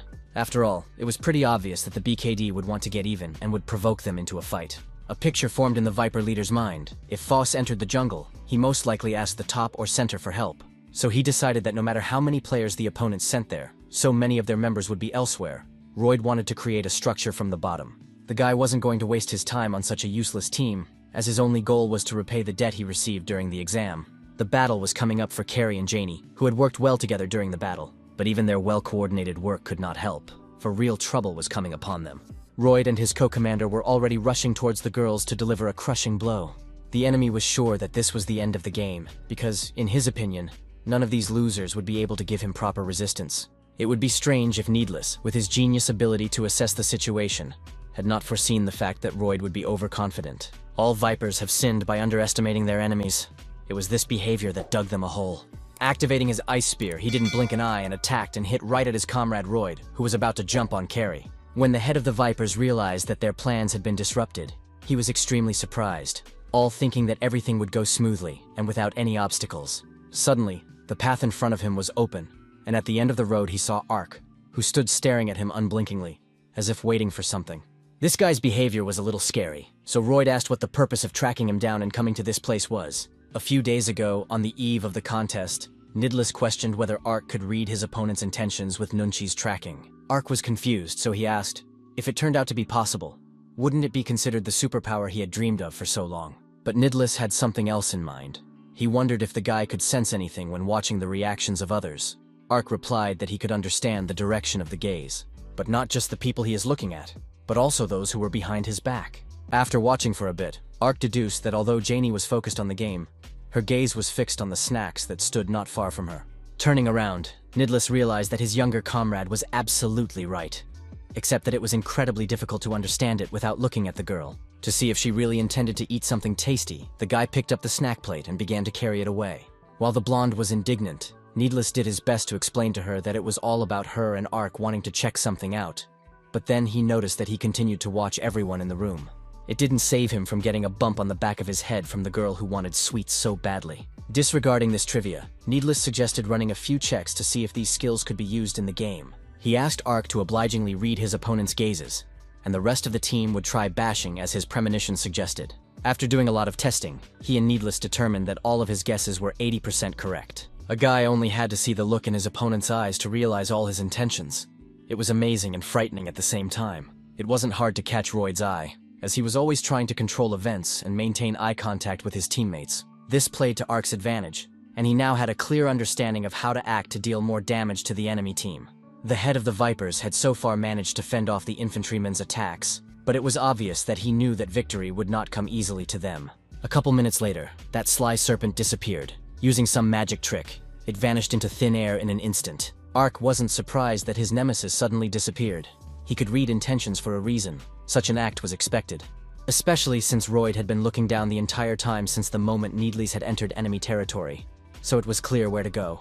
The head of the Vipers stood beside his somewhat frozen co-commander and didn't know what to do next, as the original plan had gone awry. But our hero had every reason to rejoice, for now he saw a great opportunity to destroy his enemy. Upon noticing the guy, Carrie and Janie started yelling that he did an amazing job of reading the intentions of these creeps without error. The host was extremely surprised when he realized that the advantage was now on the side of the BKD team. Still, the attacking Vipers were outnumbered, 4 against 3, all of them without exception wondering where this fight would lead. Royd gave his co-commanders orders to ignore the turret. He believed they would have the advantage once they killed the rangefinder and got out of range of the turret. And while his pawns were following orders, he decided to waste no time and attack Carrie with the skill Dead Man's Obsession, which literally tied the victim to one place. That's when another Viper came into play, shooting an arrow at Carrie while she couldn't budge. And to finally finish the girl off, the enemy supporter decided to use his hammer, which doomed her to fly out of the game. Carrie had no idea what she should do against such an abundance of attacks from her opponents. But suddenly, some sort of whirlwind swept in front of her, which repelled every blow, thus saving the girl from flying out. It was Janie who was now asking for Carrie to cover for her. For fighting alone was not at all easy. Her partner had no problem complying with the request, because now she was finally able to move normally, so it was a pleasure to be able to beat up the ill-wishers. She also loved seeing the genuine fear in the eyes of her enemies. And now was the exact moment they were showing her that emotion. Her first target was utterly bewildered by the fact that the rangefinder was running straight at her and was clearly not doing so for a nice chat. Carrie's punch was so powerful that her opponent flew backwards powerlessly. The poor thing couldn't even find the strength to get to her feet, so she lay on the ground like that, trying to figure out what she should do next. But there was no need to do anything further, for Carrie snatched the crossbow from her hands and aimed an arrow directly at the one who had earlier launched an arrow at her. Smiling, the girl mouthed that although she was a ranger, she liked close combat much more. She then fired, and her attack coincided with the tower's force strike, so now explosions were coming from everywhere. But there was bad news. Royd was able to eliminate Janie, but Carrie and Ark were able to neutralize the two Vipers. Fleeing the tower, Royd realized he was without Max and Sabin, for they had died under fire. Thus the BKD team was beginning to pull ahead. Smiling at his confused foe, Nidlis whispered to himself that this was all just the beginning. Their grand victory was just around the corner.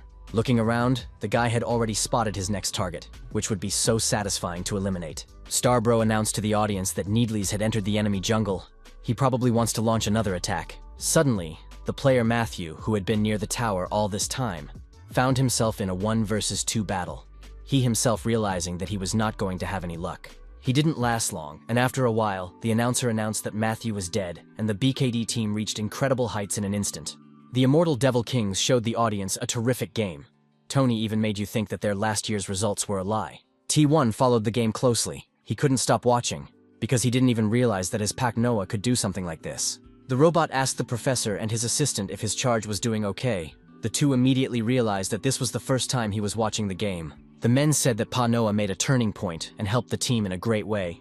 The robot defender was extremely happy to hear that. Conversations did not distract the professor from carefully watching the game. All his attention was focused on the boys. Here and now, he noticed that Foss had been pressing the opponent's towers and getting rid of them since the beginning of the game. If he didn't stand his ground, the game would be over in an instant. Janie was a master at blocking out a dangerous blow at the most dramatic moment, allowing for less damage to be directed at the team. But what was most striking about Needless, who created this whole situation, was that he incredibly quickly and situationally generated a very successful plan. Definitely, he knew how to win, because like a spider, he wove his webs and pulled his enemies into various intrigues and traps. No matter how many times Lee interacted with this guy, he was always amazed by the incredible tactical abilities he possessed.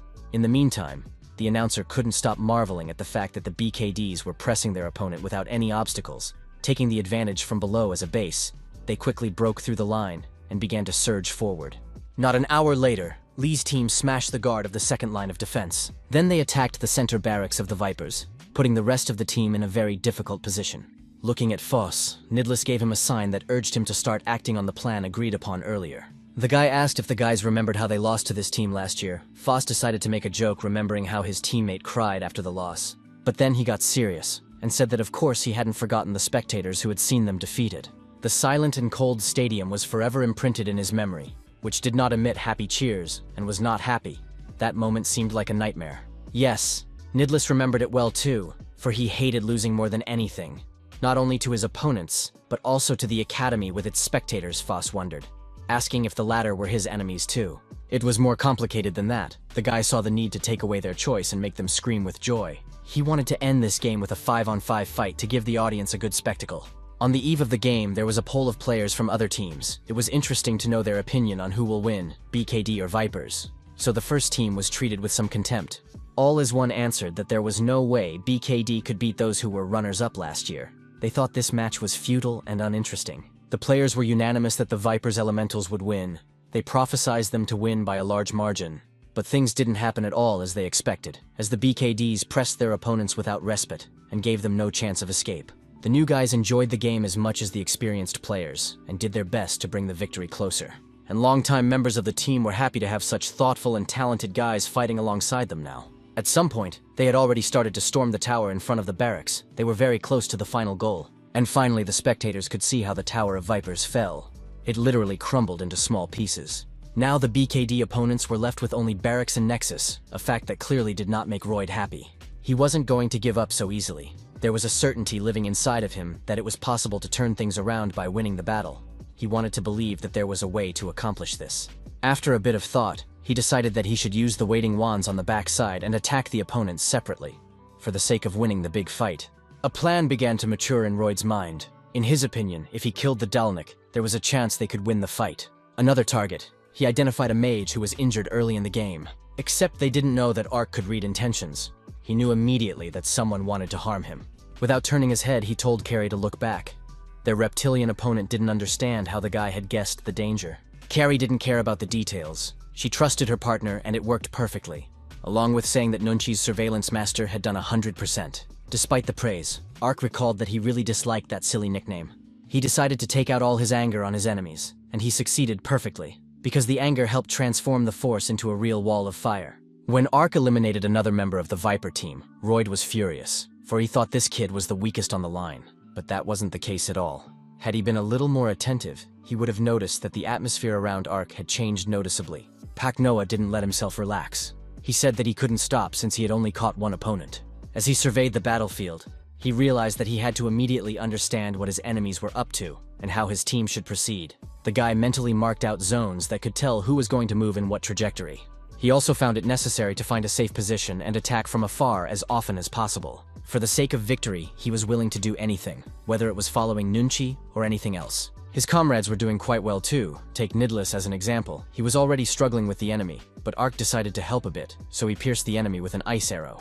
This way he managed to neutralize Matthew, so Royd was just pissed off. He realized that they were careless when they didn't check the information about the BKD.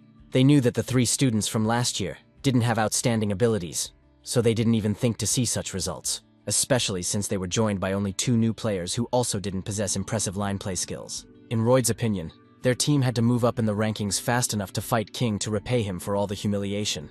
But those lousy BKD guys screwed it up and didn't let that plan come to fruition. Now they were surprisingly successful in each of their attacks. Their tactics and precise calculation of blows were amazing. And now Foss was making another crushing blow. He wanted to take out 2 opponents at once with one shot, and everything pointed to it being the right decision. This guy was much stronger than his enemies, the audience and even some of his teachers expected. Their combined actions with Ark eliminated 2 more Vipers. Watching the destruction all around him, Ark felt a sense of satisfaction, for this was what it felt like to completely crush the plans of the hapless Vipers. The entire team was impressed by how skillfully their younger comrade used complex techniques to eliminate their opponents. Foss and Janie looked at each other and couldn't believe that the kid was using a skill called Quadrakill. Nidlis alone was extremely worried. He flew up to Ark and asked what he was doing. The latter didn't quite understand the meaning of the question. He soon realized what the older player meant, for Royd was so angry that he decided to use Pentakill, the most dangerous of the moves in this game. Realizing that there was no turning back, the BKD guys decided that they had to let Ark commit another murder. So now they were trying to somehow apprehend the brunette. But there was another problem. Our hero had no mana left at all and didn't know what to do. Nidless irritably said that he could always use normal physical force. The anticipation of an imminent victory contributed to the chaos around them. Everyone wanted to finish the game as soon as possible. Even Starbro couldn't hold back his excitement and the fear that lurked deep inside him, because watching such strong guys was a little creepy. The host announced that in the first open bout of the competition, a pentakill had occurred, causing Ark to eliminate his main rival Royd. The arena exploded with applause, but even so, most of the spectators were at a loss, for the Vipers were one of the strongest, and they had lost. If the T1 hull had allowed him to open his eyes wider, he would have done so, for there was no limit to his amazement. Kim grinned and muttered that their Pak Noah had killed 5 players in a row, and he also used pentakill, which wasn't easy to accomplish. The screens above the stadium had been showing Ark's image for several minutes now. While the announcer was emphasizing that the guy had registered a pentakill, everyone watching the game was surprised to hear that the BKD had captured all 5 Vipers, and were now methodically destroying their barracks. King was not happy with what the announcer was announcing. The Immortal Devil Kings had destroyed the Twin Towers and were moving swiftly towards the Nexus. Watching the successful actions of the boys, Professor Lee was really enjoying himself. He was overwhelmed with a sense of pride and triumph. Finally, the enemy Nexus was destroyed. It was a victory. BKD were able to do what they failed to do last year. It's time to get back to reality and get the recognition and fame you deserve. Ark was pleasantly impressed. He never imagined he would make the first pentakill of his life just at the competition. Perhaps it would help him forget about being killed the very first. When he entered the arena, he heard the cheers of the spectators. They seemed to echo throughout his body, his heart pounding so loudly that it drowned out even all those cheers. Fos looked at Nidless of the team with a smile. He was glad to share this moment with him and finally feel the joy of victory. The dark-haired guy wiped his wet eyes and told the team leader that they should enjoy this sight more often. Janie was more open to showing emotion, so cheered, jumped and hugged Carrie, who stood dazedly in the middle of the arena. Their enemies were not in a hurry to come out to the audience.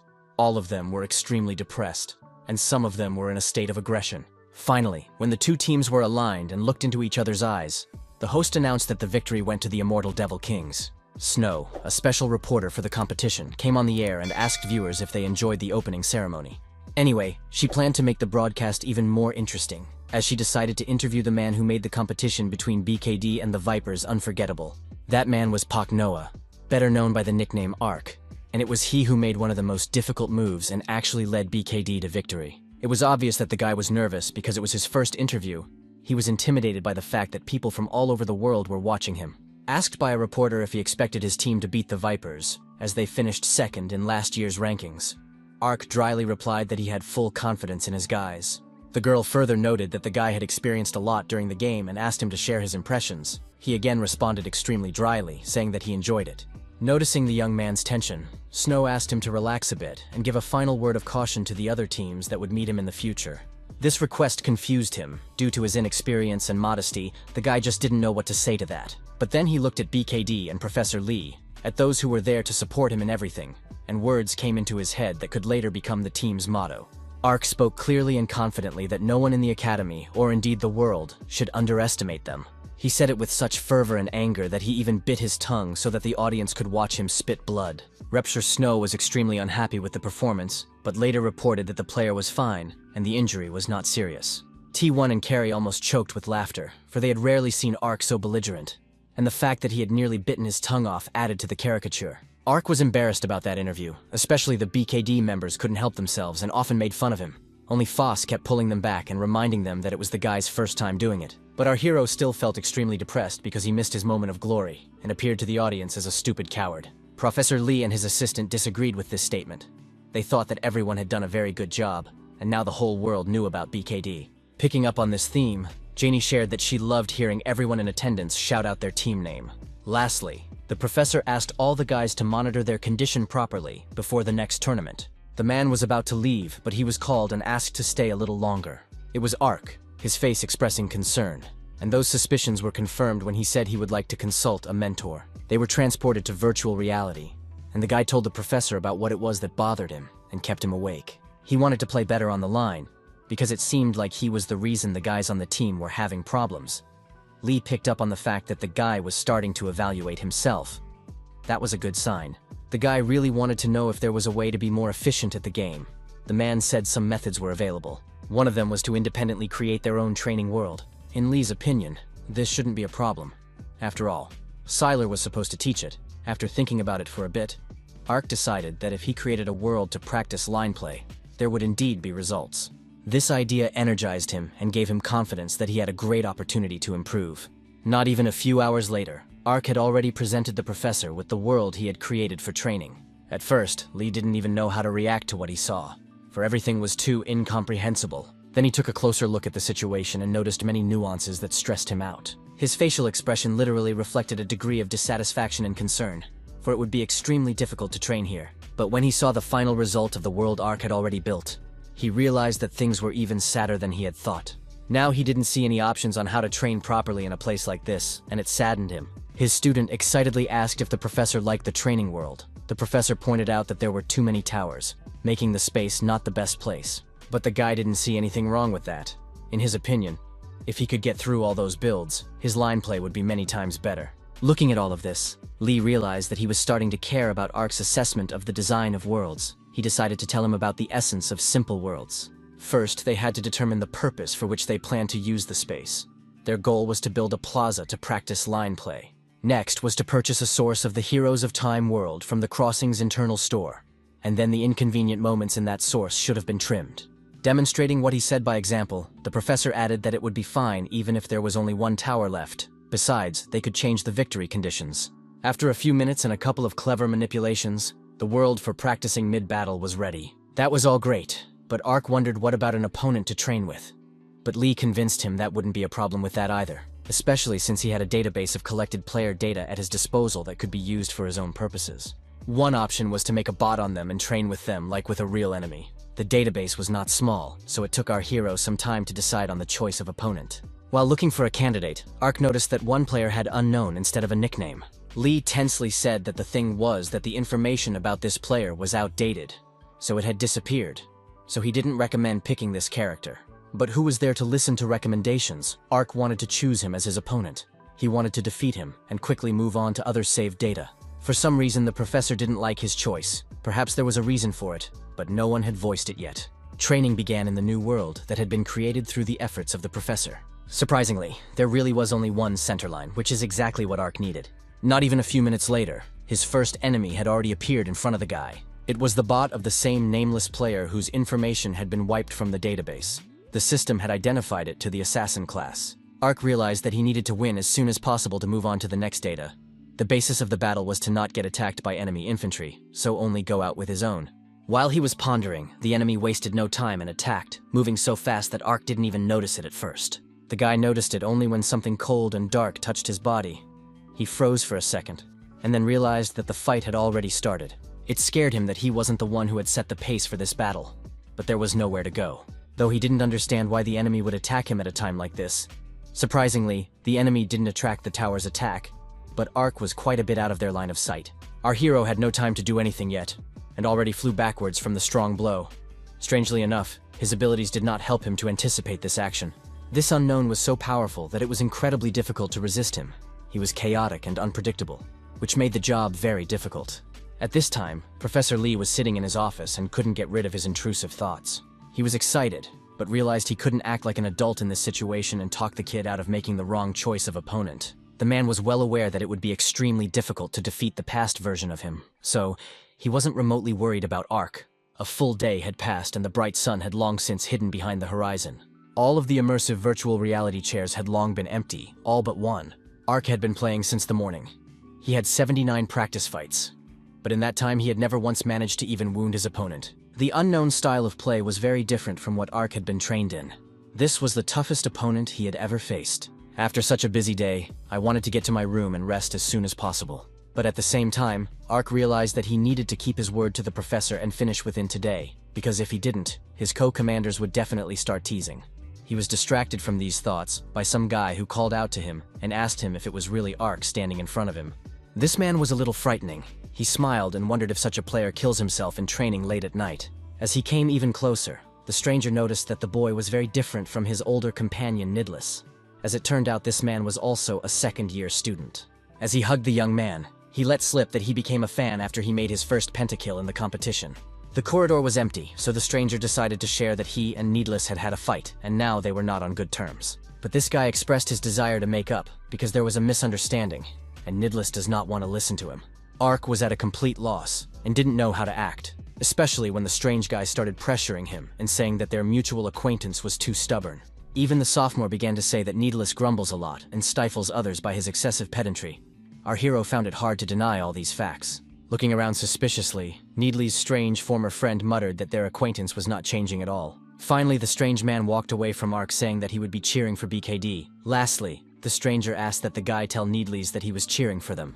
Park Noah was alone, trying to figure out what had just happened, because this guy was acting extremely strange and suspicious, and he didn't even give his name. Night is a time when people try to hide their secrets. Tonight was no exception, for there will always be those who have something to hide. The mysterious stranger who had been harassing Ark was admonished and asked to leave the room quickly, for he said he had only come to pick up his uniform and make a quick exit. Waving his hand, the boy turned to himself, saying that for the first time in a long time, he felt as if he had met someone from his homeland. It wasn't just any stranger. His name was Loki, and he was the captain of the Metal Sharks team. He was also a former BKD member, the same one who quit the team last year. The guy was obviously up to a new trick, because he thought everyone missed him a lot.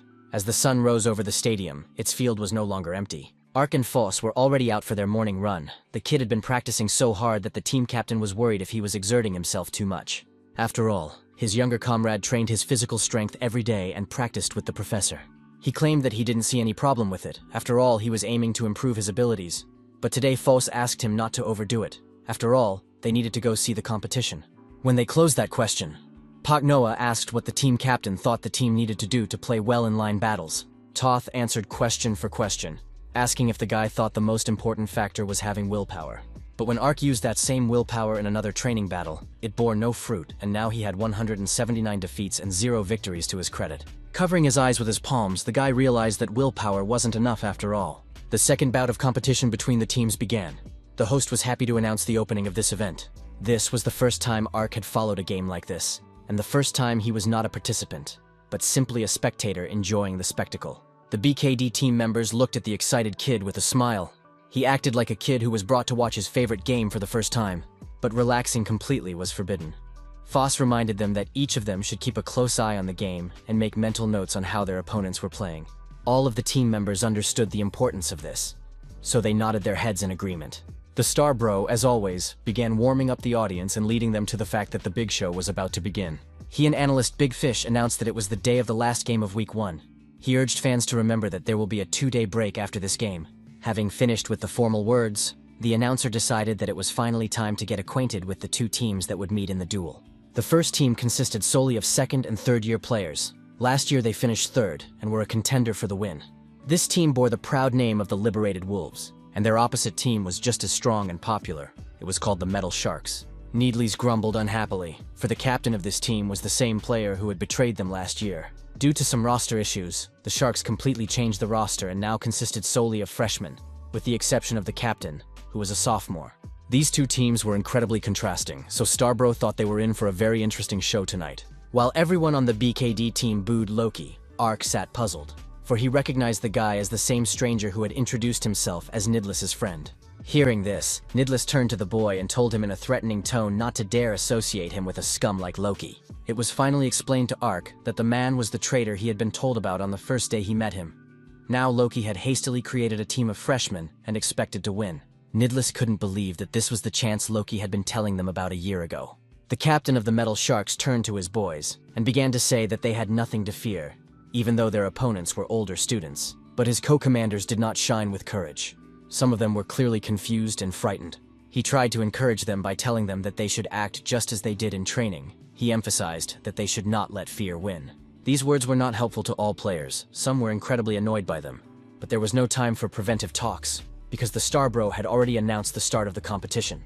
Ark was concentrating on everything that was going on. He was determined that he couldn't miss the slightest detail. After all, this was about their future opponents. It was a real revelation to him that a member of one of the teams was his longtime foe, the same Black Skull Lee Hyunjun. He told his friends that he knew the vile man, for he went to the same school with him. Carrie joked that he could scold the boy if he offended her dear Ark. Nidless listened intently as their newcomer said that this Black Skull was nothing, as he was able to defeat it even without training with the professor. In that case, this Skull, who was now calling himself Nightmare, had bad luck, for his opponent was a very strong player. With him on the line was a man who was called the 3rd generation of top leaders.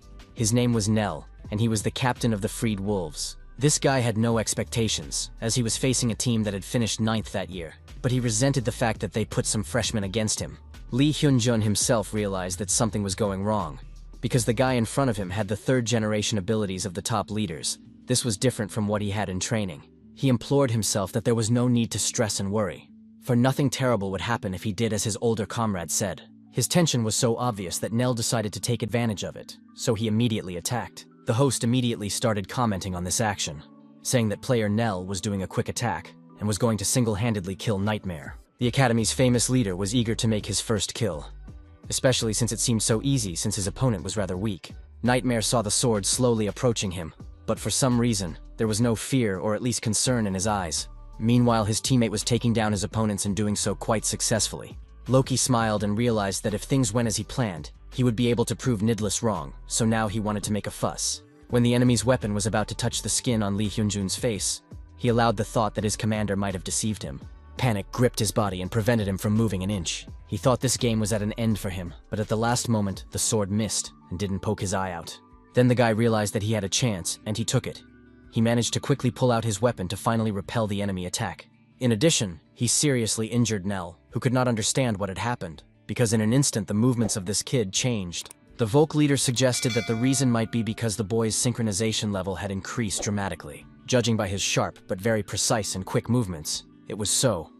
But how he managed to pull it off remained a mystery. Nell barely had time to fend off the attacks of this freshman. He certainly didn't expect this, because he thought that making his first kill would be easy. But it wasn't like that at all. His sword swirled around his opponent, except even when it seemed like the blade was quite close to Nightmare's body, it didn't graze him or do any damage. It seemed to the audience that Nell was just losing to physics and didn't understand how it worked since she couldn't calculate the correct trajectory of her punches. Ark suspected that something was wrong, because Lee Hyun-jun was not moving at all like he remembered. His movements were completely different. Looking at how deftly he was attacking such a strong opponent, one could conclude that somehow, Lee Hyun-jun had managed to greatly pump up his abilities in such a short time. It wasn't easy to believe it, but it would be foolish to deny what I had seen. The host was amazed at how suddenly everything changed, how those who were considered less powerful exceeded expectations. No one would have thought that the first person eliminated would be Nell, and killed by none other than a freshman player no one had ever heard of. But this was not the only surprising incident. Something strange was happening on all the lines. For the freshmen were getting rid of their more experienced opponents with ease. Loki could only laugh as he heard comments about the preponderance being on the Sharks' side and the Wolves getting under pressure and starting to make unforgivable mistakes. Soon the Wolf Towers began to collapse one by one, the Metal Sharks crushing them with their superior strength. The players were rapidly advancing towards the Nexus. No one knew that the guys had the same strange markings on their bodies that no one noticed. Thanks to these strange symbols, they were able to destroy the enemy's Nexus with an incredible score difference. The game ended in a way no one could have imagined, because everyone was betting on the Wolves. But it was the Sharks team that won. They had made what they called their exit from the shadows, and were now getting used to the rays of glory. The host announced that following the BKD, the uprising of teams that used to be at the bottom of the standings continues. This news did not please the BKD themselves, who guessed that something was amiss here. The second week of the competition was underway, and the fights were getting more and more brutal. Although, to be frank, Carrie was always pretty brutal, no matter if it was week 2, week 1, or week 10. After defeating another opponent, the girl said she felt like she wasn't very active at the last game and now decided to make up for it. If the girl was calm and did her job with a smile, Nidless was extremely concerned because of last week's Sharks fight they were watching. These guys were a little too strong for someone competing in a competition like this for the first time. But those thoughts didn't stop Needless from committing Jenkin right in front of his opponents, chopping up their weak spot. For himself, he decided that he would make every effort not to lose to his main enemy, Loki. A battle was now taking place between the BKD and the Fire Buffaloes, ending in a defeat for the latter. The next battle was for the White Owls and the Elemental Vipers. Royd was very excited, for he didn't think they would meet in a duel so soon. He realized that the moment had come when he could finally get his revenge on King, whom he hated so much. But when he looked at the team, he realized that King, whom he wanted to kill on the battlefield, was not among the participants. Looking at the way Royd's gaze ran from one player to another, the pink-haired girl assumed he was looking for a newcomer to their team. But she was convinced that the guy wouldn't be able to face him, because he'd probably leave this field before King showed up.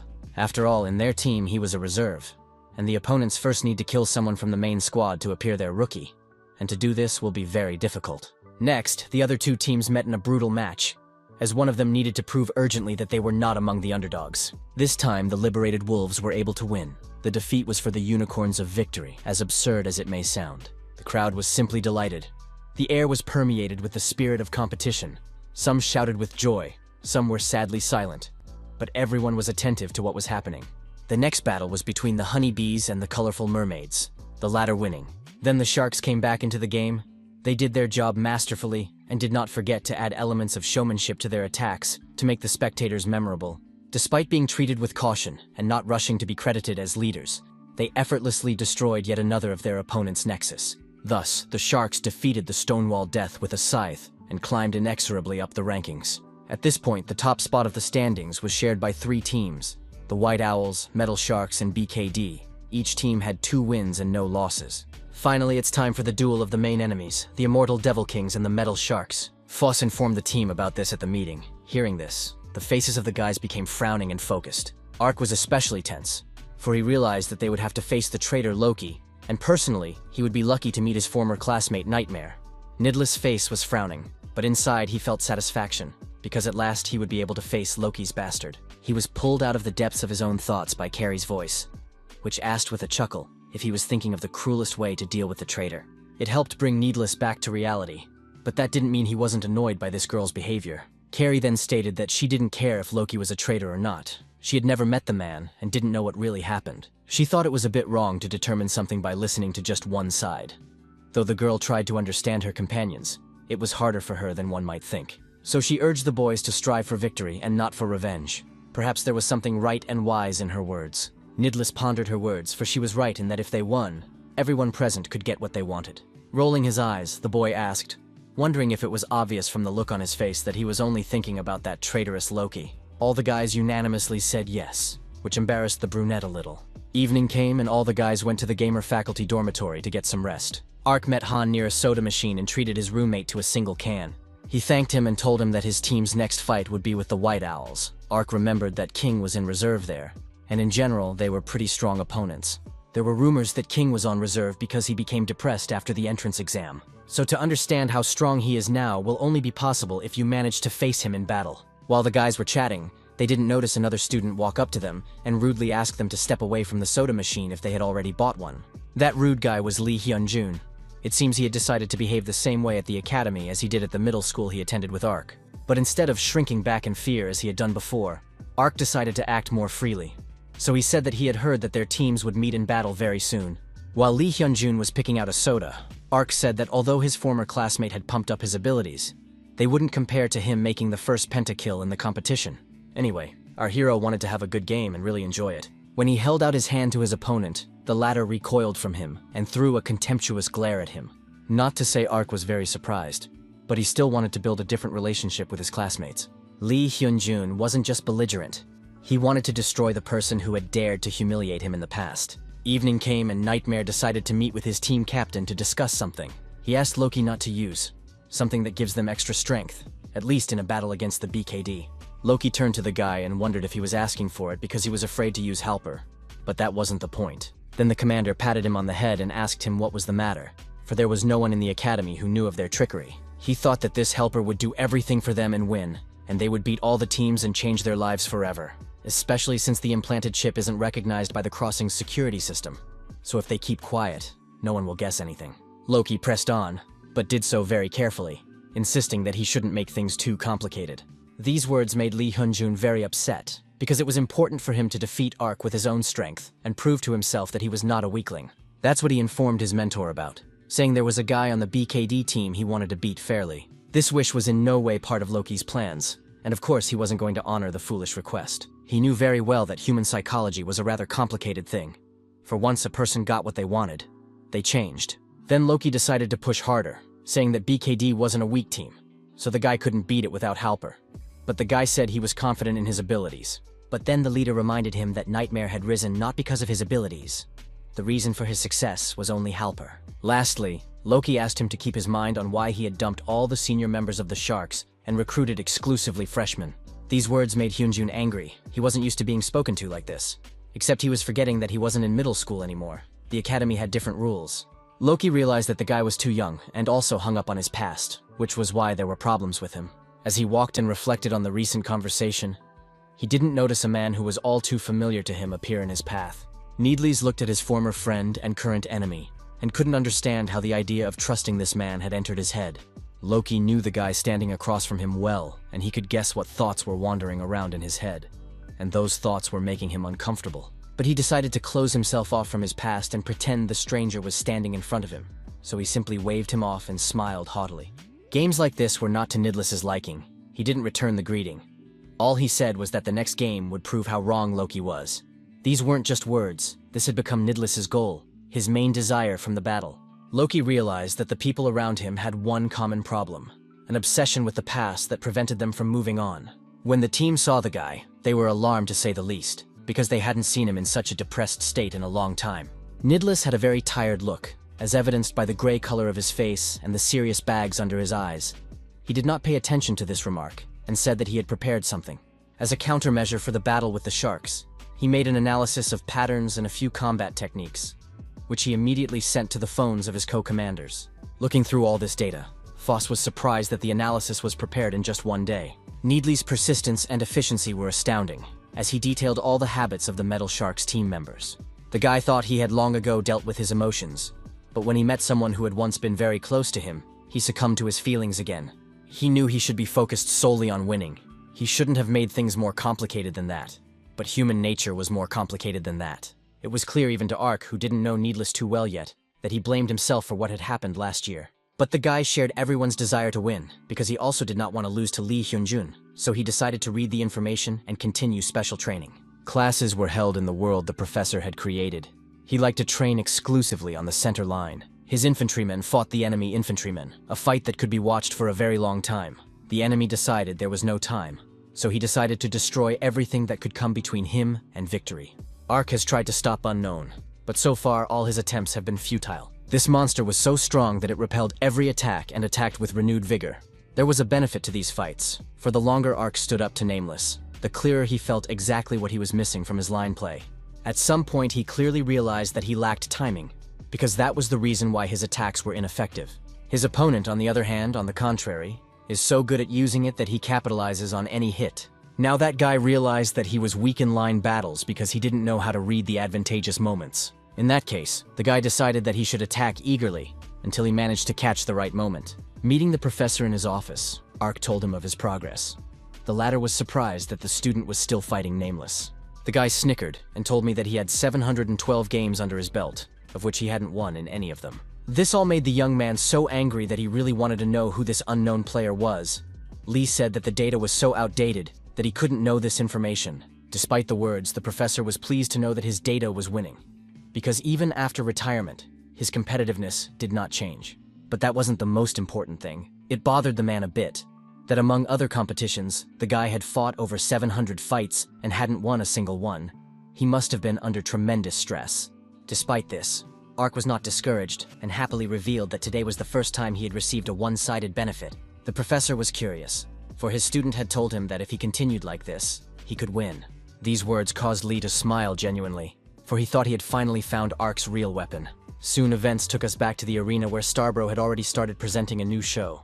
He reminded them that Week 3 has begun, which means they will be treated to a legendary battle between two very special teams very soon. Deciding not to take too long, the host immediately invited the participants into the arena. First to the audience came Metal Sharks. The guys looked very collected and serious. Only Loki did not hide a sly grin. The BKD team came out with the professor. The guys' lips were tense. It was obvious that they were mentally preparing for a difficult battle. For those who forgot or didn't know, the announcer reminded that the two teams took the last two places last year, but this season they defeated their toughest opponents and pulled ahead. Everyone was wondering which team would lose first and become the underdog again. Needles couldn't take his eyes off of someone he considered a childhood friend. He wanted to tear him to shreds in this game. His colleague Professor Lilia, the Sharks' coach, approached Lee and extended her hand and said both teams should have a good game. Shaking her hand, the man said he was counting on it. Turning his head to Nightmare, Loki whispered that he would assume the latter had understood him during the last conversation. The boy did not answer anything. Inside him was resentment, because in school he used to consider himself a leader, and here he had to obey. After a few seconds of tense silence, he replied to the captain that he understood, then turned his gaze to Ark and decided that he would destroy him by any means necessary. When the teams were ready to begin, the announcer announced that the Week 3 game could begin. Ahead, the audience was treated to a legendary battle between BKD and the Metal Sharks. The guys were transported to virtual reality and were ready that the victory will not be something easy for them. Needless was extremely tense. He knew what to expect from Loki, but he was still anxious to find out what would happen during this fight. Carrie got in touch with him, determined to remind her frowning comrade that you can't play while under the power of emotion. The girl's sarcasm was nothing new, so Needless decided to return the favor by telling her that it wasn't often that you could hear her grumbling, for she was mostly angry at first. The girl only laughed in response, and after a second she focused her attention on the enemies, which she thought could be eliminated very easily. With a wink to Jenna, she said that the best thing for them to do was to push the bottom line properly. The girls, without too much thought, did so, for their task was not to let the opponents pass further, and to eliminate them in their territory. The Sharks expressed no concern when they noticed that bloodthirsty Carrie and her older friend running toward them. Even the host was surprised by this stoic calmness expressed by the guys, because they didn't even try to take a defensive position. As Carrie was about to run up, a shield suddenly appeared in her path, the appearance of which had not been foretold in advance. It simply shone in front of her very nose as she was about to strike. After this clash, the girl lay there unable to move. The Sharks could rejoice, for they had managed to repel the attack of one they considered invincible. But on top of that, they managed to destroy one of BKD's towers, and it all happened in just the 7th minute of the game. Janie was hurt too. She was barely conscious, but even in that state she was trying to figure out if Carrie was okay. Their opponent stood and smiled as they watched the girl squirm in pain. They didn't think it would be so easy to win. The contestant in the witch costume suddenly remembered a conversation that had taken place just before the game. The commander then told them that they would get through this game without stress, so they shouldn't have worried. In order for things to go smoothly, he ordered them to activate the use of Helper from the very beginning of the battle. Then and only then would they be able to defeat the BKD. That's exactly what they did. If anyone looked at their necks, they would have noticed the strange glowing markings. Following the girl's lead, Foss suffered a solo kill, at which time the Sharks notified their victory on the top line as well. The BKD support listened in horror at the fact that their opponents outnumbered them on all lines, a situation turned decidedly not in their favor. Hearing that the balance between the teams was beginning to break down, Lilia smiled modestly. Looking at their team being literally crushed, Needles couldn't believe it was even possible, because their preparation was just perfect. He couldn't realize that the main goal of Loki's team was to win by a huge margin and take over all the lines. He wanted to defeat the BKD and deny them the opportunity to recover. The fight was so bizarre and intense that there were times when the announcer just couldn't find the words and didn't know how to comment on the whole thing. Looking at the blue screen that showed the fact that all BKD lines had fallen, he couldn't believe it. All of this indicated that the game only went in favor of one team. But there was still a small glimmer of hope, for not all the BKD players had fallen. There was still a battle between Ark and Nightmare on the center line. Both guys were strong, and each of them was not going to yield to the opponent, because only they could decide the outcome of this fight. What was going on was closely watched by Loki, who couldn't understand why Nightmare still hadn't won if he had activated Halper back in the beginning. Neither the audience nor the professors could understand how it happened that a team that was initially at a disadvantage took the lead. At this point, there was only hope for BKD on one line, and the fate of the teams was in the hands of two freshmen. Nightmare's mind kept replaying Loki's words that he was in this place not because of his own abilities, but because of Halper. He would never agree with such a statement, so his captain could go elsewhere. Lee Hyun-jun was 100% confident that a guy like Park Noah could defeat him with his own strength. During all this time, the guy has studied the style of his enemy and calculated that Ark is not used to playing on the line, so he can take advantage of it. The main thing is not to forget to synchronize the enemy. Because of the very first loss to Ark, Hyun-jun's plan to become a pro gamer was completely ruined. And when he was beaten on the street, Black Skull lost faith in himself. He even invented a new nickname, because that one reminded him of the shame. Now all he wanted was to win, thus paying for all the insults. Loki finally realized that all his plans were in serious jeopardy, because it looked like Nightmare hadn't activated Halper, which meant he could very well screw the whole team and lose. But that didn't matter now, for Loki planned to visit the two and figure things out on his own. It wasn't that easy, because he had forgotten about Nidless, who was just waiting for the right moment to attack. Loki couldn't go any further. This made him incredibly angry and scared, for he might not be able to help Nightmare in time. With a wink at his opponent, Needless said he thought if all places win, Lesnick will definitely target the center line. But there's no way in hell he's going to let Loki near the center line, or let him lift a finger to bring victory closer. Those words brought a smile to Loki's face. He mouthed that he didn't even doubt that his former friend hadn't lost his magnificent ability to read moves. Upon seeing Needley's encounter with Loki, Kim's assistant jumped up from his seat. He was genuinely worried about the guy's morale. Noticing this reaction, it was clear even to the robot that there was some history between the two of them. so he asked what was the matter. Kim said that Nidless and Loki entered the academy together on recommendation, and even came in first and second place in the entrance exam. They knew each other before they came to the academy. They were selected by the professor last year, though Loki ended up changing teams. Now T1 was very interested in which of these two took first place, because it was quite difficult to determine now. Assistant Kim proudly said that, of course, the best was Needles, and now the lad was showing off his admirable abilities in every way possible. Realizing that the fight would be difficult, Loki decided to play on emotions, reminding his former friend that he had loved to win since childhood, and had successfully done so. When Nidless said he didn't want to listen to this bout of nostalgia, his opponent took umbrage, saying that those words hurt him. Now Loki understood the nightmare's feelings. He wanted to play with his opponent himself, and preferably do it without any amplifiers, but Needles was no ordinary player. He had an incredible instinct that warned him of danger in advance. Loki applied a special ability to his weapon that would return it back to its owner like a boomerang, and attacked. The attack came as a surprise even to a strategist like Needless, as the first bloody scratch appeared on his face. With a smirk, his former friend reminded him that one should never be careless, even when it seemed that danger was still far away. After those words, he attacked again. While Needless tried to fend off his attack, Loki tried to run him over mentally. He began to say that he often remembers the times when they were still friends. Especially vivid were the memories of the city of Z, the garbage in which resembled the highest mountains. Once, they found a broken game console there, repaired it, and often played it. That's when the first dreams of becoming pro gamers appeared. They seemed quite naive and childish, but now this reality was not so distant. It was the only good memory from their childhood, because for the most part, their hometown was like hell. Calling him by his real name An Hyunsu, Nidless reminded him that he was the one who betrayed them in the past, as he left the team without any discussion. Loki also called his former friend by his real name, Ha Dok-jin, and said that he had been too proper. So if he had said anything about his intention to leave, Nidless would have opposed it. To some extent he was right, and that made the brunette even angrier. He grabbed his opponent's arm and brought his dagger up to attack. There was nothing to stop him from taking his anger out on Loki.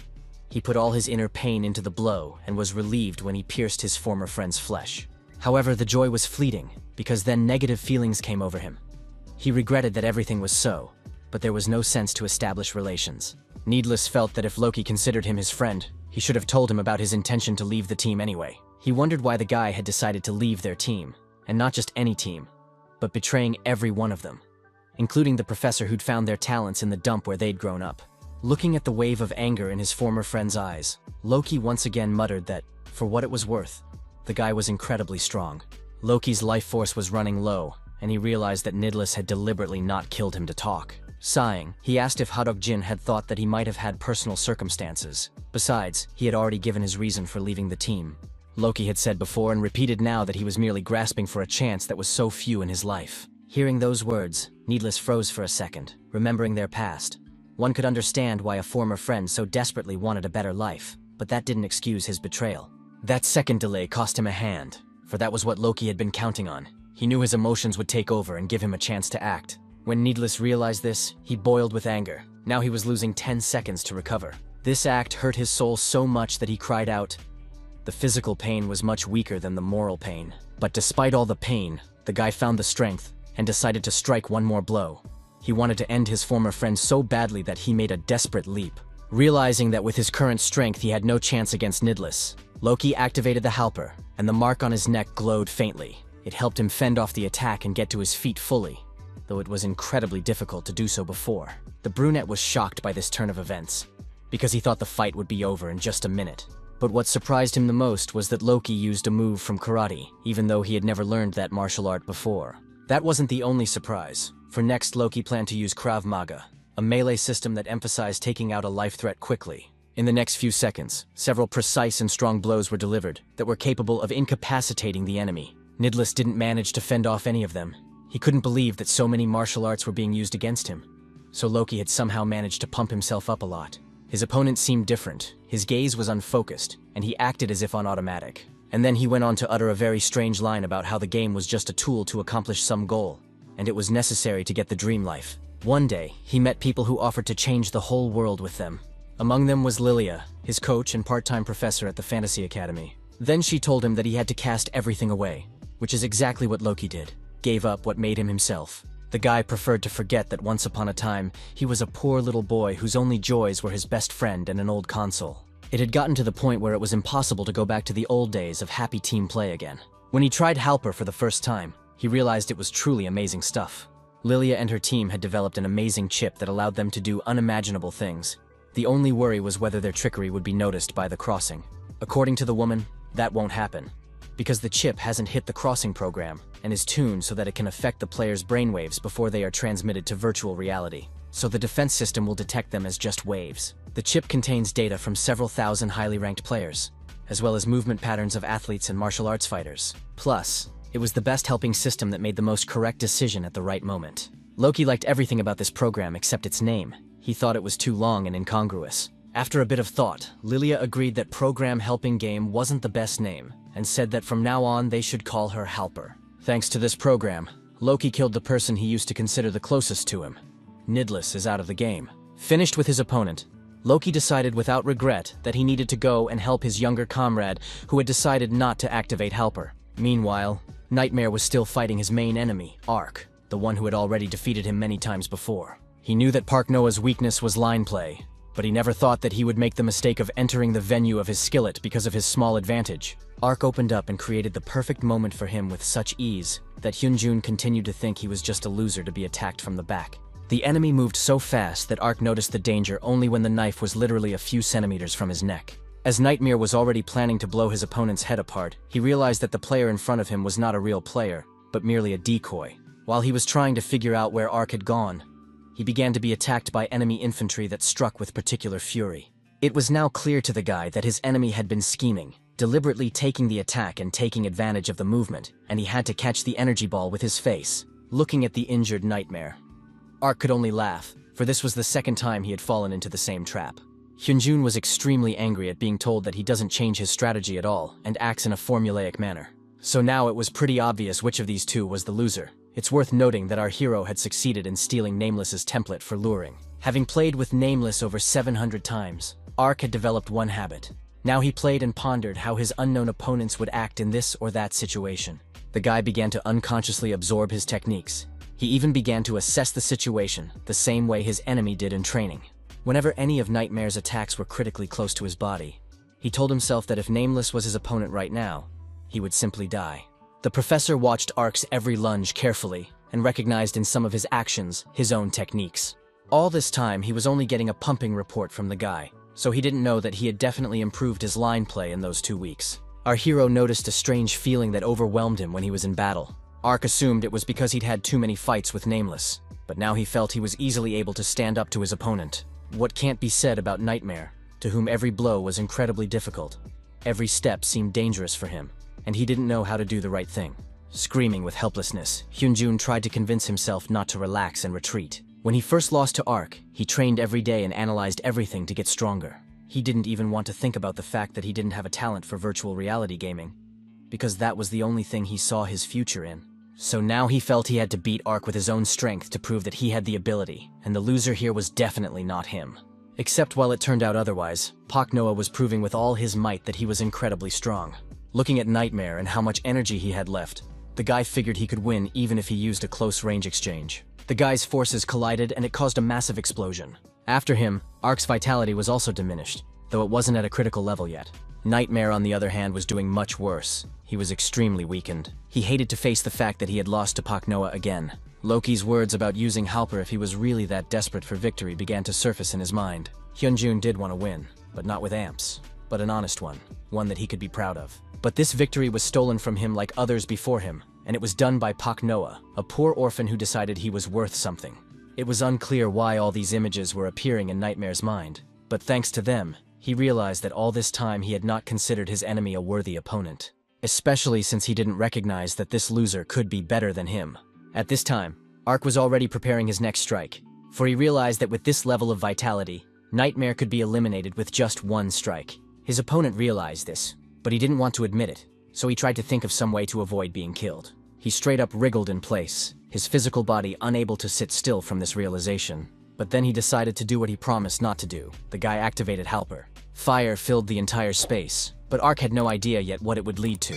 But when he noticed that his opponent was still standing there, he was simply speechless. The realization finally entered Nightmare's head that his older comrade was right. For victory was one thing, and it didn't matter how you achieved it. When Loki arrived at the battlefield, he smiled happily, for he noticed that his younger comrade had decided to activate the amplifier after all. Over the course of his training, he had learned to wield Halper well, so it was only a matter of time before they won. Ark was so tense that his physical body was literally going crazy and couldn't take the strain. In the end, he still couldn't win though, so the Metal Sharks took the lead in this battle as well.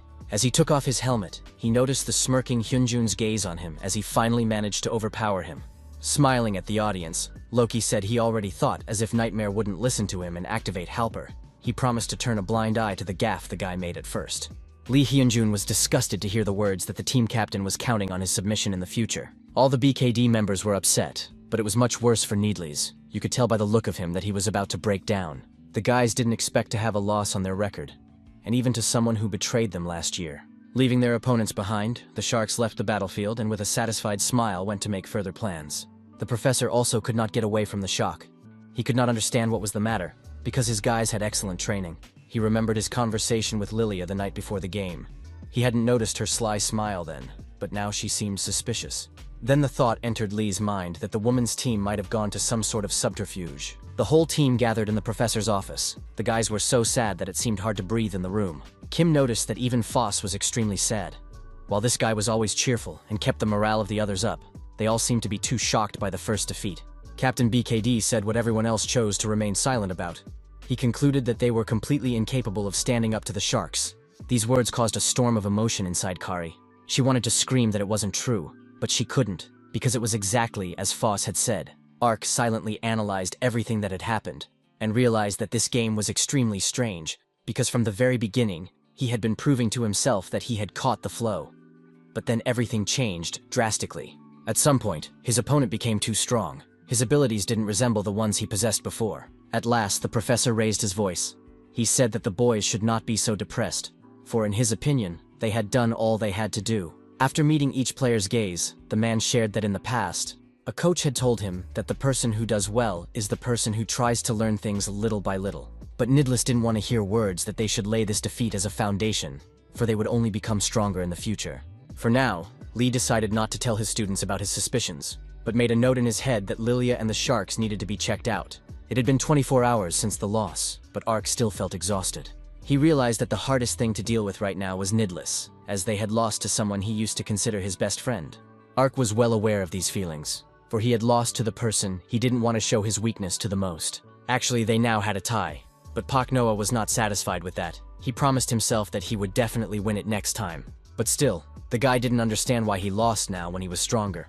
After all, he had beaten Hyunjun back then when he hadn't even trained yet. Time was running out, and it was time to go back to the dormitory. As it was, Ark felt more refreshed and centered after the run.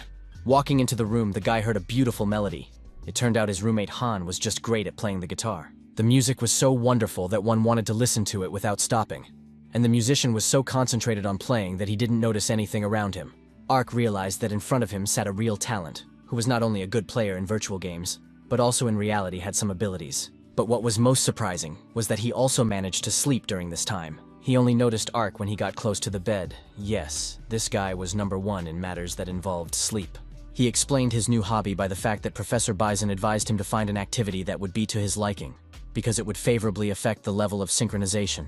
Han also shared that he will be performing with the band at the school festival, which will be held the day the 5th week of competition ends. It was said that on this day the entire academy would be transformed into a hologram. It was to be an amalgamation of the real institution and its mirror copy. Khan was just incredible, because he had time to participate in competitions and prepare for the festival. But his band had one problem. They couldn't find a vocalist. Then the guy's face suddenly turned serious, and he said he had one conversation to have with Ark. He listened attentively, but when it came to girls, he wanted to run away. In Khan's opinion, Ark should know a little about dealing with the opposite sex, since they had 2 girls on their team. Everything was like that, except that our hero did not know how to intentionally make friends with the girl, because he had it all by himself.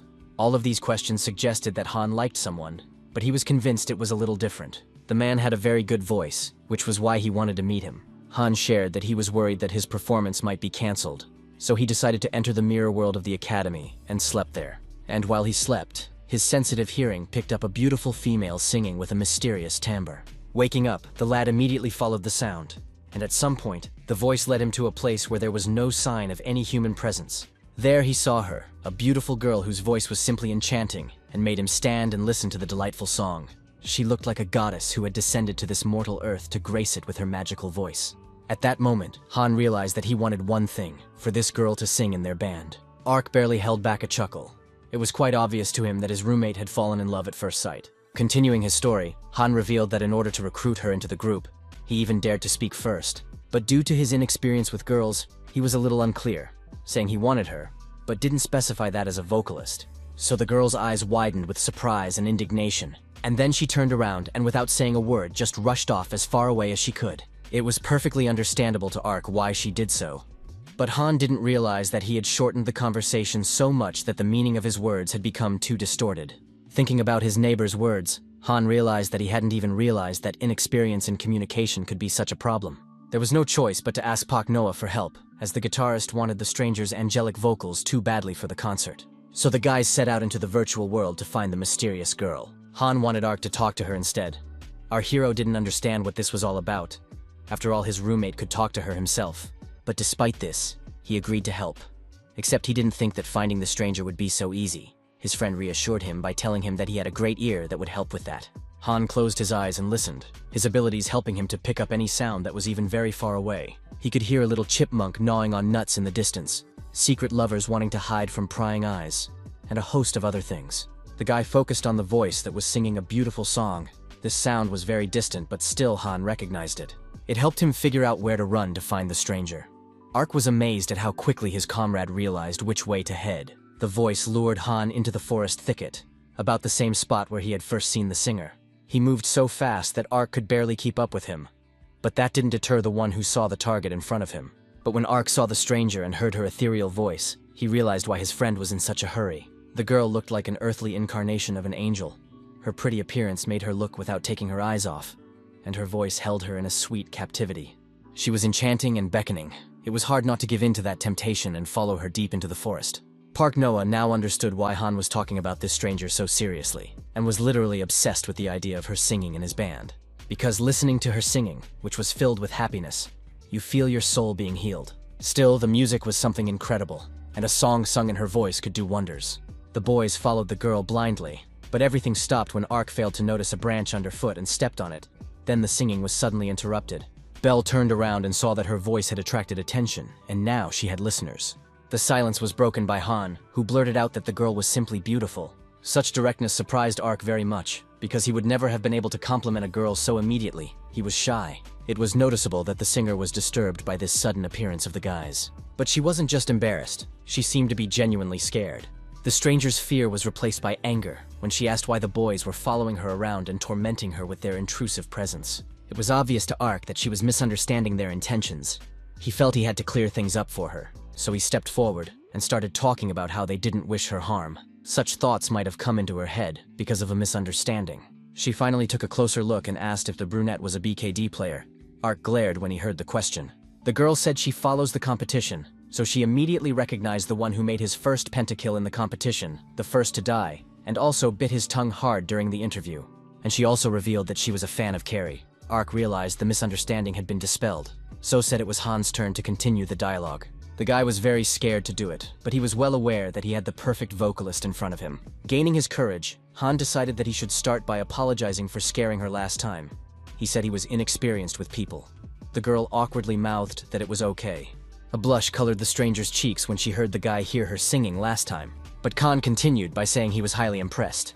He thought the singer had a beautiful timbre of voice that could lift people's spirits. He finally got down to business and dared to ask her to become the lead singer of the band and perform with them at the festival. Watching this dialogue, Ark could barely contain an awkward laugh, as his humble roommate was literally confessing his love to this beauty. After thinking for a bit, the girl wondered if she was actually being asked to speak in front of other people from the Fantasy Academy. The guys nodded their heads synchronously, and their new acquaintance shone with happiness. She liked the idea very much, and now couldn't wait to try herself as a vocalist. Patting his friend on the shoulder, Ark remarked that everything was working out very well, but then the girl stated that she had one condition. She wished that the guys would in no way try to look for her in reality. She really wished the guys would respect her decision and follow that simple condition. If Ark didn't care much about this request, Han was clearly upset. It was written all over his face. but he mouthed that he agreed if the girl would perform with them at the festival.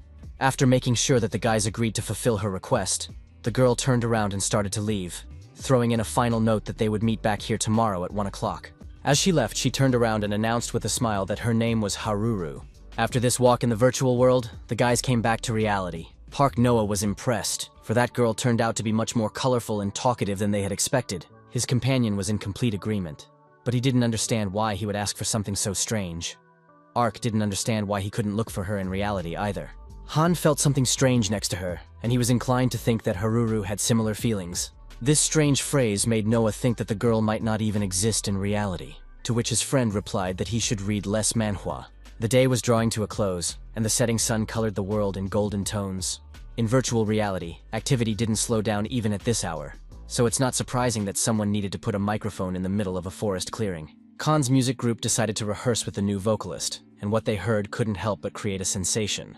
Haruru felt the music so well and adjusted her vocals to it that it was just an ethereal composition that delighted the ears of everyone who heard it. She herself had heard how wonderful it was turning out, so she was glad she had agreed to work with such talented kids. She was overwhelmed with happiness, for now she could rehearse to perform outdoors. The girl thought crossing was the best of all worlds. The members of the musical group were happy too.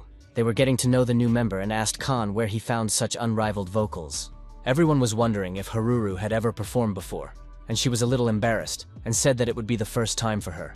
The girl liked the guys in the group so much that they wanted to be friends with her and asked for her number, but the girl replied that it would be a bit difficult. When one of the guys was turned down, the second guy decided to get into the game and offered to take the girl for a walk after the rehearsal. She was at a complete loss and didn't know how to answer in a way that wouldn't offend anyone. Han noticed this and decided to intervene. He reminded the boys of the condition of cooperation that Haruru had set. They immediately lowered their eyes and said they understood. Realizing that nothing would happen to them with the beauty, the guys with sad faces went away, leaving Han alone with the vocalist. The blue-haired elf was about to leave as well, except a gentle voice asked him to stop. Her voice sounded confident as she asked the guy to walk around the virtual city with her. Even though Han really wanted to sleep, he decided to honor the request. On the contrary, the girl was very cheerful. She spoke enthusiastically about today's rehearsal, and thanked for the fact that she was given the opportunity to perform at the festival. Then she suddenly became serious, and asked if what the guy had said to her yesterday was sincere.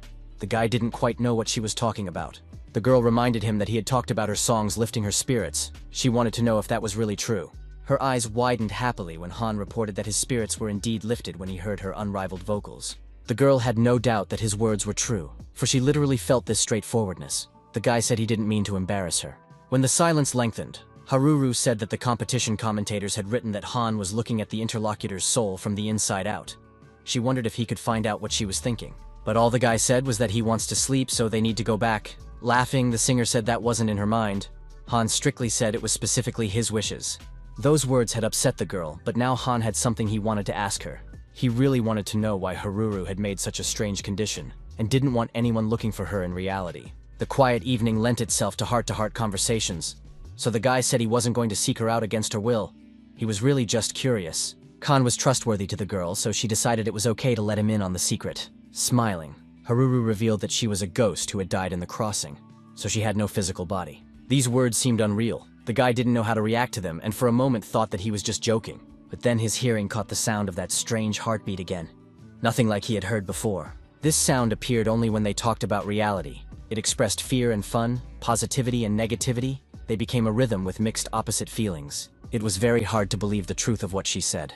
So Han said that the vocalist had also reread the manhwa, because it was unclear what was real for her. Pak Noah stood there thinking that he would gladly go into the woods now to search for some strange stranger with Han. Most likely, the rest of the team was thinking something similar, for it was obvious that each of them dreamed of being as far away from this place as possible. After all, when Needles and Carrie were fighting, it was hot for everyone.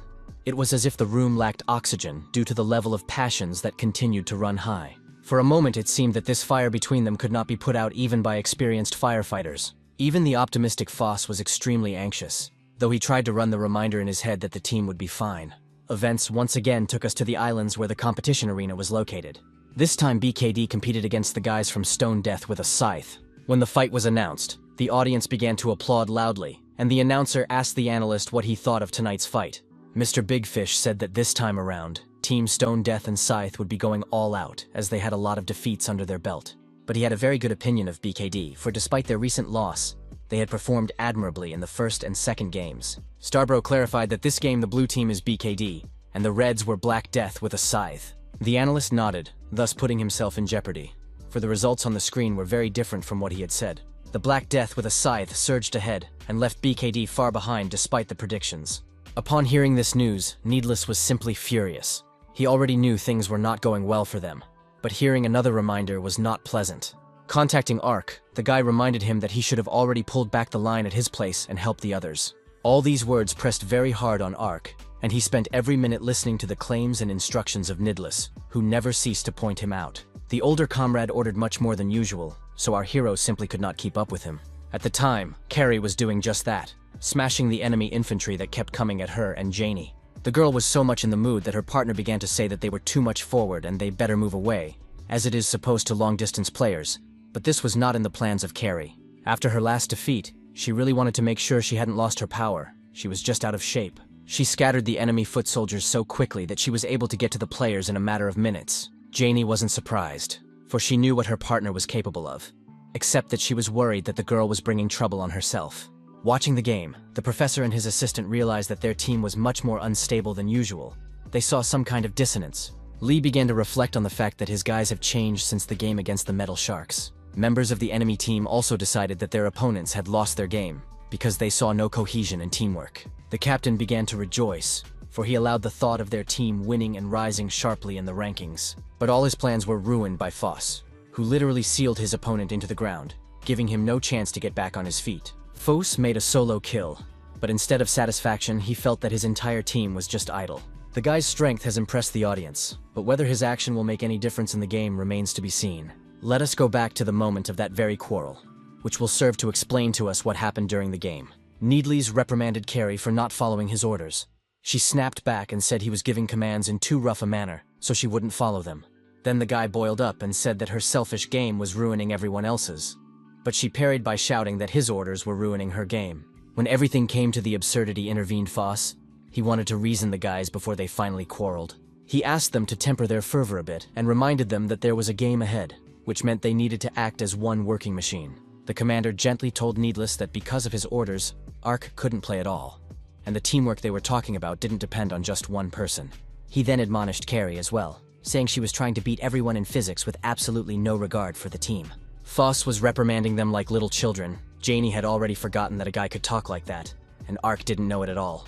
The once loud-mouthed Carrie and Needles now stood with their heads down and listened intently about having to objectively evaluate their play. Finally, the games and practices were over, and the BKD members could go to their rooms. Ark lay in his bed, but there was no way he could relax and put what had happened out of his mind. He pondered how much longer their team would last if things continued like this. When Han's curious face appeared above him, Ark realized he had been quietly muttering his thoughts under his breath all this time. Han realized that because of the loss, the atmosphere in the team had deteriorated and it hit all aspects. Park Noah confirmed this by saying that they barely picked a win this time. What frustrated the guy the most was that he couldn't do anything to improve relations between BKD members. After thinking for a bit, Han said that the guys were playing in fives, which meant they could be introduced as 5 fingers. He explained that it takes good work to pick something up or do something. So obviously if one finger doesn't function, things will go wrong. But at the same time, no matter how oddly Han folds his fingers, if you put them in place, they will start working the way they should. Except that Ark's problem was that he'd gotten frank with a player on the enemy team, even though he'd become buddies with him.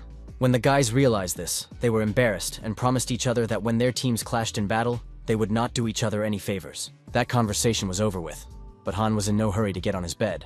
That's when Ark realized something was up, and it was most likely related to Haruru. But his neighbor, unlike him, did not hurry to share personal details because the guy by nature was quite secretive. After a couple seconds of silence, he did reveal that the girl was fine. She sang beautifully and found common ground with the other members of the group. Rehearsals were going well, he said, but he seemed to be the main problem. After all, even though he had promised not to look for her in the real world, he was getting more and more curious every day about what Haruru really looked like. These words, his desire, his strange behavior and confused look, all indicated that Han was beginning to have feelings for the girl that were not friendly at all. It was very quiet and peaceful in the virtual world until one moment. The one where Carrie showed up and started disturbing the peace of those who lived there. His eyes glowed with a lust for revenge. She wanted to show her strength and prove to everyone in the world that she wasn't weak. After coming to the academy, she thought that she wouldn't lose to anyone in physical strength. But she gave the victory to some minor characters, and there was no way she could understand and accept that. She felt still as strong as ever. Her skills never failed. But despite that, the girl couldn't answer the question of what had happened during that battle with the sharks. She decided for herself that if she was going to lose in physical ability, then there was simply no reason for her to stay in BKD. These thoughts were choking her, crushing her, and literally preventing her from practicing in peace. And when she had a fight with Needles, she felt like the latest scum to harm not only her opponents, but her own as well. While she was waiting for the elevator to take her to her room, she noticed a piece of paper that lay as casually at her feet. It was dropped by some long-haired stranger who didn't even notice it had fallen out of her hands. Carrie caught up with her and handed her what had discreetly fallen out. The stranger turned around and gave her a strange look. But instead of thanking Kari for returning her lost document, the girl stared at her phone, completely oblivious to anything else. It wasn't what Carrie thought. The stranger wasn't just staring at her phone. She typed a question into her notes. She wondered if Carrie from BKD was really standing in front of her. Ta answered in the affirmative, but she didn't understand why she had to ask via messaging. The girl brightened up and started typing the message again. This time, she said she was a fan of Carrie's and asked for her autograph. Such a girl certainly did not expect, because before this she did not even think that her game can be so much like someone. She stepped away with this stranger for a little walk, and the stranger treated her to a soda. The girl never started talking, instead showing a message on her phone, writing that it was her return gift for the student ID she found. Then she wrote that she always wanted to talk to Carrie, because she is her longtime fan, and it was very unusual for her to be called that. Carrie was sad to see that such a cheerful girl couldn't talk. She wondered if there was some reason she was communicating through the phone. She was interested in continuing the conversation with her fan, so she asked what the girl's name was and if she was a freshman. Ta smiled and began to quickly type a new note into her phone, then showed it, and it was revealed that the stranger's name was Haruru. After that, Carrie asked if the girl had seen the last game. She said that she was sorry that BKD lost, and she also said that they will have many games in the future. Of course, Kari was pleased to hear those words, but she couldn't understand why this girl didn't think she was pathetic. After all, she was a ranged player, but her percentage of hitting the target from far distances was very low. The girl relied only on her physical strength and went straight ahead. This was the reason for the defeat. This all started a fight with her senior co-captains, so all she did was have a bad influence on the team. But her fans said that was exactly the trait she liked about the girl. The perseverance and stubbornness that helped her go the extra mile. She loved the fact that no matter how many enemies were in front of Carrie, she didn't back down and moved only forward, even though the outcome of such action was not the best. That was what made Haruru cheer her on and admire the game. Those words warmed Carrie's soul and helped her realize that there are people who appreciate her for more than just winning. It was Haruru's turn to ask questions. The girl wondered if in the Heroes of Time universe it was impossible to do without a rangefinder. This girl felt that close combat would be more suited for Carrie. The BKD team member wondered if going for the bottom position with a ranged character was so necessary. Noticing the girl's pensive face, Haruru apologized for saying something stupid. But the girl said her words helped her understand something. Now Carrie finally decided to ask why his new acquaintance is always communicating through the phone. She assumed that she was sick, and it hurts to talk. Haruru became visibly uncomfortable, and then she promised to tell her about it if Carrie gave her word that she would keep it a secret. A new day meant a new training session awaited all the guys. Park Noah was ready, but he didn't know what to expect this time, because recently, more and more scandals had been breaking out between the BKD members. A few minutes before the boys began to gather in the hall, Needless called Ark over to him, the latter having no idea what this was about, or what he had managed to do. Needless stood and frowned at his younger comrade. It was hard to tell what he was thinking or what was even on his mind. He said not at all what Ark expected. The guy thought he was in for another moralizing speech, but instead, Needless apologized sincerely. The brunette apologized for confusing the guy with his strange orders, and also for ruining the general atmosphere in the team. He admitted that those mistakes were the result of his anxiety. He realized that he had shown his indecision because of one loss, so he was sorry for everything that had happened. Those words pleased Ark, but he didn't want Needless to take all the responsibility, so he muttered that he had enough faults too. But no words consoled Needler. He was so depressed that Pak Noah decided to tell a personal story that he went to the same school as Nightmare. He told the story of being the object of his bullying in middle school, because that Hyunjun came from a rich family, and our hero was just a defenseless orphan.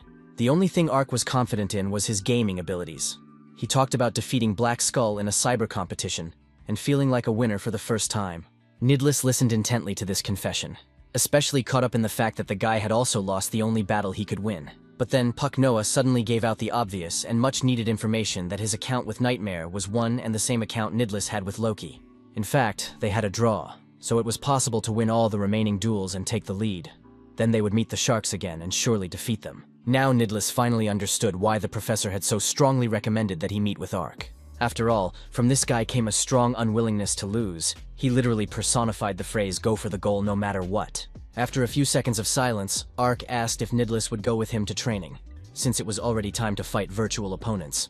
This time the training took place in a world that the professor had created specifically for Ark. Seeing this place, Nidless was very surprised that the guy was going through such training alone, and he didn't understand why Ark's game had improved lately.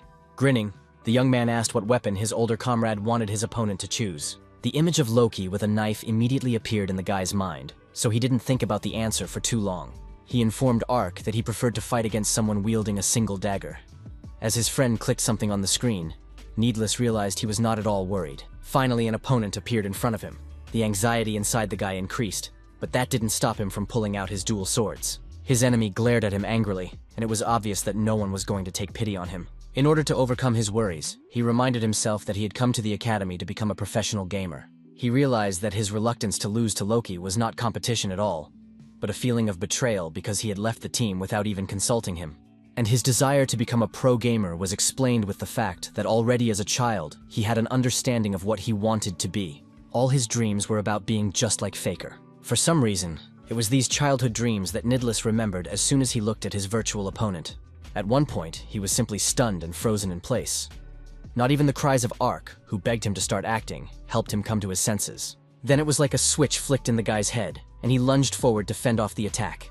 When the enemy's weapons touched his swords, Nidless's eyes widened in surprise, for the enemy's strength was simply unbelievable. Going on a counter-offensive never succeeded, because the virtual player made every effort to prevent it. While Nameless was in the lead, even Nidless couldn't curb his power. Looking at the stupor his older comrade was in, Ark wondered what he thought of his rival. It was hard to find the words to describe the full palette of feelings Nidless felt. He wondered if the professor had actually provided the data for this character. Ark nodded his head confidently. His comrade thought he had seen similar moves somewhere, but he still wasn't 100% sure he was right. There was no point in discussing it now, for it was Ark's turn to fight Nameless. But Nidless began to beg to be allowed to fight again. At the academy, life was going on in a more measured manner, and Professor Lee had a visitor even though he wasn't expecting him. A visit at such a time alarmed Lee a little. He immediately inquired about the reason for the visit. Nidless was silent for a few seconds. His face was extremely upset. He was rarely in such a state, and if he was in such a mood, it meant that something bad had happened. Breaking the tense silence, the guy spoke of the character data that was in Ark's possession. Lee immediately realized what he was talking about, so he tensed up. But when he heard the young man's assumption that this data belonged to Faker, he was shocked. Continuing to press on, the guy asked how the professor got the data of the best player who was able to cover all his tracks. The silence dragged on, so Nidless asked again, for he needed to know how the professor was related to Faker. Sighing heavily, Lee asked why his ward thought the data was Faker's. The guy shared that he had been analyzing his game since he was a kid, and trying to replicate every reception. So Needler was 100% sure he was right. The longer he trained with Nameless, the more convinced he became that Faker was in front of him. Needles intended to buy the data of this legendary player for fabulous money. But the seller never showed up, so he never got this precious information. The gears in his head began to spin frantically, and he realized that if the professor had the data, it meant only one thing. When Lee realized he had been exposed, all he asked for was one thing: to keep his secret. The man said that if the student was too curious, he could answer his questions. Putting his hand to his heart, the lad promised that the information that transpired would forever remain within the walls of this office. It was time for another training session. The professor lined up his team and decided to announce something to them. The Unicorns of Victory will be up against them in the 5th round. He said if things go as usual, the BKD could outclass them. The professor emphasized that the last game was to show the boys how important teamwork is. This time he hoped the boys would show a different side of themselves. It seemed that all BKD members were now rethinking the importance of communication and teamwork. But there were worries about the state of Needles and Carrie, for they still seemed very alienated and depressed. A variety of thoughts swarmed in the girl's head, which she did not dare to voice. But then Kari dared to speak after all and raised her hand. She blurted out an interesting request. This time she wanted to try playing as a Milishnik. Those words surprised everyone. Ark wondered why she would do that. After all, she was a rangefinder who always stands at the bottom. It was obvious that the girl was uncomfortable talking about it, but she still said that she had been uncomfortable in her seat all this time, as she had no confidence in long-range attacks. She was well aware that playing as a Milishnik from below would make it harder to hold the line than a long-distance player. and because of the short distances in the second half of the game, it was even harder. But she was confident that the melee would help showcase all her abilities. Carrie also made it a point to emphasize that she wasn't asking this for her own victory, but for the sake of the team. The girl didn't want to drag her friends to the bottom anymore. The professor decided that this strategy could help, and was the answer to all the worrying questions. Worried about what the teacher would say, Carrie was already exhausted, but she was much relieved when she heard that Lee thought her idea was a very good one. The man believed that with physical strength like hers, she could do the job, so he decided to test Carrie's tactics in this competition. Watching the whole scene, Ark couldn't believe that he had witnessed the proud Kari bowing her head to someone. But what surprised him most of all was that Needless didn't say anything against it, he just accepted the change. Looking at the girl's happy face, one could tell that she was unequivocally happy with her new position. To the surprise of the entire team, Needless's face also began to look happier and more satisfied. The couple's behavior raised questions for the entire team, even those members who had known the guy for more than a year. It's time to get back on the playing field and fight for your place in the rankings. This time, the fight was no less intense than all the others. This time, Carrie was in a new place, and even though it was much more difficult, she felt like she was doing it right. She managed to brilliantly cope with the load that fell on her. Her enemies knew no mercy, for it cost her nothing to deal with them in close combat. During the period of the game, Carrie had already managed to commit her 5th murder, and it was noticeable that she was clearly not going to stop. The presenters were just delighted with what they saw. The analyst concluded that the girl had gotten back on her feet and overcome the difficulties of the last game. The tactic of putting down the Milishnik worked. Looking at the way the fans were cheering for Carrie, one could conclude that she was the favorite to win tonight's game. Ark was even a little envious, for the girl really was unstoppable. He didn't want to put up with the fact that she alone looked better than the rest of the team today. Their infantry was also at its best, for it handled the enemy soldiers with flying colors. But there was only one thing. The enemy from the center suddenly disappeared somewhere, and it was unclear where to look for him. A real shock erupted inside Ark, for he had no idea which way his opponent had gone and how to neutralize him now. A few seconds later, Needles came on the line, and instead of scolding the guy, he asked him not to be alarmed. After all, he had already managed to find the fugitive and neutralize him, so now he could relax. Relief came over our hero as he listened to the next instruction of his senior comrade, who ordered him to squeeze the center and take their victory. Finally, Needles reminded of how tough he was, and how deftly he took on all his opponents. The guy wondered if all those who had stopped believing he had amazing abilities had seen his progress. He was especially curious if Professor Lee was watching him. The guy still couldn't believe that his teacher was a faker. Somehow, this news was what brought Needles out of his never-ending depression after the loss to the Sharks. Now he really wanted someone he dreamed of being like to appreciate his game. The host announced that BKD's will has not wavered after losing, and they are beating their opponents. When the fight ended with the victory of our guys, it was already late in the evening.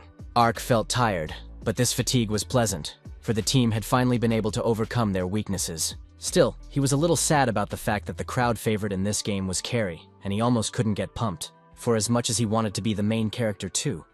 Ark kept thinking that if he had good physical strength, he would be able to run the game better. Clenching his teeth in anger, the guy began to wish he could use his synchronization level again. As it turned out, all these words he spoke aloud, and they were heard by a strange man who was sitting nearby. He thought that Ark was saying everything right. The guy jumped up in surprise, asking who was standing in front of him. The stranger laughed and said he thought he would be recognized by someone who was friends with Han.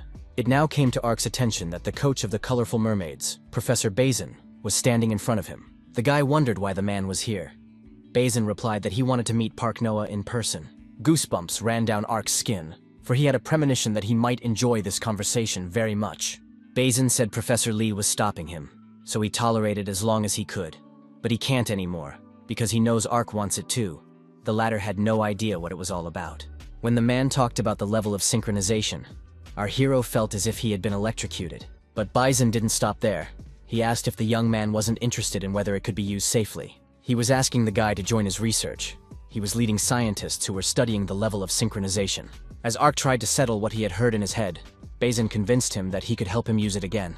There were hardly any professors in the academy at night, but those most interested in progress sat up late, and Lee was among them.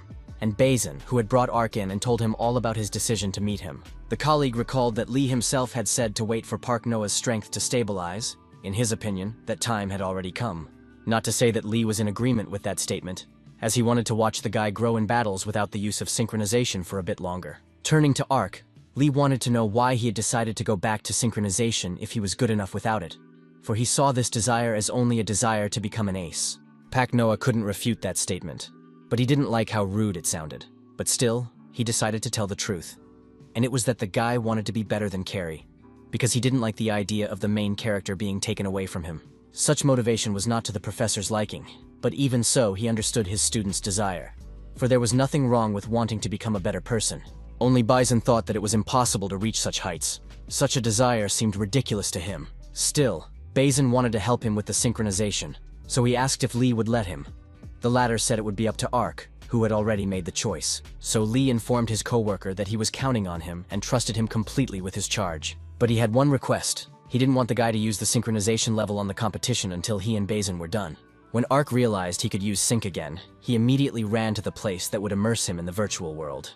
Except it wasn't in Heroes of Time or any other game space. He found himself in some modern high-tech laboratory, where each of the employees was busy with his own business. In the Avatar version, Bison looked very different. He said that he created this world for the sake of researching the level of synchronization and added many necessary attributes to it. You could even view the video of the entrance exam here, except that Ark grudgingly noticed that only the most embarrassing moments were shown there. The man decided to get straight to the point, and began to explain that the reason his synchronization level was unstable was because the change was too abrupt. He recalled that Ark himself had said that a sigh triggered a change in his synchronization level. Bison asked what the guy thought was a prerequisite for raising it. At first the guy was confused and didn't know what to answer, but then he started remembering different battles, particularly their fight with King. He was reminded of the critical moment when he had run out of strength, and the enemy had taken advantage of his weakness by grabbing him by the neck and pinning him against the wall. That moment reminded him a lot of the bullying he had endured from Hyunjun throughout middle school. He told the professor that the increase in synchronization occurred the moment he remembered the face of a guy he didn't like very much. Then Bison suggested that it would help to change depending on the opponent. He advised the guy to try disabling the option to fix the synchronization level 100%. He also offered to give Ark an experiment using the fake. The young man was interested, though he didn't understand what it meant. After a while, Han's image appeared in front of the guy. The professor said it should help in the new experiment. It was announced that Ark's synchronization level was equal to the 207% mark. They noticed that when he looked at Han, the index did not increase. For whatever reason, that figure didn't change too much with King either. With Carrie, on the other hand, he jumped up dramatically to a score of 340. As Ark looked at Needless, the sync level stabilized again and began to show a smaller figure. Bison had taken care to recreate the images of many of the Academy's students, but Ark didn't have any extraordinary reaction to them. And there was only one guy in Ark that had the kind of harsh reaction that even he himself didn't expect to see. His synchronization mark had reached the 450% mark when Nightmare appeared in front of him. The professor asked what links Ark and the Metal Sharks player because the response is obvious. Then our hero narrated that Hyunjun bullied him in middle school. Every day he called him a loser and humiliated him in every way, so now Ark didn't want to lose to him. After thinking about it for a moment, the man realized that the level varied with emotion, but that wasn't all he was interested in. He was curious as to what emotion Ark was experiencing, for he felt it for both co-commander and opponent, and it was what determined his level of synchronization. Bison speculated that it could be a realization of the enemy's strength, or a thirst for victory, or maybe even morale, but nothing fit. It was decided that it was necessary to find out more about it, so he suggested that the lad move on to the next research. When it was over, Ark hurried back to his dorm room. He looked so tired and haggard that it was frightening to look at him. Han noticed this and immediately started asking questions about what happened. He shared that he had heard from the professor that he and Ark were doing some experiments with synchronization. Barely moving his lips, Pak Noah revealed that Bison had held him for 5 days. The man was frightening and obsessed with experiments. Then he asked Han if he was okay with his professor helping him. The guy said he wanted to fight Ark at his best. This answer satisfied the guy. Then he decided to ask Han how his preparation for the concert was going. He told him that his band was getting along great, and there was no need to rehearse every day anymore. That was good news. But what Ark was most interested in was what was up with Haruru. His friend replied that she was a good singer, but that wasn't what the guy wanted to hear. So he asked a more precise question, namely asking about whether Han had found a reason why he wanted to meet a girl in the real world. After that question, the guy immediately shut down and said he had no idea why he was so eager to find Haru in the real world. This reaction irritated Ark because it was obvious that Han felt sympathy for her. But for some reason, he decided to wear the mask of an emotionless man. It pained him to look at someone who might have missed his opportunity, because there was a chance that Han and Haruru wouldn't meet again after the concert. He even had thoughts in his head as to whether he should bring these two together himself. But that wasn't the most interesting thing that was happening at the academy. there were events far more significant and dangerous. While everyone was resting after a hard day's work, Lily and Loki headed to one of their community's secret places. They stopped at the table and the woman asked, in an overly friendly manner, if the person sitting across from them was doing well. The mysterious man rearranged the pieces on the chessboard and greeted his guests. Lilia said that they ended up with Halper's assurance, with not a single person from the Academy's security team guessing its existence. Nodding his head contentedly, the Lord turned to Loki to ask how the hiring of the new people had gone.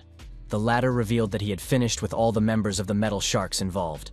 News of the completion of the preparations pleased the man, and he said that he would like to pass on some information before he began the business itself. According to him, there was no way to find out the exact reason, but he received information that Faker, who had concealed his identity, was now at the Academy. Everything froze inside Loki. He couldn't believe that he and Nidless, the idol they looked up to, was at the Academy. But the man dispelled that joy in an instant, for he said that Faker might be a hindrance in their big plan. He ordered his subordinates to never forget the presence of this mysterious and very powerful player. After placing the last piece on the chessboard that knocked down the opposing piece, the mysterious gentleman said that the main move would be made exactly 3 days later, at the Academy Festival.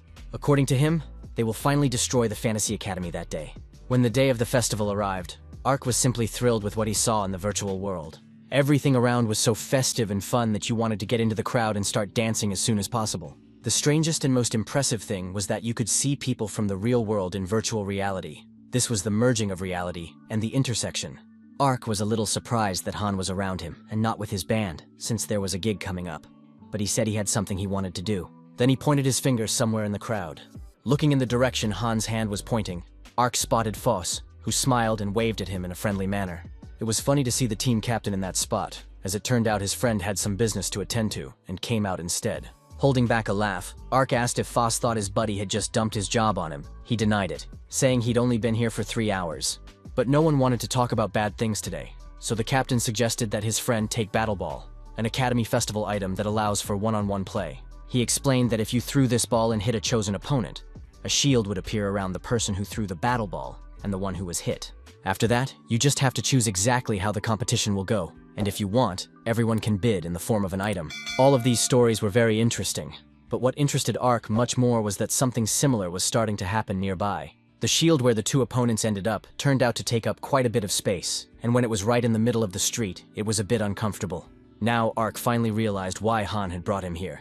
He was grinning as he squeezed the ball, letting him know that his hunch was correct, and he wanted to challenge him to a fight. When Battle Ball touched the guy's body, a blue dome immediately appeared above them. He sprang up so quickly that Foss didn't even have time to jump aside, so he was doomed to be roughly squeezed. Han was not happy that he once lost to his roommate, so ever since, he wanted to have another fight to get a rematch. Our hero wasn't comfortable with these friendly squabbles taking place in such a crowded place. But still, there was nowhere to go, so he asked how they would choose to play. Nodding his head up, Han pointed to the cube above, the person who fell out there and chooses the game. Honestly, Ark liked the idea of them being able to fight Han for the first time in a long time, as he was quite an interesting opponent. It just so happens that Han's image is on the die, so he gets to pick the game. While the guys decided to get busy beating each other up, some had more important things to do, like surveying all the places that sold chicken nuggets. Carrie decided to take on the difficult job of tasting all the specimens, because someone has to determine which place sold the most delicious ones. She and Haruru decided to enjoy the food to the fullest, as the goodies were almost worthless, and it was impossible to gain weight in the virtual world. Looking at Kari, Haruru thanked her for going to the festival with her. The latter said that was how girlfriends acted. After a little silence, the girl asked the singer what she will do after the performance, and whether she plans to tell the guys from the group the truth. Touching her throat with her hand, Haruru didn't know what to answer, for she was scared because of the fact that someone might know her story. It frightened her that she might meet in the crossing with someone she knew in life. She was afraid that in reality, she would disappoint the people she knew here. During their introduction, Haruru revealed that she had a disease called aphasia. This meant that the girl couldn't speak.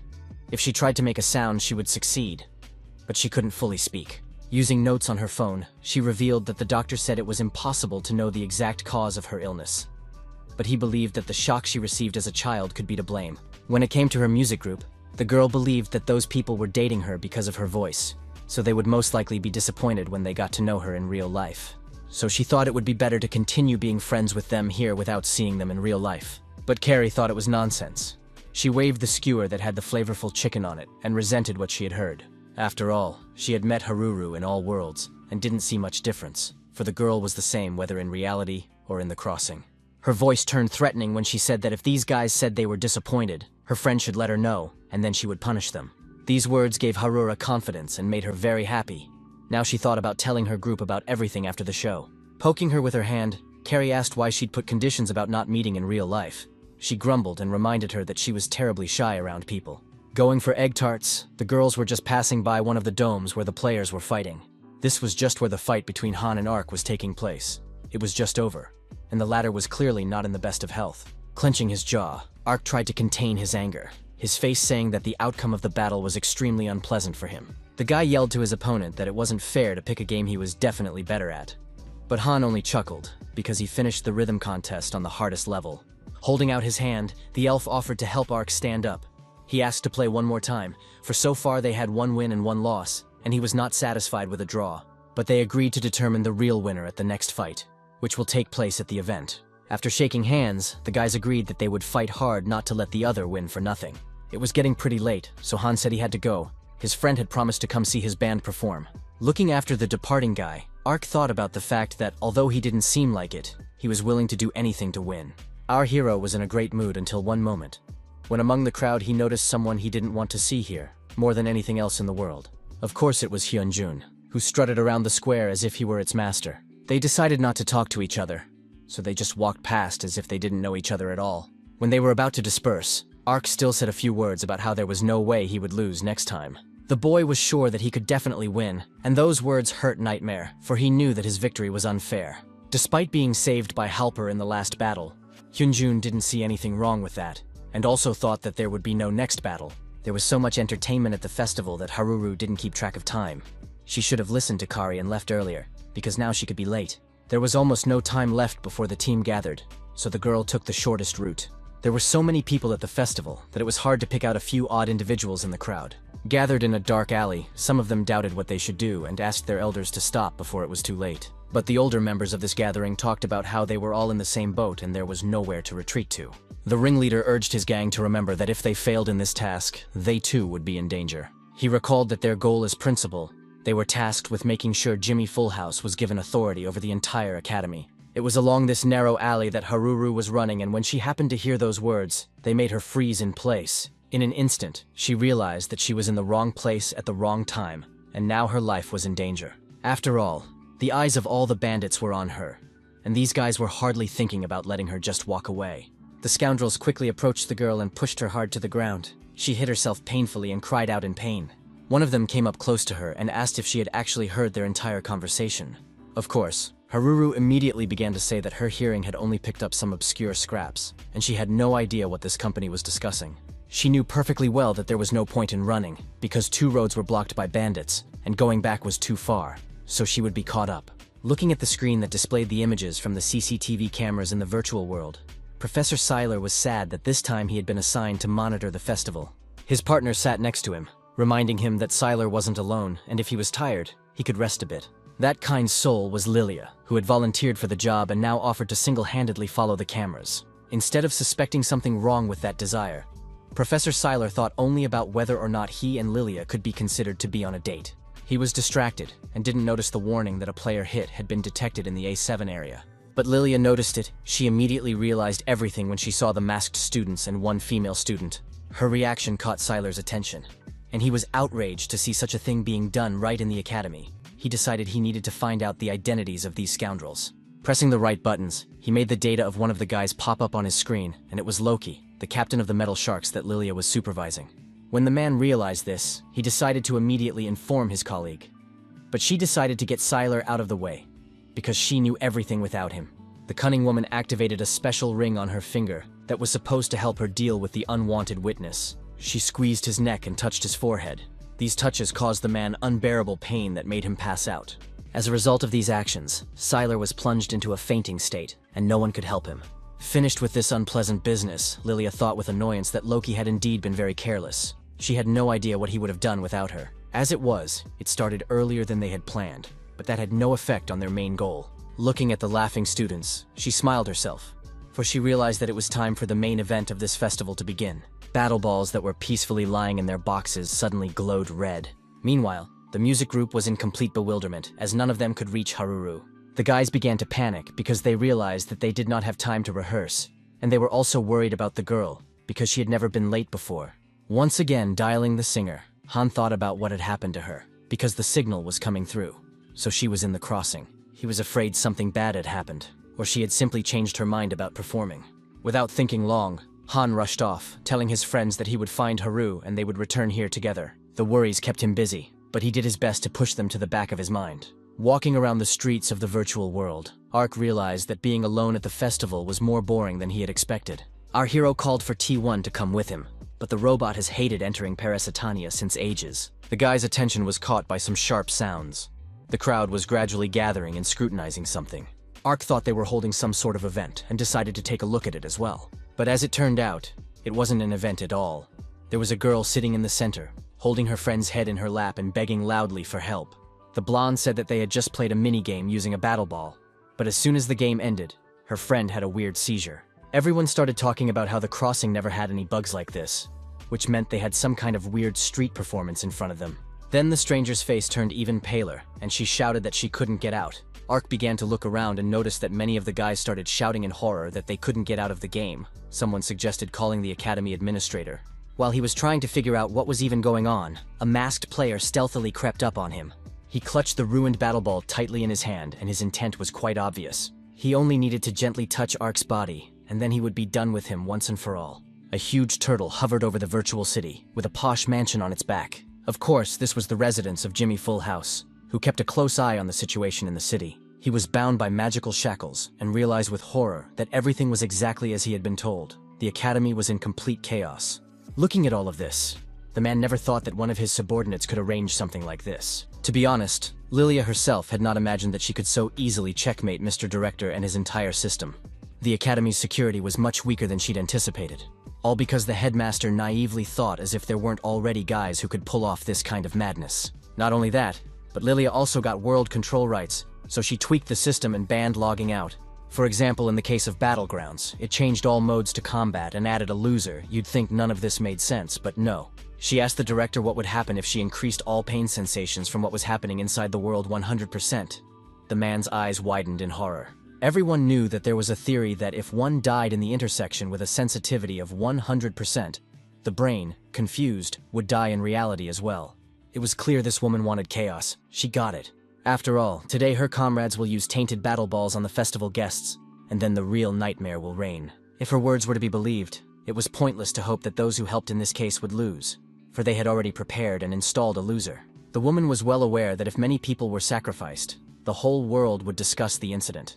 The hacking of the school's great security system would be a great shock. Pulling the principal's chair to the edge, she decided to answer the question from the shouting Jimmy as to what she would gain by doing something like this. Breaking down the fence that kept her down, Lilia mouthed that the main course would be something else. She held the academy head's chair over the edge and hissed that the most important thing would be that crossing system administrator and game master Jimmy Fullhouse would finally die. Watching his crown fall, Jimmy listened to the speech about how his demise would be the first step for this mysterious group of rebels. Closing his eyes, the man realized that only a miracle would save him, so he would accept his end and not beg for mercy. Lastly, he decided to ask if there were any other crazies besides Lilia who were determined to break his system. Except the director had a plan, the very miracle that would save him, for he had humbled himself only to blunt the enemy's vigilance. But now he activated his power and sprang into action. The bright flash blinded Lilia, who no longer expected the old man to offer any resistance. In an instant, the principal disappeared, leaving the woman standing shocked at the edge of the building. Literally seconds later, Jimmy appeared at her back. He even managed to change his king suit into a stylish tuxedo. Smirking, the man said that weaklings always judge by themselves. Then he asked if she thought he would assign professors to run the world without any insurance. Activating his magic that came from the ring, Jimmy made the decision to bind the traitorous woman. After all, he was eager to learn more about the group that had pulled this case off. At that moment, Lilia realized that she had miscalculated when she thought that the principal was an old wimp who was too relaxed. Except that wasn't the end of it, and the woman knew it well. Breaking free from the headmaster's grip, Lilia was able to set up an explosion and attack. Her strength was simply impressive. The system reported that an administrator's order has been triggered, so until the authority is stabilized, all orders are cancelled. Jimmy listened shocked to the story that being the same administrators, they could offset orders mutually. As it turned out, Lilia did not waste any time. During her 3 years at the academy, she managed to make a duplicate key passport. Grinning, the woman asked why Jimmy had such an anxious face, since he always liked to play a variety of games. After saying that, the principal really relaxed. After all, these games were all invented by him, even though the rules had changed. Lily was not excluded from them. The woman couldn't wait to get started. Stealthily activating Halper, she offered to start a deadly game, with life being the stakes. There was a man who was called the God of Battle of the Moves. Before the advent of virtual reality, he never lost a single game of strategy games like chess, Baduk, and Changi. For such successes, many nicknamed him the Game Master, for he truly deserved such a nickname. And after that, he became known as the principal of the great Jimmy Full House Fantasy Academy. The director was a strategist, so he quickly assessed the situation and realized that Lilia was overconfident, which meant she had an ace up her sleeve. There was no way to predict who would pick the game based on the battle, and it was also unclear what exactly it fixed about it, so the odds of winning were slim to none. The man was put in a dangerous situation in which he could have been put on checkmate, so he had to make a choice based on the fact that he couldn't do it alone. Lilia was very cunning, but even so she was bothered by the principal's pensive face, for he could think of a way to get out of it. Touching the man with the battle ball, she whispered that the game was going to start anyway. It was very disturbing to watch this couple get under the dome, but the head of the academy was confident in his own abilities. Though some of that confidence was bravado, his choice was to tell other people about what was going on here. Then no matter what happened to him, everyone would know the truth. Someone really wanted to find Ark, who was most likely at the festival, because this guy was a major problem for him. After the battle with him, all of this man's plans went awry. He no longer wanted to wait for the next before battle. With the help of Battle Ball, he wanted to wash away his shame. Except that the crowd was so dense and crowded that it was extremely difficult to find Ark. But still, after some time, the one who so badly craved revenge found a familiar silhouette. Sneaking up behind him, his enemy decided that this time he would prove that all the glory should belong to him alone. When he barely touched the guy, his plan backfired. For King intervened, seeing someone trying to dishonorably attack from the back. That wasn't the only reason why he stopped the masked bully. The red-haired guy mouthed that Ark was his target. The argument between the two eventually led to Ark being pushed away from where the barrier had now formed. Everyone was surprised that there were any brave people left who decided to use battle balls in such an ambiguous and frightening situation. Our hero was already beginning to feel a lot of anxiety about the fact that there was some confusion going on. The voice call from the BKD team confused him even more. The organizer of the group call was Kim's assistant. It hadn't happened before. So Ark was very interested in why they were all suddenly being called in. It was only possible to find out when the conversation took place. Kim, as Planet Man, informed the kids that there was an emergency. He urged everyone to listen to him carefully. He warned everyone that from now on they should avoid any skirmishes, and especially the use of battle balls. Ark listened with his mouth open as the professor reported that the Academy's mirror world had been attacked by a terrorist group that had raised his physical sensation level to 100%. The guys were scared shitless when they realized they couldn't get out of the game either because of the terrorists. Everyone was shocked even more when they heard that Professor Lilia had organized the whole thing, and based on her words, it wouldn't be long before the rest of the accomplices would start using battle balls. Nidless bitterly thought that if the metal sharks were involved, then his former friend Loki was also involved in all of this. The boy became concerned about where the professor was now, so he began to question Kim about it. Toth reported that Lee said only that he would go deal with the whole situation. When the professor arrived at the right place, he found that the gate was still closed. Looking at the flying turtle, he realized then that there was only one way left to save the entire virtual reality, and the players confined here. Realizing that the professor was alone with the terrorists, Needles felt uneasy, but they couldn't relax. They had to evacuate the guests to the square and hide until things settled down. Finally joined by Carrie, who had no idea what was going on. When she was told everything, she realized that right now in front of her stood one of those terrorists everyone was talking about. While Kim pleaded with her not to engage the villain, the girl called Haru to see if she was okay. Haruru didn't answer, and it gave her the most disturbing thoughts. The call was completed, and only then did Carrie notice the villain sneaking up on her that was holding the very ball. Carrie wasn't scared at all. Stretching her arms, she prepared to defend herself. She decided that if her friend was harmed, she would have to do her best to wipe them out. Loudspeakers shouted in the streets and urged people to evacuate. Ark and his friends were also telling people that there was a problem. They warned against taking battle balls and said they had to go to the square. Now the guy realized that the girl who fainted was a victim of this bug. He decided that it was better not to tell people about the percentage of sensitivity. All of Ark's thoughts revolved around the fact that someone could get seriously hurt. He started trying to call out to the guys who were inside the barrier. Our hero tried to warn them not to hurt each other. He tried to talk them into not starting the fight until the receptionist arrived. Upon hearing this news, King was very unhappy, for things had gotten so confused that he couldn't take the fight easy. His rival wasn't too upset, for though he wanted to hunt Ark, he didn't mind meeting King here. He remembered very well how insulted he had been after losing to the redhead during the entrance qualifying exam. He would never forget his opponent's calm eyes that looked at him with defiance. Now that he had Halper, King was no longer a threat to him, he was just food. So the masked man offered to fight. Playing on the feelings of his proud opponent, the rogue asked if his opponent had chickened out over such nonsense. King listened intently as the strange man played dangerous games with him, and urged him to fight. In the meantime, Han was trying to find Harura, from whom there was still no word. He had already run around several blocks, but found no trace. Fatigue was taking its toll, and the guy was losing strength little by little. It had been so noisy around for some time now that Han couldn't hear Haruru's voice at all. This caused a great fear within him. His hearing allowed him to hear information about the terrorists and the bug that had occurred in the system. So the guy had a good understanding of the mess they were all in. One could only hope that Haruru hadn't gotten herself into some sort of unpleasant situation. Han was so focused on hearing any sound, even the quiet sigh that Haruru was making, that his physical body began to twitch from the exertion.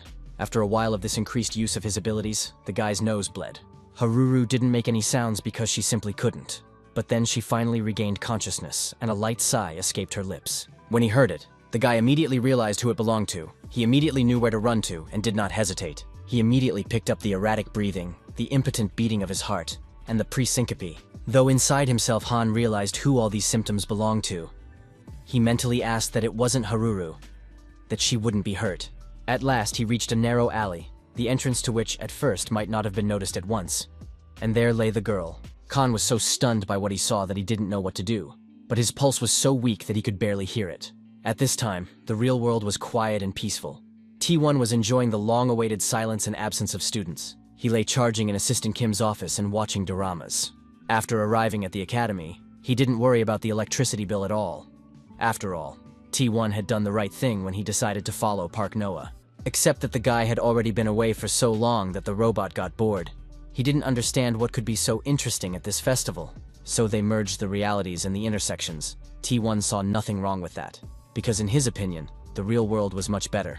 And he didn't understand why everyone was so dependent on the virtual universe.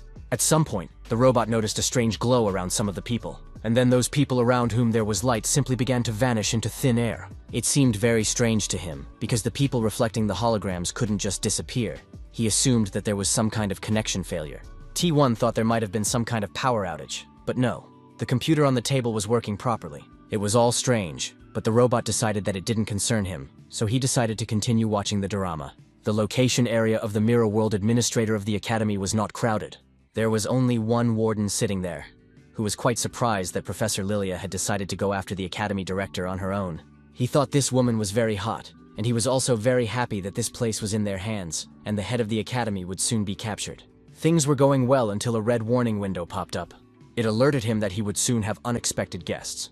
The professors were walking to the control center and discussing the fact that, judging by the commotion that had ensued, Lee had told the truth, and they should hurry. In charge of physical training and martial arts, Professor Sora couldn't believe their colleague Lilia was capable of such a thing.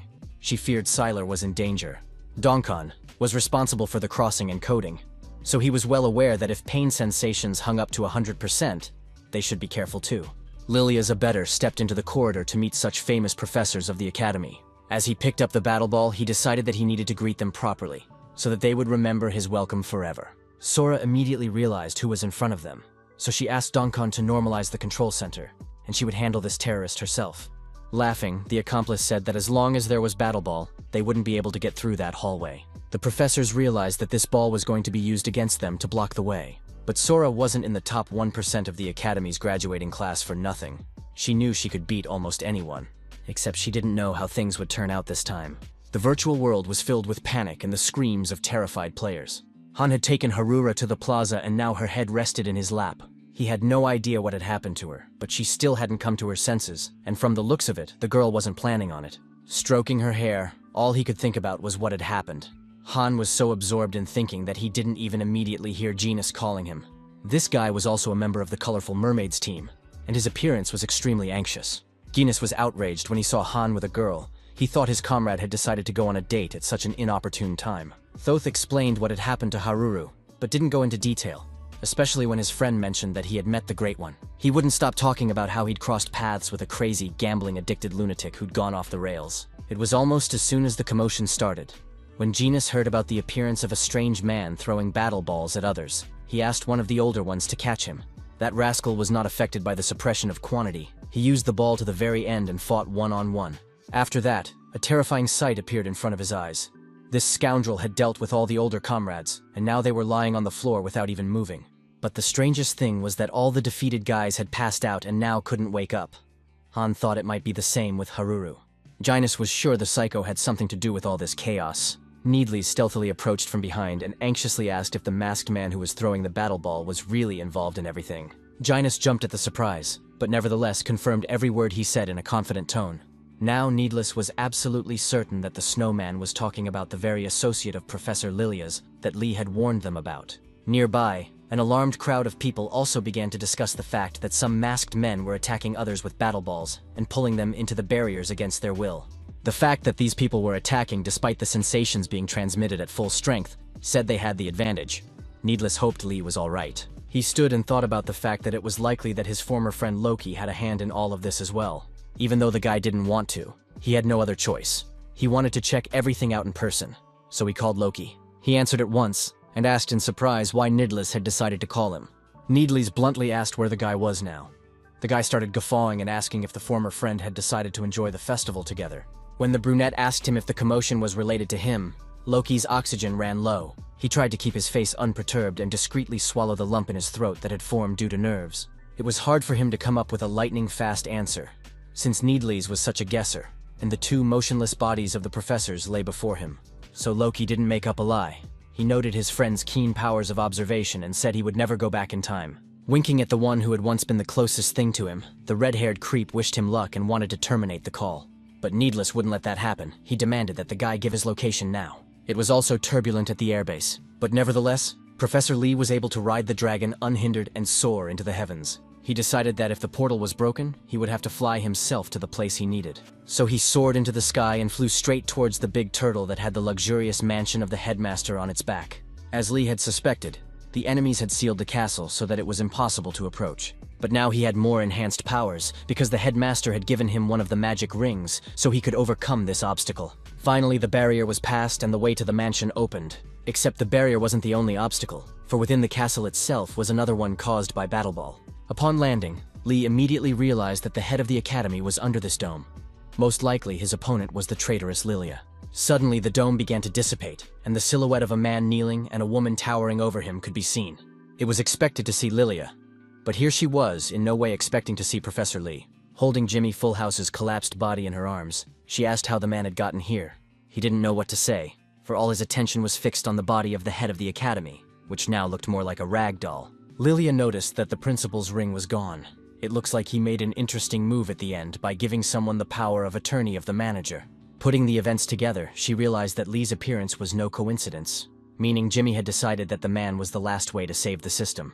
The woman was overly confident, for Lee was stunned when she declared that no one was capable of stopping her. Now it was Lilia's turn to gulp air in surprise, for Lee had asked if she was still using Helper. She rudely asked how he knew this information. The man mumbled that he knew more than that. He was aware of the fact that the terrorist group Lydia was a part of had been building up its influence little by little and called itself Prisma. With a jerk of her chin, the woman asked why Lee had turned a blind eye then.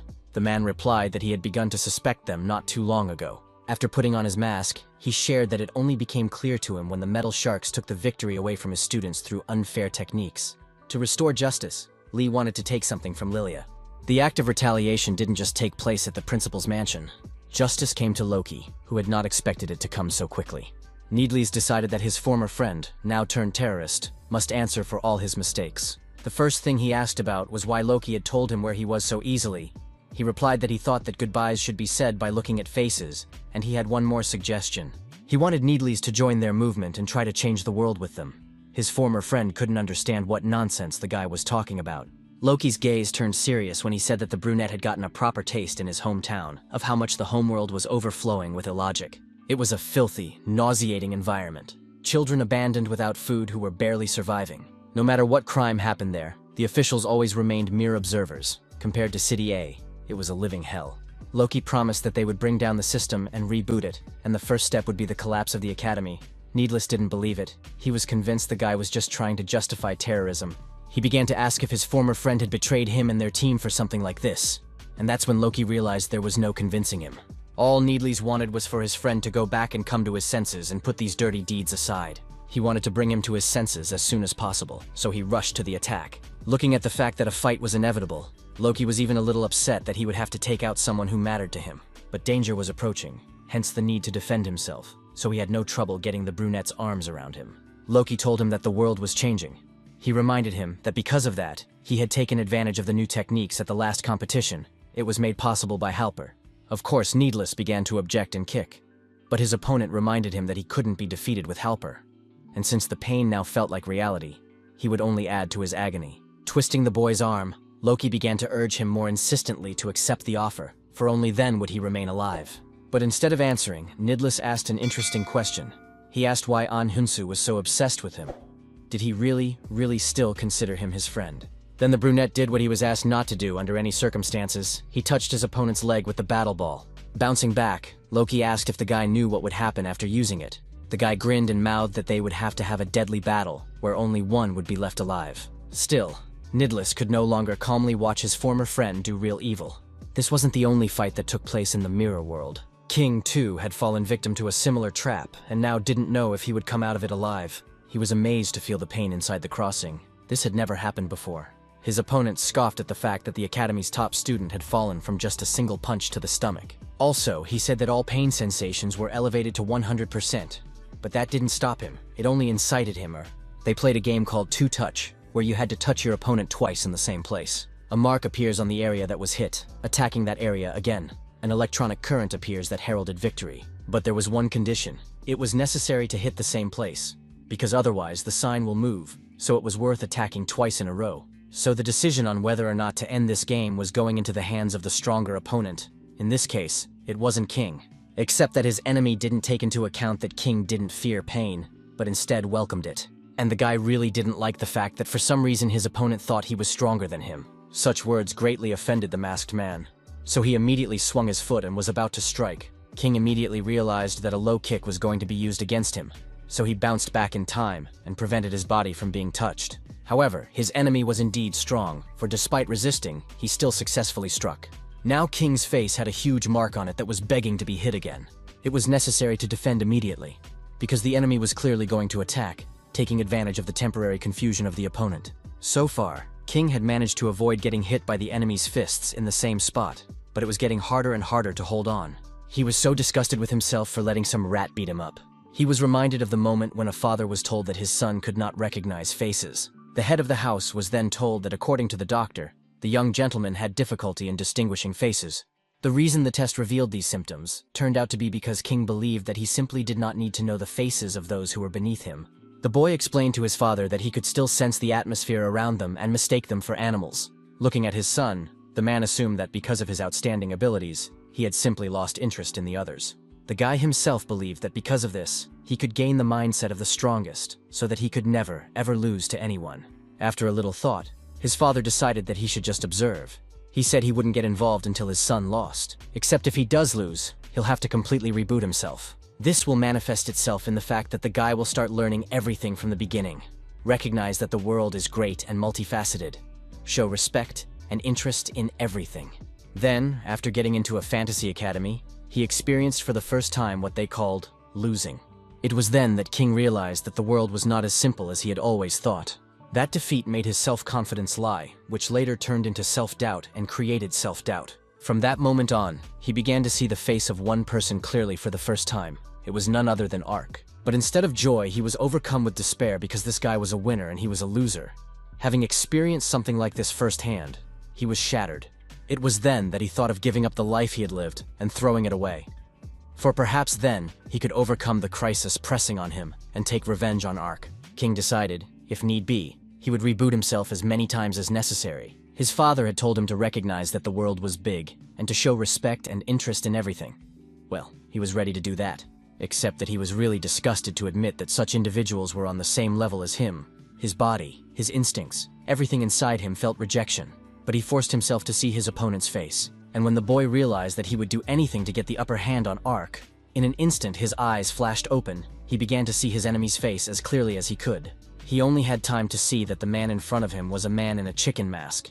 Then the world in front of his eyes swam due to a hard blow to his face. Although the pain from the blow was overwhelming, King felt satisfaction inside, for he was beginning to see things that had been inaccessible to him before, namely the face and fighting technique of his opponent.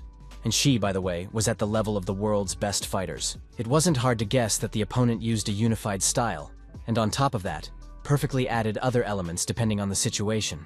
It was the first time King had just today started to take an interest in his opponent like this, and it wasn't as bad as he'd imagined. He even decided to repeat his punch and did so with brilliant accuracy. The enemy realized with horror that this guy had actually performed a Brazilian kick, which he only performed with Halper's help. Grudgingly, King grimaced and said he was a little mistaken, for his enemy's attack was a chopping attack and came from just above. The opponent fidgeted, because he noticed the sudden change in the behavior of the guy. He wanted to finish the game as soon as possible, because inside settled some strange anxiety. So he threw a second punch to the face, except King took it with the other cheek, so it didn't count.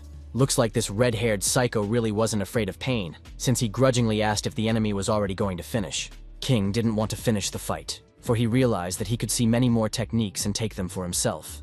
Now he finally understood what his father meant about living in a spacious world. After all those losers were just part of his experience, and he was going to take what he could get. He now understood the phrase that everything that doesn't kill us only makes us stronger. He wanted to break the rules of the game a bit and see what would be faster, his pumping or his opponent winning. Not all students at the school were as brave as King.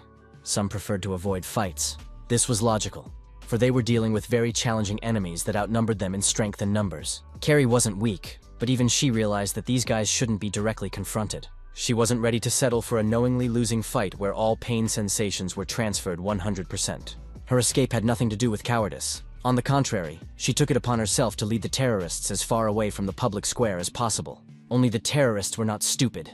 The one who was chasing her decided to leave this case because why waste time on one animal when there were 100 of them in the square, or even more. But the girl wasn't going to let this villain just walk away. So to get his attention, she threw the tin can right at his head. The one was so angry and humiliated that he didn't mind playing with that bunny some more. It was exactly what Carrie had wanted, now that she was back on the run. But it got the terrorist as far away from the square as possible. Her running caused her opponent to drive her onto the roof that was above the stage. There was supposed to be a concert down there, but plans changed, and the most interesting events took place above the stage instead of on it. Carrie said it was okay to not even use the battle ball, because she wanted revenge for not being able to enjoy her friend's concert anyway. Removing her mask, her opponent muttered that he didn't care what happened to her friend. Now Kari had to worry about her own future. Underneath the mask was Pain, a Metal Sharks player. This girl had just crushed Carrie in the competition and clearly intended to do it again. This evil wench said that her opponent would regret taking off her mask. For now, everything would be done to bring Carrie's brain to death. The girl thought that the situation was the best, because firstly, she wanted to destroy the terrorist, and secondly, she was eager to take revenge on the one who humiliated her in front of everyone. Therefore, she fearlessly attacked even though she had lost to this disciple earlier. Her opponent didn't understand why Carrie wasn't afraid, especially knowing the fact that sensations were transmitted 100%. The longer they fought, the stronger inside the terrorist was the urge to finish and try to just scare the girl. But it meant nothing to Carrie to say that no matter what she did, she still couldn't win. Then one of the sharks decided to reveal that she is now using a helper program called Halper. It will react accordingly to the situation based on the given best players. For a second, Carrie was dumbfounded, for she had never heard of such a thing before. It was mind-boggling to think that to fight this girl was to fight thousands of the best fighters in the world. Except that instead of the expected fear, there was a wide smile on Carrie's face that conveyed genuine delight. It turns out that the girl was glad that she didn't lose to someone from the academy, because she actually fought with the best players from all over the world. Carrie was a little cheerful after hearing that, so she decided to tell something interesting too. The town F, where she was born, was the worst of the worst. No one could live there, especially not children. There were no adults there who cared for the younger ones. All the inhabitants only cared for themselves, so in order to at least survive, you had to fight with your elders. Dwelling in that environment, she acquired an anger and strength that later helped her to become herself. Her past had taught her not to fear not only pain, but also opponents who outnumbered her. So if her opponent had no talent for learning, she would have to die. Pain tried to guess exactly how Carrie would attack, but then decided not to worry about it, because Halper would still respond as he should in any situation. But there was no way she had expected the girl to just take and jump off the roof with her, in which case, even Halper might not have been able to help. Lilia's accomplices were everywhere. They appeared out of nowhere and terrorized the citizens. Seeing the one he had so expressively told Han about, Genus nearly fainted. In the midst of the crowd stood the same deranged psychopath who was addicted to gaming and had attacked everyone a little earlier. Laughing, the terrorist said that he seemed to have discovered a hunting ground with a huge number of monsters. A suitable candidate for the battle was standing next to him, so the villain twirled the battle ball in his hands and thought. The third-year student who was called Golden Mountain stood in front of him. He muttered that he would not forgive whoever dared to cause such chaos. This guy was not stupid, for he realized that if he could defeat this rascal, he would become a superstar of the academy in an instant, for there were plenty of spectators. He ordered the terrorist not to inconvenience people, and to disappear from here as soon as possible. That person reacted quite expectedly. Only no one thought that this person possessed such strength that the Golden Mountain wouldn't even be able to rise to his feet after his strike. The people now clearly understood the power they were facing, so all they could do was escape.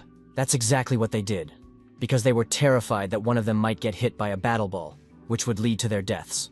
Hurd was also a member of the Sharks, and he had never enjoyed the feeling of his own superiority more than he did now. He was distracted from thinking about how useful Halper was by some guy who was interested in something. It was Han who pointed toward Haruru, and asked if he had anything to do with her passing out. Everything inside the guy clenched with anger when the terrorist answered yes. Touching Khan with the ball, Stade asked what the elf could do to him. The one didn't answer anything, only watched as a barrier appeared around them. The system threw a die and an image of Han popped up on it. Despite the fact that the right to choose the game fell to the opponent, Stad was not upset, because he knew that Halper in any case will help him, because it was collected data from the best players in the world. Khan's choice fell on the rhythm game. Stad warned that the electrical waves generated while losing the game could kill his brain, but the kid didn't change his choice. Next, he chose a tune called Rhapsody of Sunset and Ashes. No one had passed this composition yet, but Han confidently said that he would be the first. After all, here in the crossing, his unique hearing allowed him to literally physically feel sounds and vibrations. When they began, it was exactly as Han had anticipated. He saw the full palette of sounds that made up Rhapsody. If all these sounds were something natural to Han, Stad barely had time to press the right buttons. The notes were coming down at a tremendous rate, and causing his fingers to twist unnaturally. It seemed the data of the best players could not take much more. He consoled himself with the fact that if he was having such a hard time, his opponent was having an even worse time, which meant he only had to last longer than him. Except that when he looked at Han, he realized that he wasn't just doing well. He was a virtuoso for whom this was all just child's play. In fact, as difficult as it was for the guy, he decided that he would overcome everything to avenge Haruru. He was so sorry that he couldn't express his thoughts and feelings better, because now there was a chance that she wouldn't wake up, and therefore wouldn't know what she had become to Han. Remembering her beautiful face, he thought about how he shouldn't have let the girl go. One could only hope that they would still have time, that they could meet again. The guy was so tense and expended so much energy that his physical body just couldn't take it, and blood was already flowing from his nose. When he won and the barrier dissipated, all Gynus could see was the barely breathing body of his comrade. For some, the fight was already over, and for others it had just begun. Loki was extremely unhappy about Nidless dragging him into the fight. Nidless was not at all frightened by the thought of death. He was so disappointed in a loved one that it drove him to desperate acts. What he said really surprised Loki, for the guy admitted that he still overreacted to every mention of him, which meant he still considered him a friend. He couldn't understand why An Hyunsu, the boy he had known since he was a child, had suddenly turned so bad. 7 years ago in their hometown, he had behaved very differently. Back then, they survived by finding something useful in the mountains of garbage and waste. One day, when he had to go looking for something useful, Needless found something that turned his life upside down. The miners from the city of Z were not even given a chance to study. All they learned to do was to scavenge and get paid for it. One day, Needless was working so hard that at one point he realized he was starting to feel ill. Everything swam in front of his eyes, and he was ready to pass out in the next second. But suddenly he was picked up by Loki, who stopped him from falling face first into the mountain of waste. An Hyunsu thoughtfully suggested that Nidless rest today since he was already overworked. But the adults who supervised them shouted that if the boys pretended to be sick, they wouldn't get today's pay. Things boiled up inside little Loki. He aggressively questioned how men could say such things because they had gotten a little rest, for it was obvious that Nidless wasn't pretending. One of the adults started to swing at him, but the other asked him to stop, reminding his comrade that this kid had almost killed them once before with a rock from the wall. Thoth cooled down and said he'd love to look the little psycho's parents in the eye. Except they'd obviously abandoned him. When Nidless came to his senses a bit, he felt very uncomfortable about the fact that Loki had to fight with their employers again. But to his comrade, these were mere trifles that he didn't even pay attention to. Instead of being sad, he suggested to go and look at one interesting thing that was on the garbage heap. The guys found the console. Of course they had a very old model in front of them, but they were still very curious if they could get it running. Loki was the one who offered to repair it and try to play it. That's how the boys developed a shared love of video games. The two of them played together day and night, every spare minute, until Needless was doing better, but Loki wasn't about to give up. He wondered why Needless was doing so well. But the man didn't see it as a big deal, believing that games wouldn't feed him. Loki was in agreement that it really wasn't a strong benefit right now, but when they grew up, that would change. That's when he first asked his friend if he had heard anything about a legendary player like Faker. This character was known even to those who didn't know much about games.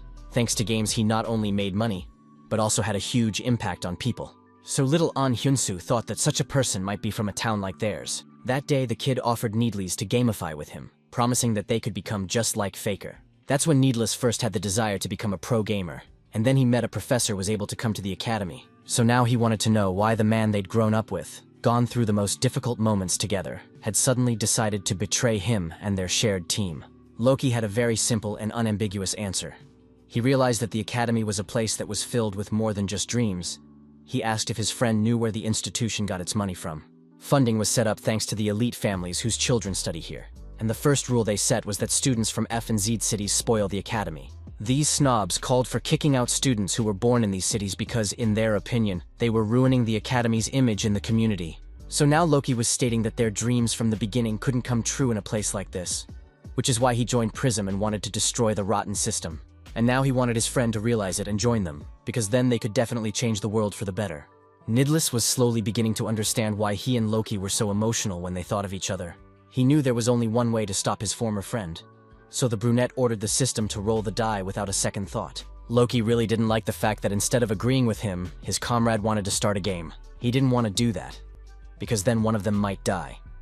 And that wasn't what he wanted at all. But Needles said he doesn't have to worry about that, because they won't play the game he envisions. The guy suggested we play game number 32, the one that went by the name of Pac-Man.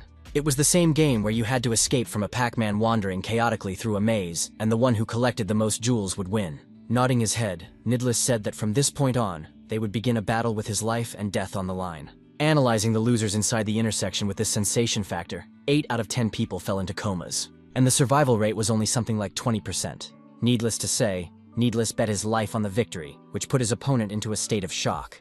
So if he fell into a coma, Loki would win, and he had a 20% chance of winning.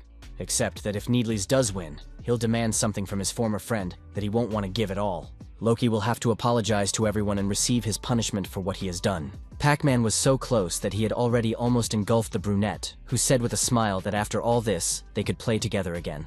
Watching your loved one die was not at all pleasant even for a man like Loki. He started to beg the guy to stop, but it was too late. His screaming only stopped when the barrier began to dissipate and disappear. Sweat and tears began to run down his face, for the lad knew exactly what it all meant. Meanwhile, events take us to the Academy Director's mansion. There was a battle between Lilia and Professor Lee, who was planning to neutralize this foul thing called Prism. The woman was already on edge. She didn't understand what was happening, or why she was having such a hard time fighting. After all, she was sure Halper had been activated. Scoffing, Lee asked if the program really and truly collected the data of all the players who had ever placed first, because she was reacting like that. Lilia listened attentively to the reasoning that the way to destroy Halper was simple. One should simply become stronger than the people whose data was used. Assessing the situation and remembering what she had been warned about, the woman asked if the professor was the same faker who had disappeared without a trace years ago. Looking at the way the man's eyes raced, Lilia realized she had hit the mark. It was now clear why she had been warned to be careful with this man. Based on the new circumstances, the woman decided that in order to win this battle, she needed to change her strategy. Meanwhile, Ark had finally reached the square, but there were no people there, which seemed strange to him. Looking closer, he immediately saw a guy and a girl on the benches. It was Haruru and Han. Genus, who was standing nearby, was extremely indignant at not being noticed. He told Ark that a man came here with a battle ball, but Han defeated him single-handedly, except he never came around again after that. Ark couldn't believe that something like this had happened to his friend.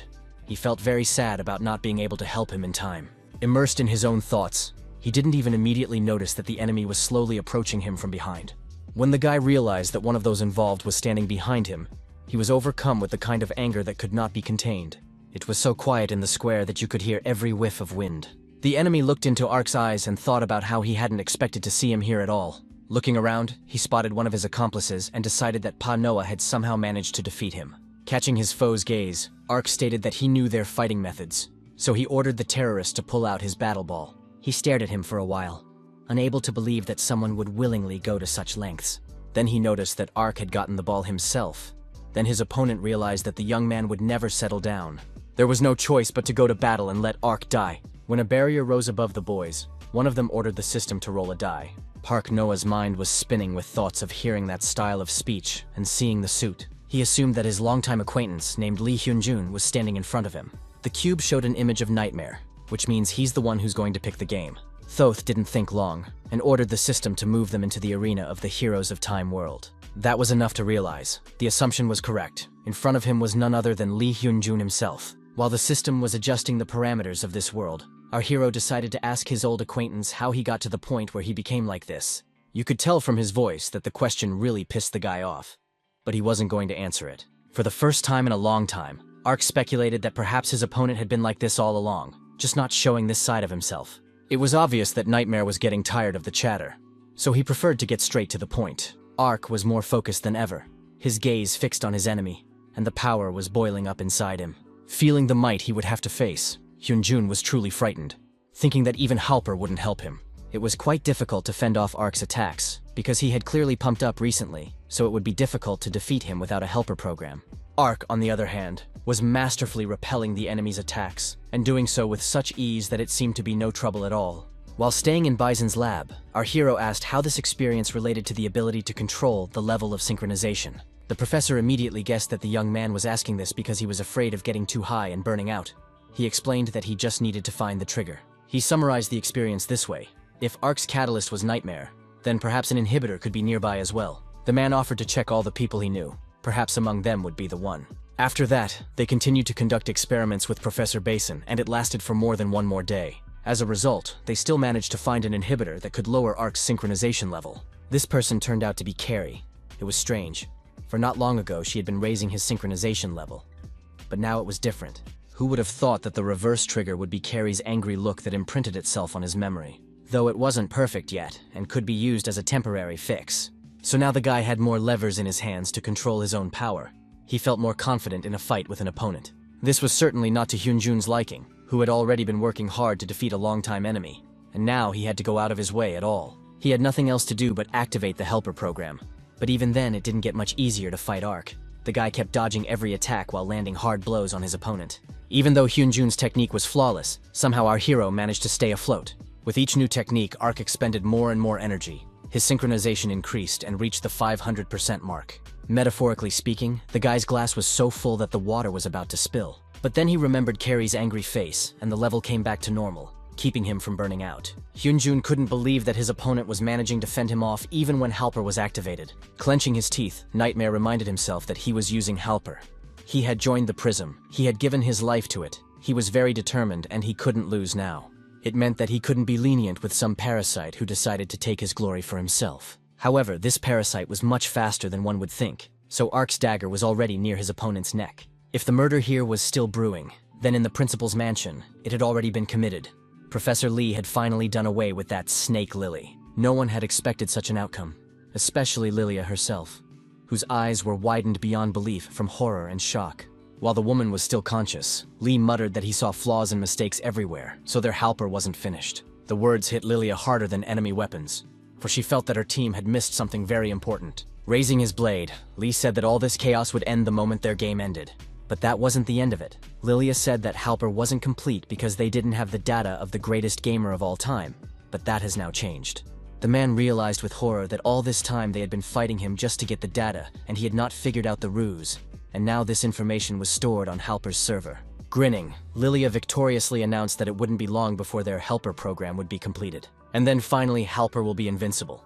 Information about the new data was being transmitted through all channels, so Hyun-jun also sensed some kind of change that should help him in the battle. It was these changes that helped him avoid the knife that was eager to slip around his neck. Bouncing off to the side, Ark tried to figure out how it was that the enemy had managed to minimize the damage so quickly. While he was pondering this, his opponent wasted no time and attacked, his blows feeling some new nightness and extraordinary power. It was very difficult to resist, but so far our hero was up to the task. Taking advantage of the arena function, Hyun-jun changed weapons, for he was eager to try something new. These changes struck Ark as odd. He immediately assumed it was likely that Halper's system had updated the data. The pose in which his opponent became was very familiar to our hero, because he had seen it so often in training in his world, which Lee had created. Somehow Hyunjun now possessed the data that belonged to Faker, and yet he had never been able to defeat him. At this time, the stage was having its own brutal show. Brutal as it was for those who truly deserved it, the terrorist who played for the Sharks was finally neutralized. Carrie, who had decided to do a little flying with her opponent, did as she planned, threw the creep down and herself caught on a small ledge in the roof structure. For a moment she thought she was going to die herself, so she was very happy to realize that she was still breathing. At the same time, another battle ended and the barrier began to disintegrate into small particles. King was finally done with his opponent and could breathe a sigh of relief, for he had learned everything he could from him. The guy hadn't felt this strong in a long time, his new skills adding to his confidence. Only those who were unconscious were not helped. They were still between life and death. Loki held his friend in his lap and tried to cope with the fact that he was hurt because of him. Looking at Nidlus's peaceful face, you could tell he had let go of all the long-held grudges. But Loki would have preferred the guy to keep yelling at him at the top of his lungs. At last, Lilia was silent, except that it happened when she had already made every effort to make her accomplices almost invincible. Professor Lee's administrator rights had returned to him in full. He felt it in the slight electric current that ran down his arm from the ring. The man decided that the first order of business was to quickly remove the exit restriction and adjust his pain level, except that when he wanted to do it, he realized that this setting was unavailable. There was a concept of a game that continues inside a world with set settings. It was impossible to change them. This feature would only become available after the game was completed. That meant only one thing: there was still one active battle ball in the virtual world. The wound that Hyunjun had inflicted on Arku was starting to sting very badly. It was distracting from the battle, hindering maneuverability. But his opponent felt just fine. He was proficient with his new weapon and had no problem making new attacks. At times it was very difficult for Ark, but nevertheless he tried to anticipate his opponent's next lunge, and he was quite good at it. The guys fought on an equal footing, even though the conditions were quite unequal, because against Ark actually fought all the best players from around the world. Nightmare used an attack called Ascension. It was a sword slash from bottom to top that lifted the opponent into the air. Ark couldn't see it coming, for Nightmare suddenly attacked on the bottom. This was to make sure the guy couldn't win with his reaction speed, and to do so he was also doing motion change kicks. But worst of all was the fact that the enemy grew stronger right during the fight. Ark had the steady feeling that he was fighting a nameless one. Following all these moves, he made a strike that targeted our hero's weapon, Hyunjun aiming for the weakest part of it to destroy. When his opponent's blade nearly sliced through his cheek, the boy thought for the first time that he might die here. Then Nightmare decided to pierce Ark with his sword and deal heavy damage with a skill called Corpse Piercing. At some point, Pak Noah resigned himself to the fact that he wouldn't get out of here alive. He began to think about the fact that first his brain would die and then himself. Who wasn't currently thinking about his own death was the one soaring high in the sky on a dragon.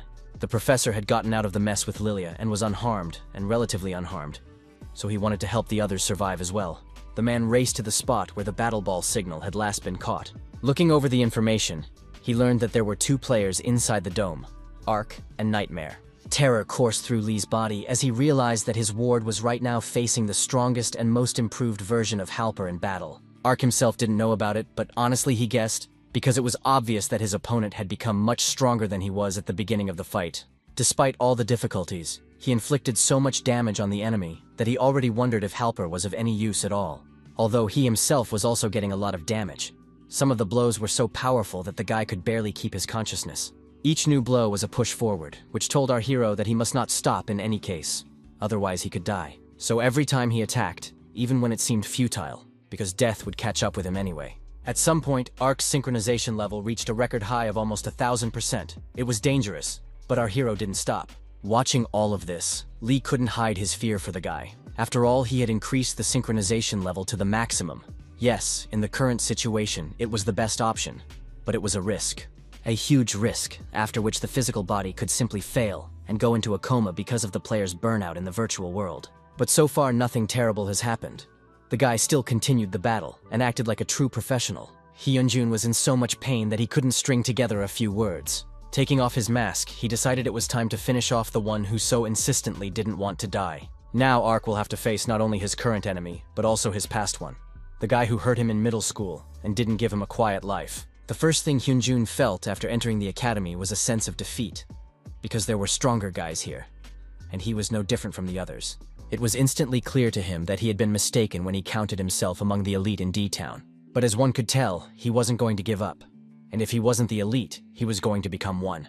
The enemy fended off each of his attacks, Nightmare continued to swing his arms and legs, but the system kicked out an error each time and looked for the next piece of information to fight with. He was going to prove himself, but each time his reaction failed, Halper failed, for there was no suitable person whose skills matched Ark's level. He was immediately reminded of Loki's words that it was time to admit that with his powers, he could do nothing.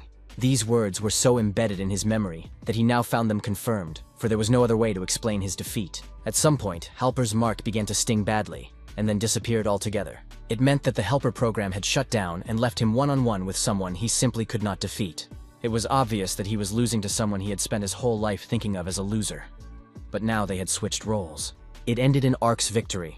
Bazin warned that if the synchronization level was interrupted, he would get shock instead of burnout and possibly not be able to live normally. Still, it was better than dying, and everything else could be dealt with later. Though it was a shame that dreams of becoming a pro gamer could only remain dreams. His mind was empty, silent and dark, until at one point amidst the silence, he heard Carrie's voice calling desperately for him. The voice was getting more insistent, and eventually the guy started to see her angry face that was urging Ioka to come to his senses. At that moment, some kind of switch turned on inside Pak Noah, and consciousness began to return to him. He was back in the virtual world, and as it turned out, the fight wasn't over yet. It became clear that the synchronization level had normalized, and now he could finally finish off the annoying enemy. For some reason, Nightmare decided that Pak Noah was weakened, so he wanted to take advantage of the situation and attack. In fact, that was indeed the case. For Ark's synchronization was no longer picking up, and he was beginning to suspect that burnout had occurred after all. But that didn't mean he couldn't finish off his opponent with good old physical methods. It wasn't hard to use learned techniques against Hyunjun after all. He was also out of shape, so it could finish him off. After a series of attacks, Nightmare slumped helplessly to the ground. He couldn't move any of his limbs. The barrier dissipated, and the professor reported that Ark had won not because the opponent had become too weak. After arriving at the academy, the kid didn't hope for synchronization, but trained day in and day out, his labors were not in vain. At some point, he became much stronger than he had been before. So Ark just couldn't lose to a guy who does just that, counting on Halper. That's how the terrorist incident at the Fantasy Academy was finalized. The bright sun was shining directly into my eyes because the curtains had not been drawn tightly in the evening. It helped Pak Noah wake up faster, though he still felt a little tired. Lifting his head, he turned his attention to his neighbor's bed. It was empty. Han hadn't been there for a while. It had been 3 days since he hadn't spoken to his friend. The competition was suspended because of something that happened in the virtual world. The academy banned people from outside from entering and closed down for a vacation. The entire Metal Sharks team was arrested, except for Loki. Every member of the team was found in a coma. It was revealed that all the guys were using the cheat program Halper. Society was simply shocked that the instigator of all this chaos turned out to be one of their professors. 30 people were in a coma as a result of the attack, which caused all the hospitals in the city of A here for several days. Ark went there every day to check on Han, who still hadn't regained consciousness. One day, when Pak Noah once again went to his friend's house and started talking to him, he reacted. First his lip twitched, and then his eyelids opened. Then our hero started coming even more often. He brought the guitar and headset that Khan had asked for. The guy was diagnosed with mental fatigue and was left in the hospital for a while to be monitored some more. The reason for this was the overuse of the synchronization level. It seemed to be similar to what Ark had previously experienced. There were other guys in Ark's entourage who were affected by what happened, like Needless and Haruru. They still couldn't come out of their comas. The boy decided to ask his friend if he had been to Haruru's chamber. He said no. Ark said he needed to visit there, especially since it was right above him. Pak Noah laughed when Han said with embarrassment that something inside him seemed to be making up new excuses and reasons not to go. But he still wants to go, because he's decided he doesn't want to regret anything anymore, especially after he thought he'd lost Harura forever. The conversation was interrupted by a phone call. For some reason, Ark was getting a call from Carrie. She was talking so loudly that the guy had to move the phone away from his ear. She wondered where Ark was. He replied that he was in the hospital at Han's. It was heard that the girl was overjoyed at the news. She further said that the guy should run to her immediately, for someone had woken up. Carrie screamed so loudly that everyone in the hospital knew that Needles had regained consciousness. Ark finally ran into Needles' room and joined all the other guys who welcomed the injured man back to the real world. Nidless was clearly not in the best of health, but you could still see that he was very pleased to have the whole team gathered around him. Looking over his friends, the guy grinned, noting that their faces looked like they had seen a living dead person. The boys were so worried about their friend that now that he was awake, they all rushed to hug him right away and talk about how worried they were. There was no one outside Haruru's room, but that changed when Han did muster up the courage to visit the one that had become special to him. It was very hard for the guy to decide to enter the room, because then he would have to talk about his feelings, which he had never done. And also, he was insanely curious about what the real Haruru looked like. Standing under the door all day was a bad option, so Han stepped over himself and opened the door. When he finally saw the one he had been thinking about all this time, he felt inexplicably calm. The sunlight fell on the bed of a beautiful girl who watched his every move carefully. Haruru was beautiful. Her hair beckoned to be touched, and her eyes glittered so much that they seemed to be real gems. Then Han realized, there she was, the girl he had been dreaming of all this time, with her angelic looks and miraculous voice. The guy awkwardly said hello and said it was their first time meeting in real life. Fateful meetings took place not only in the hospital, but also in large offices between important people. They spoke of the terrorists who had given themselves the pathos name of Prism behind the back of the leader Lilia. It was an interrogation. The prisoner said that he did not know where the group was now, for they met exclusively in the crossing. When asked why he joined such a group, Loki said he was fascinated by their offer to overthrow elite society. Though the final goal turned out to be different, their ideas came together and they just used each other. And when things went wrong, Loki and Lilia were just dumped. That's why the guy was telling it all with such desire. He wanted revenge, and if it meant he had to turn everyone in, then so be it. Still, the detectives didn't understand why the guy was so stubbornly silent, but then at some point became even too talkative. His answer was simple. He was going to fulfill a promise he had made to his only friend. Professor Lee never ceased to be amazed at just how problematic and interesting underlings he was choosing. He came because Ark said it was important, but they put on some kind of show in front of him. Ark said that the professor should see with his own eyes how his student defeats an opponent with the strongest credentials. Nameless materialized in front of them, ready for a fight as always. The posture of his opponent immediately reminded me of Hyunjun during the last battle. After all, Ark was not wrong, and now he would prove it. Now he had synchronization, which meant Puck Noah was very different from the version of himself that always lost. Now he was ready to defeat someone who had previously seemed invincible. Lying on the cold ground, Ark wanted to scream with resentment. He couldn't understand what had happened. Looking at the professor who was hiding a smile, the guy irritably asked why this happened. After all, he was sure that if he defeated Halper, who possessed this player's data, he would be able to defeat Nameless as well. Professor Lee knew that the flaw Halper felt during the battle with Lilia was that if the recorded data didn't achieve what he wanted, it was replaced by other data. That is, from the moment Ark took his attack, he began to bat with other data.